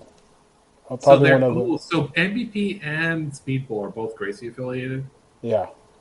Fuck, man. Do you think they've been playing us? No! Oh my god! Oh my god! Oh Lord! That would be the sickest thing. I know people who love the Hurt Syndicate and hate Bailey, and I'm like, oh god, their head would explode. Oh good Lord! You know how good this would be too. Imagine that trios with like Bailey as like he's gonna come in as the head rocker and like just kick people in the head as hard as he can. Yes. Okay, and then like Shelton just tosses them, and then like they do like the double super kick on someone, or like that finish they do, like Shelton does the knee, he does the spear, and then like Bailey ends them with a spinning kick on the ground. Like, oh god, okay, damn, did we just? Okay. Hopefully, right. Let's go to the next match. We'll circle back to this. They have been hinting at a new member, and like, oh god, they're kind of like, oh. The trick is MVP is smile, does interruption during the promo. They're smiling, and then Bailey stops smiling, then turns around, super kick, then just stands over him. Let me introduce you to the newest member of the Hurt Syndicate. No. The music starts playing. We heard. He just stands over him, and then they just like people hurt. Oh god. They just stand over him, and they just like. I'm picturing I'm like the heat. Oh god, it would be so good. It's still diversity in there. they kind of built that in because like they're like supposed to hate each other, but like if they're both Gracie guys. Oh yeah, man. Oh, you just got me so hype over something that we just might have cracked the code here. Let's oh god! But again, like we're giggling because it would be so good. Because again, like the thing of the twist on this was like, again, they're kind of hinting that like the breakup's going in. Here's the thing. I think they think I wanted them to like try something new, and Kevin is a guy who clearly the office and everybody behind it just believes is going to be a guy, and I think they're right. And it's kind of funny because like he's one of the arguments that I go like, yeah, the New Japan just like was not managing their like young talent well because Kevin Knight was just sitting there, and this dude, my God, he's so dynamic, he's so good. He's one of those guys that has it. Like you see him and he's great. And again, I've been actually like been nice to this pay-per-view because like so a lot of stuff has actually been good. Tekla Jemmy Hayter was next. I thought this match was really good. I think Tekla looks every bit the champion. It's gonna sound like I'm bearing stat, but she looks so much better than Statlander as the champion. I'm not the highest. I'm not the highest on her, but like seeing that promo. But then seeing that promo on the strip club and breaking her face, and then seeing her just like I'm not gonna goon here, okay? But you get that look of her once she took off the entrance gear and you saw what she's wearing, and I gotta say this, Clark Connors, yo, you are blessed. I gotta say that. That's all. I mean, like the thing is the way it's, and this is an argument this is a long running argument about like, oh, she's not good, or like she wasn't as good as some of the top stars. She's still good. But here's the thing, right? So there's a style of Stardom. The Joshi workers work this style where they basically slow down when they're working somebody who's unsafe, and they sometimes don't go as hard. Like I'm talking about the ones now. If you go back to the All Japan women, the All Japan women like went full speed all the time and just crazy. But I think Tekla, a couple things is like she doesn't need to be as good, but the personality, the promos, how she presents herself, how hard she goes, like she lays it in, right? So it ends up like you see this and you're like, yeah. I mean, you see her and you go, she jumps off the screen. And some people have that. She doesn't need. Dude, I was mesmerized by her. Like this is the first match where I saw her. And like I was just mesmerized by her work, like her charisma, the way she moved, and then also a big essential part of that also is like the commentary from Brian, because like I gotta say this, Brian is one of the best like color guys there are. He knows what he's doing. I think that the other part is like I think she's gotten better because it's the thing that happened with Commander, where like Commander was good, but then he got into AEW and he started working with all these like workers, and it was like really good for his style, and it helped him grow. And it happens. I think Doradas had like that same kind of thing happen to him. And I think with Tekla, it's by working with these different workers, it's helped her kind of polish her presentation and her style, right? And this is an environment that is much more fitting to her. And it's funny because I was talking the argument, like, I'm like, dude, I literally like a few years ago, I was like, yeah, Tekla's the one that I don't know why nobody's pulled her. And I was like 23. I was she seems like the most obvious no brainer to me because and I didn't think she had this. I thought she was good, but not. Yeah, I said this in the first review that's at the top of the show. She wrestles exactly like how people think Liv Morgan and Alexa Bliss wrestle, but she actually wrestles good. Like, I mean, have you seen her? The other part is like, and I say this, she's also really good. I've seen her in like interviews, like a dude press. Yeah, her charisma. Like, I'm not even saying like on-screen charisma because, of course, look at her. But I'm saying like she has this way, and like I gotta say, the AEW cameramen are fucking amazing. Like the close-up guys that are in the ring, they're amazing. I used to call it the Arsenio Hall test. Like there was there's a bunch of guys who the top stars were great on Letterman and were great on Arsenio Hall. Macho Man was like literally like the favorite guest of Arsenio Hall because like you put Macho Man in like a talk show, and he was like, if you've never seen him, he is like one of those guys that's just like an amazing guest because he's so cool and so like charismatic. And I think Tekla might like the top tippy top guys are good, and I would feel like Cal Fletcher's a guy I feel comfortable like just send him to talk to I kind of feel like Tekla might have that too. I would send Tekla to do the Conan O'Brien podcast, like. Oh God, yes. Because like, you know, similar to the way that Danhausen was kind of in full character, I think she could do it too, and she would fluster Conan. Like, I mean, she's also good when she's like not the same thing MJF has. Where, like, also, like, she's very charming. She's very charming. And again, guys, like the thing about this is you have to understand like where wrestling is coming from is the tippy top stars are people that again can thrive in that environment where you can go on a talk show and just like charm and be like the most charming person there. And if you see that, that's a guy you want to push or girl you want to push. Yeah. I think the next match, though, I mean, this was again. I think, and the point I'll make is, I think Jamie. I like Jamie. She's still good, but she's not. When she left, when first she got hurt, I thought she was the best women's worker alive. Like literally, like the best woman. Like she was that. And I think she's lost a step. Like she's still good, but she's not the best worker alive, right? I wouldn't. She's not throwing everything into everything like she was when she was getting built towards the title. Because I'm not sure if like that's her like presentation choice, but like it's a little different than where she was at with the blonde hair and all that stuff. It's like she's groovy. That's what I can say. She's groovy. Yeah, I mean, I think it's kind of in a direction that, like, again, she's still good, but I mean, like, again, I couch this as saying, like, look, I thought Jamie was on the track to be like one of the greats, and I think she's good now. I don't know. I don't think necessarily she's gonna. I mean, I hope she gets back there. But right now it's a little bit of a bully pattern there. Yeah. For Thekla, just to put this like in wrestling video game terms, her charisma is a 10 all the way. Yes. And her crowd appeal is at 10 all the way. And that's exactly like what you've been saying about her. It's like figured out how to work the crowd. That's the thing. Yeah. That's a key thing. Like her work might not be sharp, but she's not as sharp as someone like the she knows how to get. She's not EO, but she knows how to get the crowd right. She's like that match with Jamie, particularly at the end. Last like and the same with Sad, where like she's working this layout that's really interesting, and it's like creating like this really good reaction.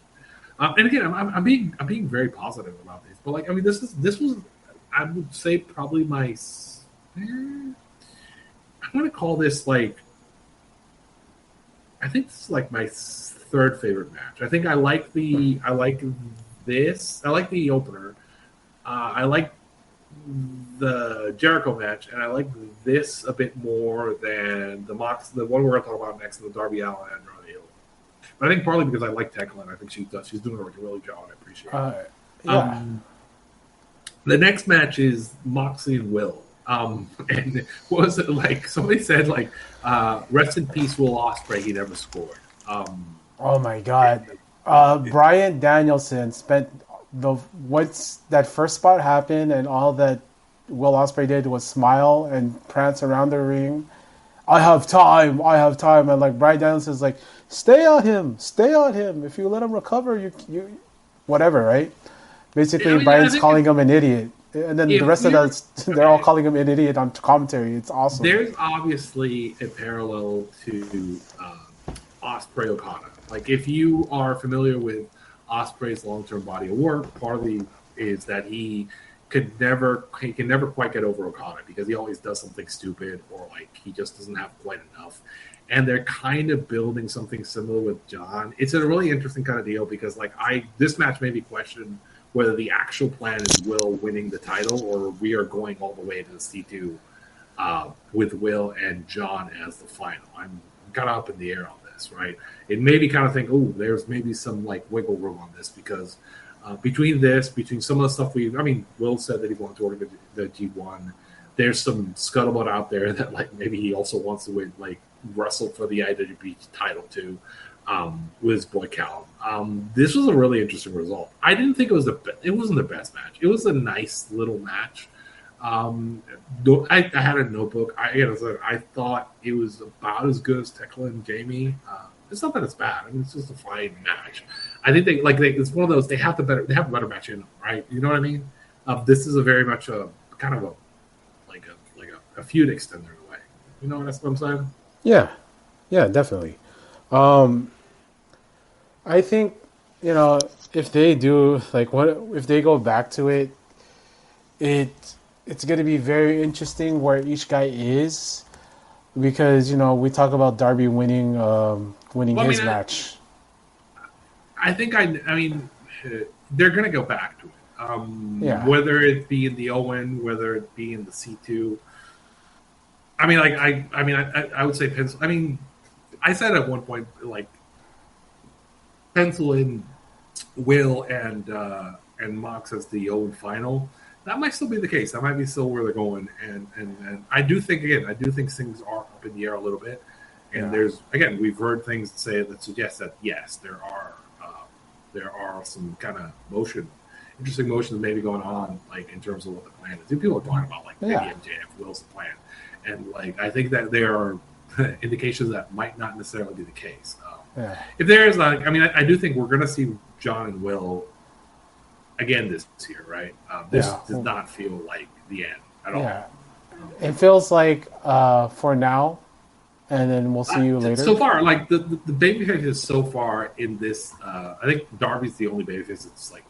Everybody, I mean, I guess the Bucks were babyfaces too, but effectively, this is a very heel heavy. From the point where FTR just beat Cope and Cage. This has been a heel heavy kind of show. Which may be kind of then we went into the conglomeration versus the dogs. People were someone say conglomeration? Yes. I love Kyle. Well, I was so happy. I was so happy for him. I think he's the first subject of King Charles that won this match. I think the only one. I think he's the only subject of King Charles that won because he's Canadian, of course. And I don't know if necessarily this was the planned finish. I think it was because obviously Gabe Kidd threw out his shoulder. on the pre-show, Lena Cross and Windsor did win, but that's on the pre-show, not on the real show. So but so they were basically working around that injury. Yeah. So that kind of I'm not going to judge this match. I thought it was fine. I think the dogs have more potential. I was arguing that they're great. They're the dogs are a really good kind of if you wanted to shit with Kevin Knight. That's perfect. Did you see the spot where Gabe got hurt? Because he disappeared about 5 minutes before the finish. He was just. There's just okay, they did a lot of ad-libbing. I was thinking because Gabe was supposed to be involved in more of this stuff, but he just disappeared for the last half of the match. Dee said on the first review that she felt like the win felt sort of improvised. I like that finish. If that was an improvised finish, it makes sense because Orange Cassidy just misses the orange punch. And what looks okay, he should hit it right there, but he just sort of misses it. And then Roddy comes in and hits the knee, and then he goes to the finish. It was a little bit of a sloppy finish, but we get one on the board for the good guys. Well, we get two on the board for the good guys, but the point being that I don't know that it necessarily was the plan. It didn't feel right. Because he just is okay, what just happened here? Because they just won the belt and they just started the feud, so it's just over right away. Well, the line was that they didn't feel I heard some speculation that it just didn't. Well, obviously they were because the Kyle thing. They moved Speedball off. They moved Jet Speed to the TNT belt, and I think that's kind of they may have just sped that up. Yeah. Our speculation. I think the other part is I don't think people wanted people were not going to accept Mystical getting beat by no. If the plan was the conglomeration to win, they were not going to accept Mystical losing. They're that wasn't going to happen. I think you did it by doing it with the dogs. Clear that up. So I do think that maybe some moving parts to kind of moving up the Kevin Knight stuff And so I think that kind of felt of that. And I think obviously when they get hurt, they kind of get to that, and it kind of just kind of changes things a bit. Yeah, because like if the Dogs win with the injured Gabe, what do you have there? Also, get well, Gabe. Sucks, man. Sucks. Like he's just finally starting something, and he gets hurt. I already said my piece on the main event, man. So you have at it, my brother. So I did not. This is every bad habit that like MJF has, kind of. And I thought this reign has been okay and good. Actually, I thought it's been good. And I actually was saying that like he's probably on line to maybe be Wrestler of the Year for Juan, because if you kind of look at like I think he was going to get the votes. Man, that match just kind of sucked.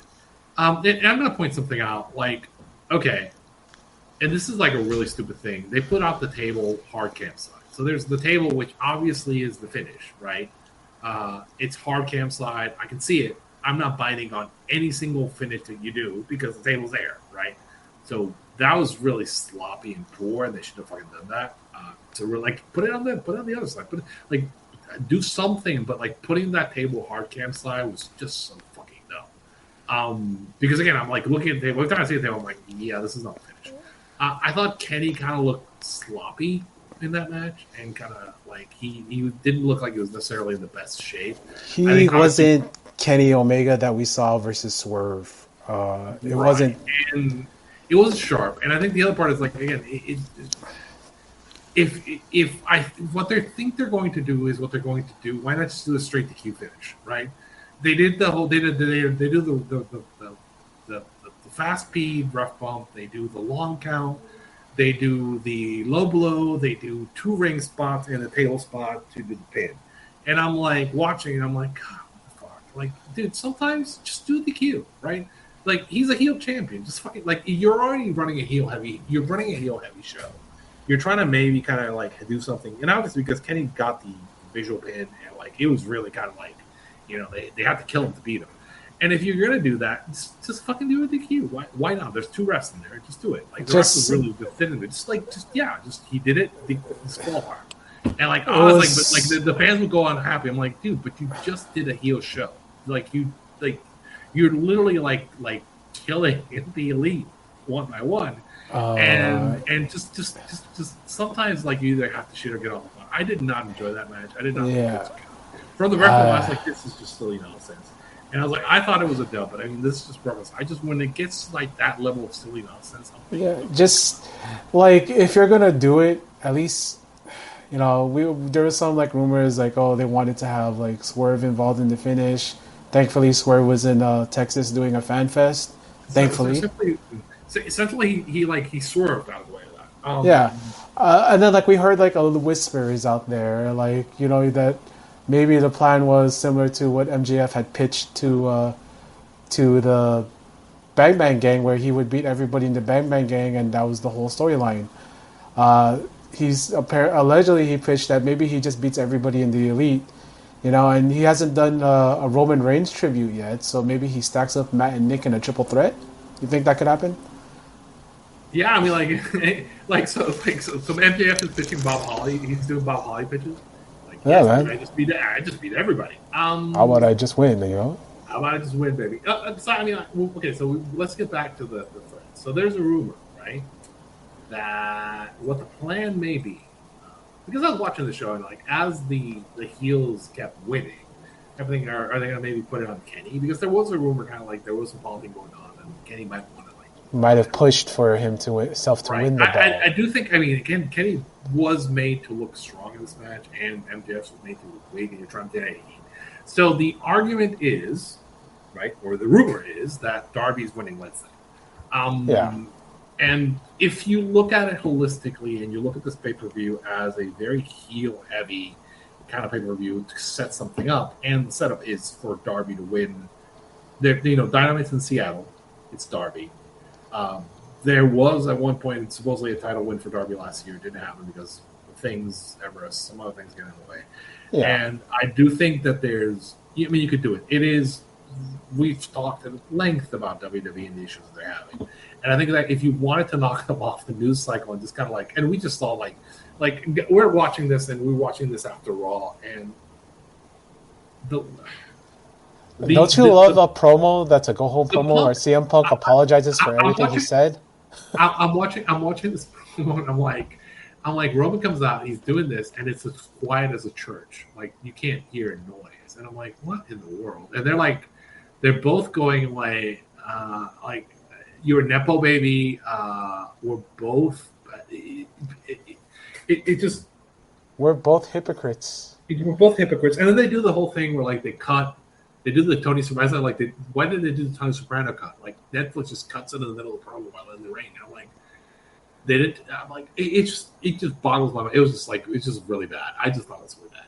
And have they? Just like the go home should have been when Punk power bumped him through the table, man. That should have been the go home. Yeah, but they're all doing this like these meta stuff about like how because I'm gonna write this ship and like we're gonna be able to sell tickets now. And I'm like, oh, what the fuck, man. Anyway, the point being that like if you wanted to just completely punch them and just fuck with them, really, putting it on Darby is the perfect way to do it. And like again, like my personal preference, and again I'm gonna do some booking here, is I would have Darby beat MJF on Wednesday, right? Yeah. And then this is the really important part. Darby needs to get murdered, just literally murdered by Swerve. Swerve needs to beat Darby into like a hole. They need to like do a full stretcher job. We need to see Avalanche Vertebreaker. I want to see that. Yeah, until basically like just do something where like basically he goes away for like 2 or 3 months. Just like you need like essentially because like there's been some like Darby's been kind of like a bit like he needs a rework. So I do think winning the title and then getting written off TV, and again the perfect guy to do it is Swerve. Is like they have rivalry. They're the guys who kind of have history together. You know, they're similar area came up together. Like they're like that's the way. And if you're doing the Swerve heel turn, him murdering Champion Darby is the way.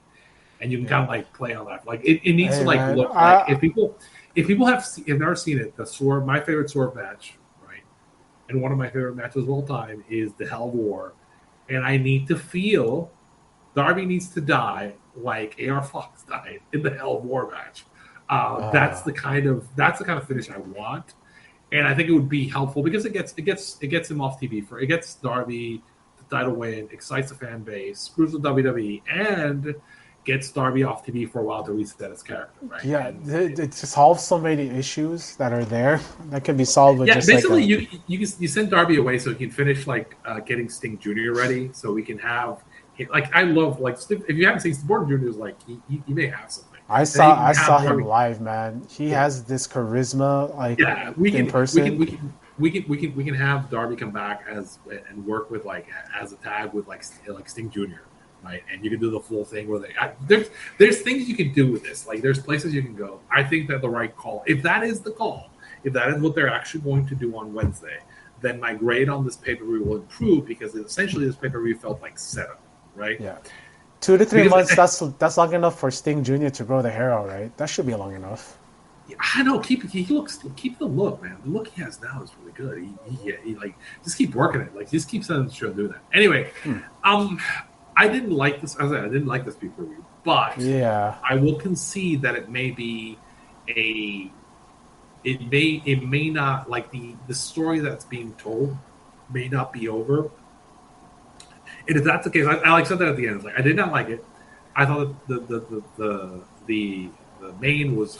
Honestly, I'm not gonna apologize for this, which is, you know, sometimes you just fucking do with DQ, and I know that I know that AEW doesn't tend to want to do those, but sometimes DQ is the correct call.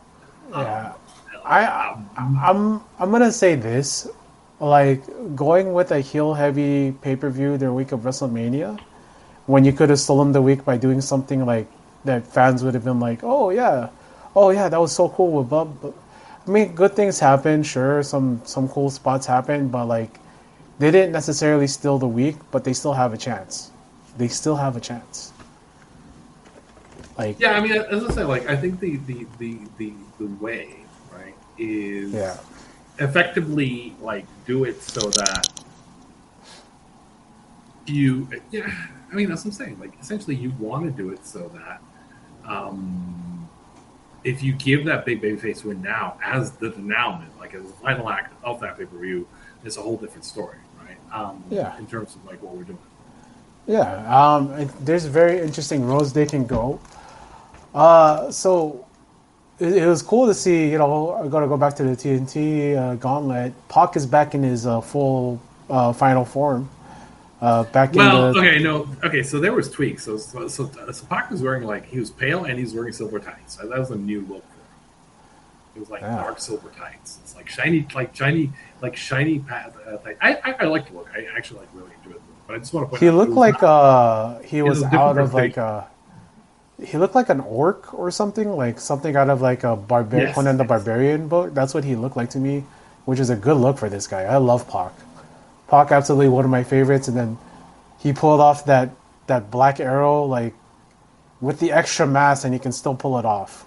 That because this is the biggest he's looked like since he's come back. Like it was insane. Like the way this guy looks, like right out the comic books. I love it. But you know, we see Mox win clean.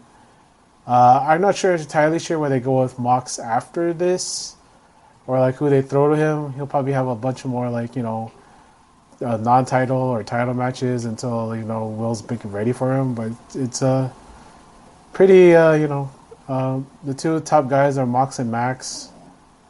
We're still here. Well, I mean, I think the Mox stuff is actually working pretty well. I mean, there's places. I like Mox. Mox is like, he's having the matches I want him to have. He's cutting these promos I want him to cut, and he looks good. He looks motivated. Not like last year. What do you think of maybe Mox and Andrade? Man, no bullshit. Those dudes straight up. I will love that. Or how about Mox Rush? Has that happened yet? I don't think that's happened, man. Man. Okay. I need them to bleed on each other. I need them to spit on each other. I need to hear Chinga tu Madre. I need to hear all of that shit because I need to see Puerto Rico Mox. I need that. Yes. That's what we like. I mean, I think there's places you can go with this. I think that like we can kind of do some good stuff here.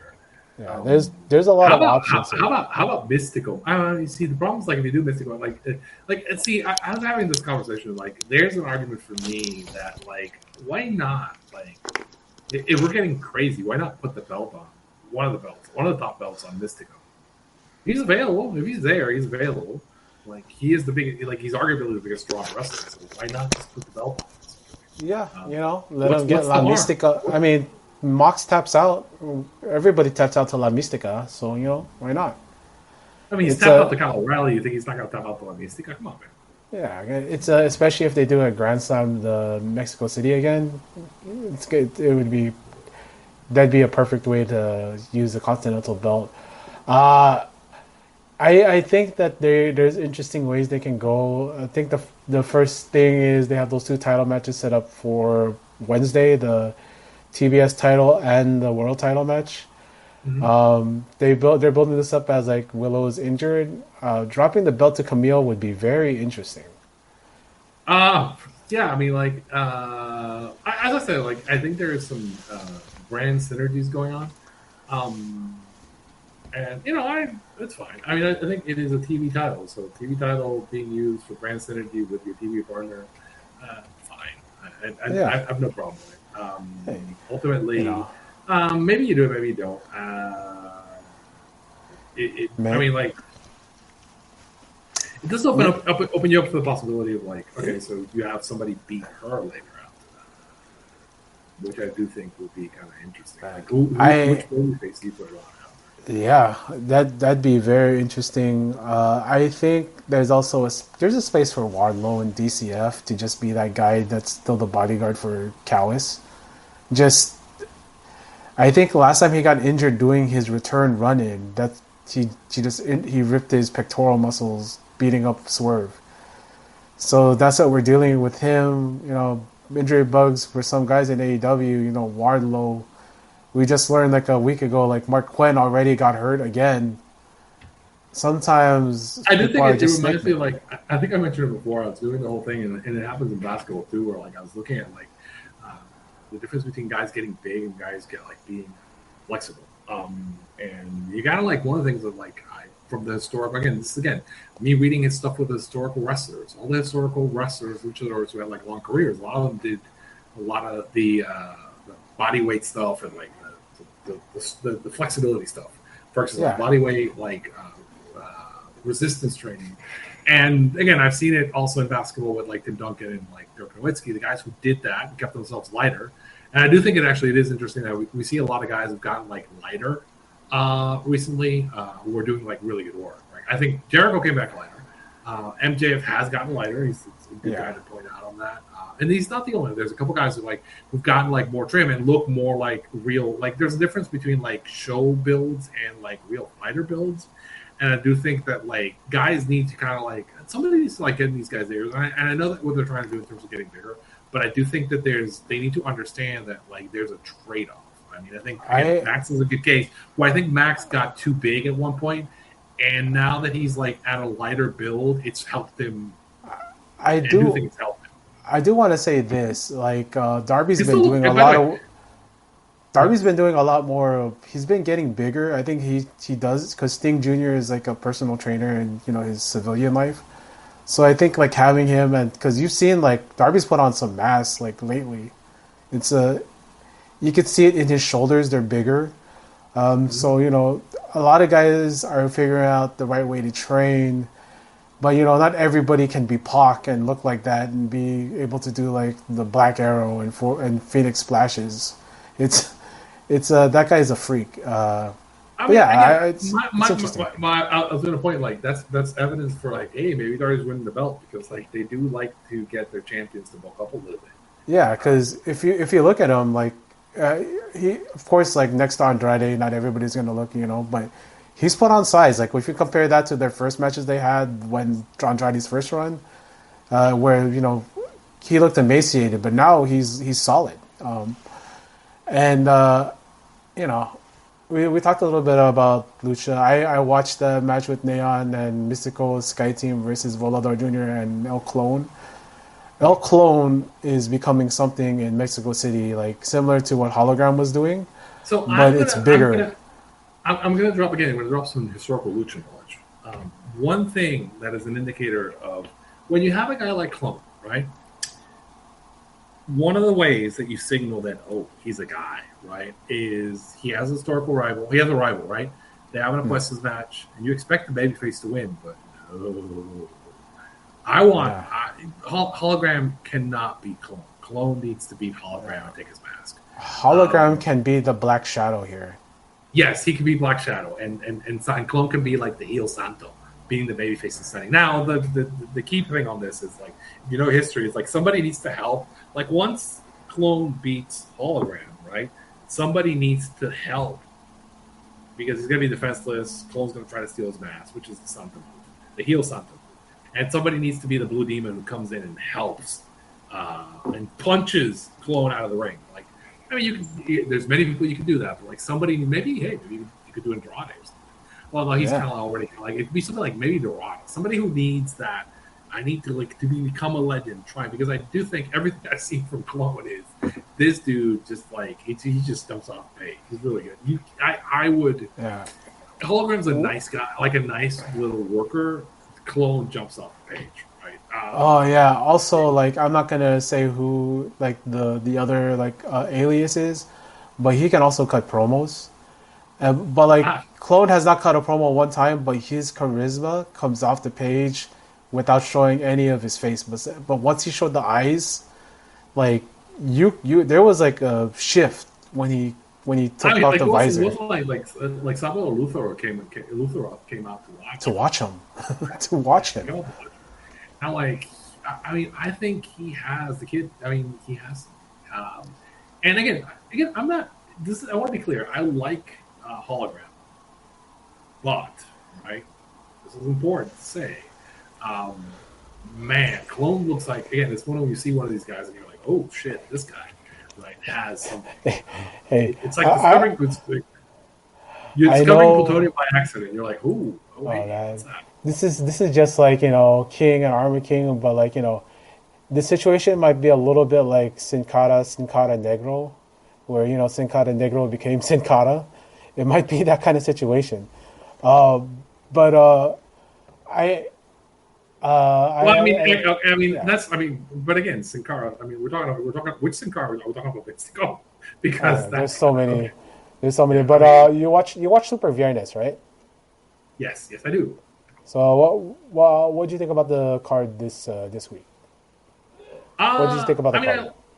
I thought it was a good card. I kind of like the other one. Last week was the Dorada one, Dorada one. Like this one was the obviously they're building to the Universal Title Championship. Yeah. So it's an interesting build. I do think that I think I told you this. I think they might be building to putting. I think Dorada's getting another nice Universal. Yeah, he might get the Universal title put on him. That's kind of what I'm thinking. He's already won it once, but I do think that they're kind of. Yeah. Speaking of CMLL and speaking of Lucha Libre, AAA, Lady Flammer is celebrated 900 and something days as the women's champion for AAA. And so they were teasing someone's going to come and face her off. So who comes to debut? But, formerly of CMLL, we have La Catalina making her way back to WWE, but this time in the AAA system. She got a pretty good reaction. I wouldn't read the reaction she's gotten online because it's really, really bad. Don't read them. If you're a fan of women and women wrestling, don't read these comments that people are leaving about her, talking about her heritage and calling her really bad words. Don't read that. But she got a really good reaction there. She fit right away. Because we talk about Gunner era, NXT, you look at Las Toxicas, Undertaker knows what he's doing with these acts. He knows what he's doing. What did you think about the debut? I thought it was really good. As I said, I think anybody's gonna go into cake, man. I think that that it's important to point out that there are rumors out there. We get some we talked to some lucha folks because we do some lucha history stuff, and some people are talking, and there is kind of this people were dissing Catalina, but I think people have to understand that I think she got paid, right? She didn't she got paid.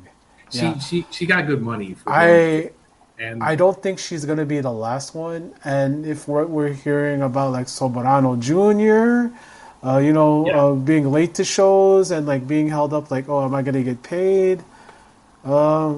Hey, Tony, you got to bring the brink stuff for these people, man. I think one thing that I mentioned that's kind of interesting. I do think that CMLL has been testing out running more international talent on their shows. I think the whole Johnny Consejo thing was part of that. Speed's pretty over too, man. I think they're about to have a match with Los Hermanos Chavez for the belts. Yes. I think the line is that I do think that CMLL is kind of I do think so AAA is sniffing around and you may be surprised at some of the talents that may be able to land. And it's not just Mexico guys. They are kind of sniffing around WrestleMania week. There's Taker seems to have a budget and maybe kind of looking for some of your faves out there. It's different than what they're doing with NXT talents and Evolve people. Yeah, where I do think WWE may be facing cuts. I do think AAA does seem to be an expansion mode in terms of, at least this is kind of what we're hearing. People are kind of getting some looks, right, and some decent offers. For AAA. So don't be surprised at some of that keeps happening, right? Again, obviously this is all kind of Scotland rumors. Yeah. But it is interesting. We were talking about earlier that Undertaker may be getting some votes for Booker of the Year because if you haven't seen it, go watch that. The Grande Americanos angle on AAA TV is just incredible. One of the best. Imagine stalking the girlfriend that they just mentioned. Oh, this is the girlfriend of El Grande Americano, and then he attacks the blind musician. What's his name? No. He attacked the blind comedian, right? So comedian, blind Mexican comedian. Ojos de Huevo, I think it's called. I forget his. What is it? So he basically, the setup of the angle is like they're the girlfriend for Grande Americano, the good Grande Americano. Is interviewing this Mexican celebrity comedian, big on Netflix, blind. This is important to mention. He's a blind Mexican comedian, and like so they're kind of like talking about Shorty Gable, like the Chaparro, and the crowd's like laughing, and like Grande, the evil Grande, comes out and starts beating the shit out of the blind man. The blind man. He throws the blind man over and starts beating on him, and then the announcer girlfriend like, hey man, you can't. What are you doing? What are you doing? Why are you beating? And so she starts to stop him, and so Grande is about to beat on the announcer girlfriend. Obviously, the crowd's like, "What? Oh my god!" And then the good Grande Americano comes flying out of the crowd, like dressed in like street clothes, and in obviously street clothes. My god! This is, by the way, Austin. This is Austin, 1998. Much respect because he's doing the classic luchador thing, where he's wearing white street clothes, formal white street clothes with a mask, like very El Santo, very good. This dude gets it.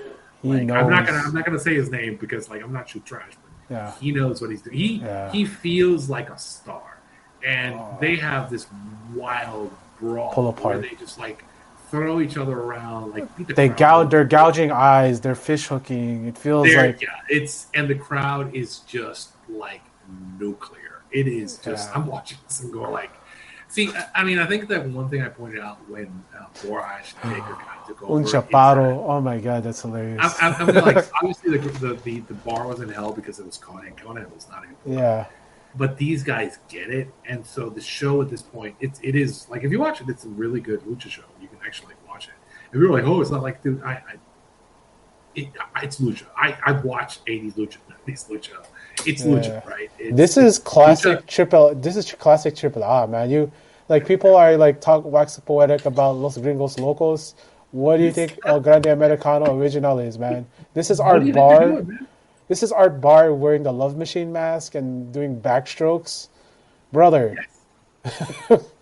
This is Roddy Piper singing La Cucaracha as the Mexican national anthem. Oh, hey, did you see that? Did you see that footage of Roddy Piper at a AAA show cheering on Eddie Guerrero as the Los Gringos Locos? Yes.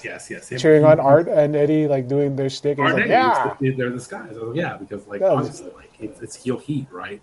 Because like no, like people like we mentioned this before. Roddy was like so hated like in the Latino crowds. But again, the point being that like if you haven't seen it, you should because it was really good stuff, and I think they're doing like some really interesting work there. And again, I think that like we may be kind of headed for a real renaissance if they can get some of the talent that we've heard is rumored. I mean, obviously, Sorrell's a name that's out there, but don't be surprised if you see some like names from people who are like around this weekend for WrestleMania, people who are. In like let's talk about lower level Japanese promotions. Let's talk about people who are in relationship with people in different companies. Yeah, we may be like we were talking about like some, and again we don't want to like drop names here, but like you may see some blacklisted names that oh man. But by the way, I want to be clear. We love you, Octagon. We love you. Yeah.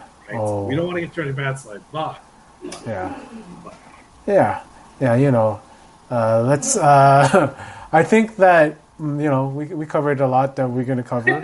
I'm very excited for before we go say more than that, flame on. Hey, no, again, like to be clear, a lot of the stuff is it's rumors, right? It's rumors and innuendo. But people talk, and like there's like real. I think Mexican luchadors are in a really good position in terms of like quality of life and pay and places to work. I looks good. Yeah, especially like if the two big companies in America, globally, whatever, the two places that you're going to get the biggest paydays are seeking you out. Right now is a good time to be a luchador. Right now is a good time to like be a heavyweight that wrestles a lot in Japan. Right now is a good time to be. I think it's a good time to be a person like to be. I mean, I do think the juniors are going to about to get some love. Oh yeah, definitely. If you're a lighter guy, you're especially like in Undertaker's like AAA, where he brought in the Tokyo Bad Boys, and none of them are over 5'5". Talking about 5'5" guys in Iron Man matches. That is kind of funny that they're burying that like at the top, but it does look like that's not exactly what's going on at the lower levels. There's some real kind of interesting kind of plays going on. Where it's funny, like AAA feels very much alive versus things like NXT and TNA, which really don't really feel like they're anywhere in the zeitgeist right now, which is kind of interesting. That's been an very interesting reversal. As I said, Undertaker's probably going to get some votes for Rookie of the Year, and I don't have an issue with it. I mean, if there's anybody in North America that sort of might have sort of a claim to it, he might be there. But it's only April. Okay, we don't know where things can flip around. To be clear, I mean, I just want to point out that I think that like they've done a really good job at setting something up. I do think that both promotions in Mexico are doing interesting things. Yeah, I do think that like as I said, like the feeling I got from this Fantastamania tour was that CMLL was bringing in talent from the other promotions to help them kind of shore it up, and it's worked for them. I mean, like bringing talent in from CMLL, from AEW, from other partner promotions that actually help. I do think it's a really interesting kind of world on the other side because now you have CMLL, you have the Coliseo shows on Tuesdays. I do think. I mean, it's interesting that like a lot of the AEW guys are working the loops, right? Because one of the complaints has been that like some of the younger talents for AEW haven't had a place to go develop, and now really they can go work like the loops in Mexico. Because again, CMLL does the shows, but then they do the lower shows in the different venues too, and then you're going to have MLP too. So there are places within North America where a lot of the younger talent in AEW can go and get some experience in front of live crowds, which I think is going to be kind of interesting. Whether that be a place like MLP, Defy, they still workshops with GCW. We just saw that. There was very much a lot of kumbaya going on with like. Yeah, have you ever seen Vince Russo be so happy? Like everybody wants to work with. I think obviously the thing with TNA, the implication that I think I mentioned it in the State of Wrestling pod, which is the thing with TNA that kind of lays it out is that AEW is being a lot more restrictive about these guys where they can work, which means that if you're an independent promotion and you want to have big names on your show when you're doing your big shows for Mania, you need to book CMLL guys, you need to book AEW guys because the WWE guys are not necessarily going to be available. And if you book TNA guys, they don't want them to be on. Yeah, especially if they're on the same show as a WWE guy, as AEW talent. But yeah, man, this has been really fun to go through. The Lucha shows this week, get caught up on all the storylines of what's going on. Get your take on Dynassty. This is one of the biggest weeks in pro wrestling normally. But we're gonna sign off here at this time. Arturo, I know you got something for the playoffs, so go ahead, man. It's like I do a model for the NBA. I am working on it I am literally working on my third screen while I talk to Doc here. And it's not going well, but I'm going to finish it. I'm going to have it up. I'll have it up before the playoff series start, and we do really well. Like if you enjoy that sort of like thing, that model has a very good track record over the last 3 or 4 years. If you're hopefully you'll continue to do so. Yeah. Hopefully you guys are listening to us in Las Vegas or on the way to Las Vegas, and before you get to that sports book. So when you get there, go to American Numbers on X or on Blue Sky. Hit this man up. And for the love of God, do not spend your own money on WrestleMania tickets if you can. No, like if you see those guys wearing WWE shirts and like they have like those big signs. Talk to them because you're probably going to get some really good seats. Because Or we're if you're talking in the about casino, if you're in the casino, go to the front desk and ask. yeah, especially or like the people who take care of you in the casino can help you too. oh yeah, the concierge. If you're staying at the Palms, that'd be a good place to go if you're going to watch CMLL or TJPW or Stardom, or you want to like ask like if how you guys are going to go watch WrestleMania. I'm sure that someone at the front desk can help you. So don't spend the money. I would rather lay a couple large on a couple playoff series for the NBA and get comp for the tickets as opposed to like lay a couple large on the WrestleMania deeks and not actually have any upside on the comeback, right? Oh yeah, dude. I think only like Tanae could probably get what I just said, but oh man, yeah. So yeah, Arturo, thank you for coming on here, man. This is probably going to be the double Oreo of the double Dynasty review, but also we talk Lucha here. So yeah, man, thank you for coming on. Thank you for every guest that came on to talk about, their experience with wrestling this weekend. Thank you to Rachel for the Noah review. That was awesome. Thank you to Dee and Les for talking Dynasty with me. Thank you to, maybe I'll get, we talk some independent stuff because I know a friend of the show, Tay, went to the Defy show with the Dragongate guys. He had to leave a little early for some personal things, but he might give us a little live report. So, hope you guys listen to all those or are about to listen to that. But if you're in Vegas, good luck, stay safe, don't get drunk.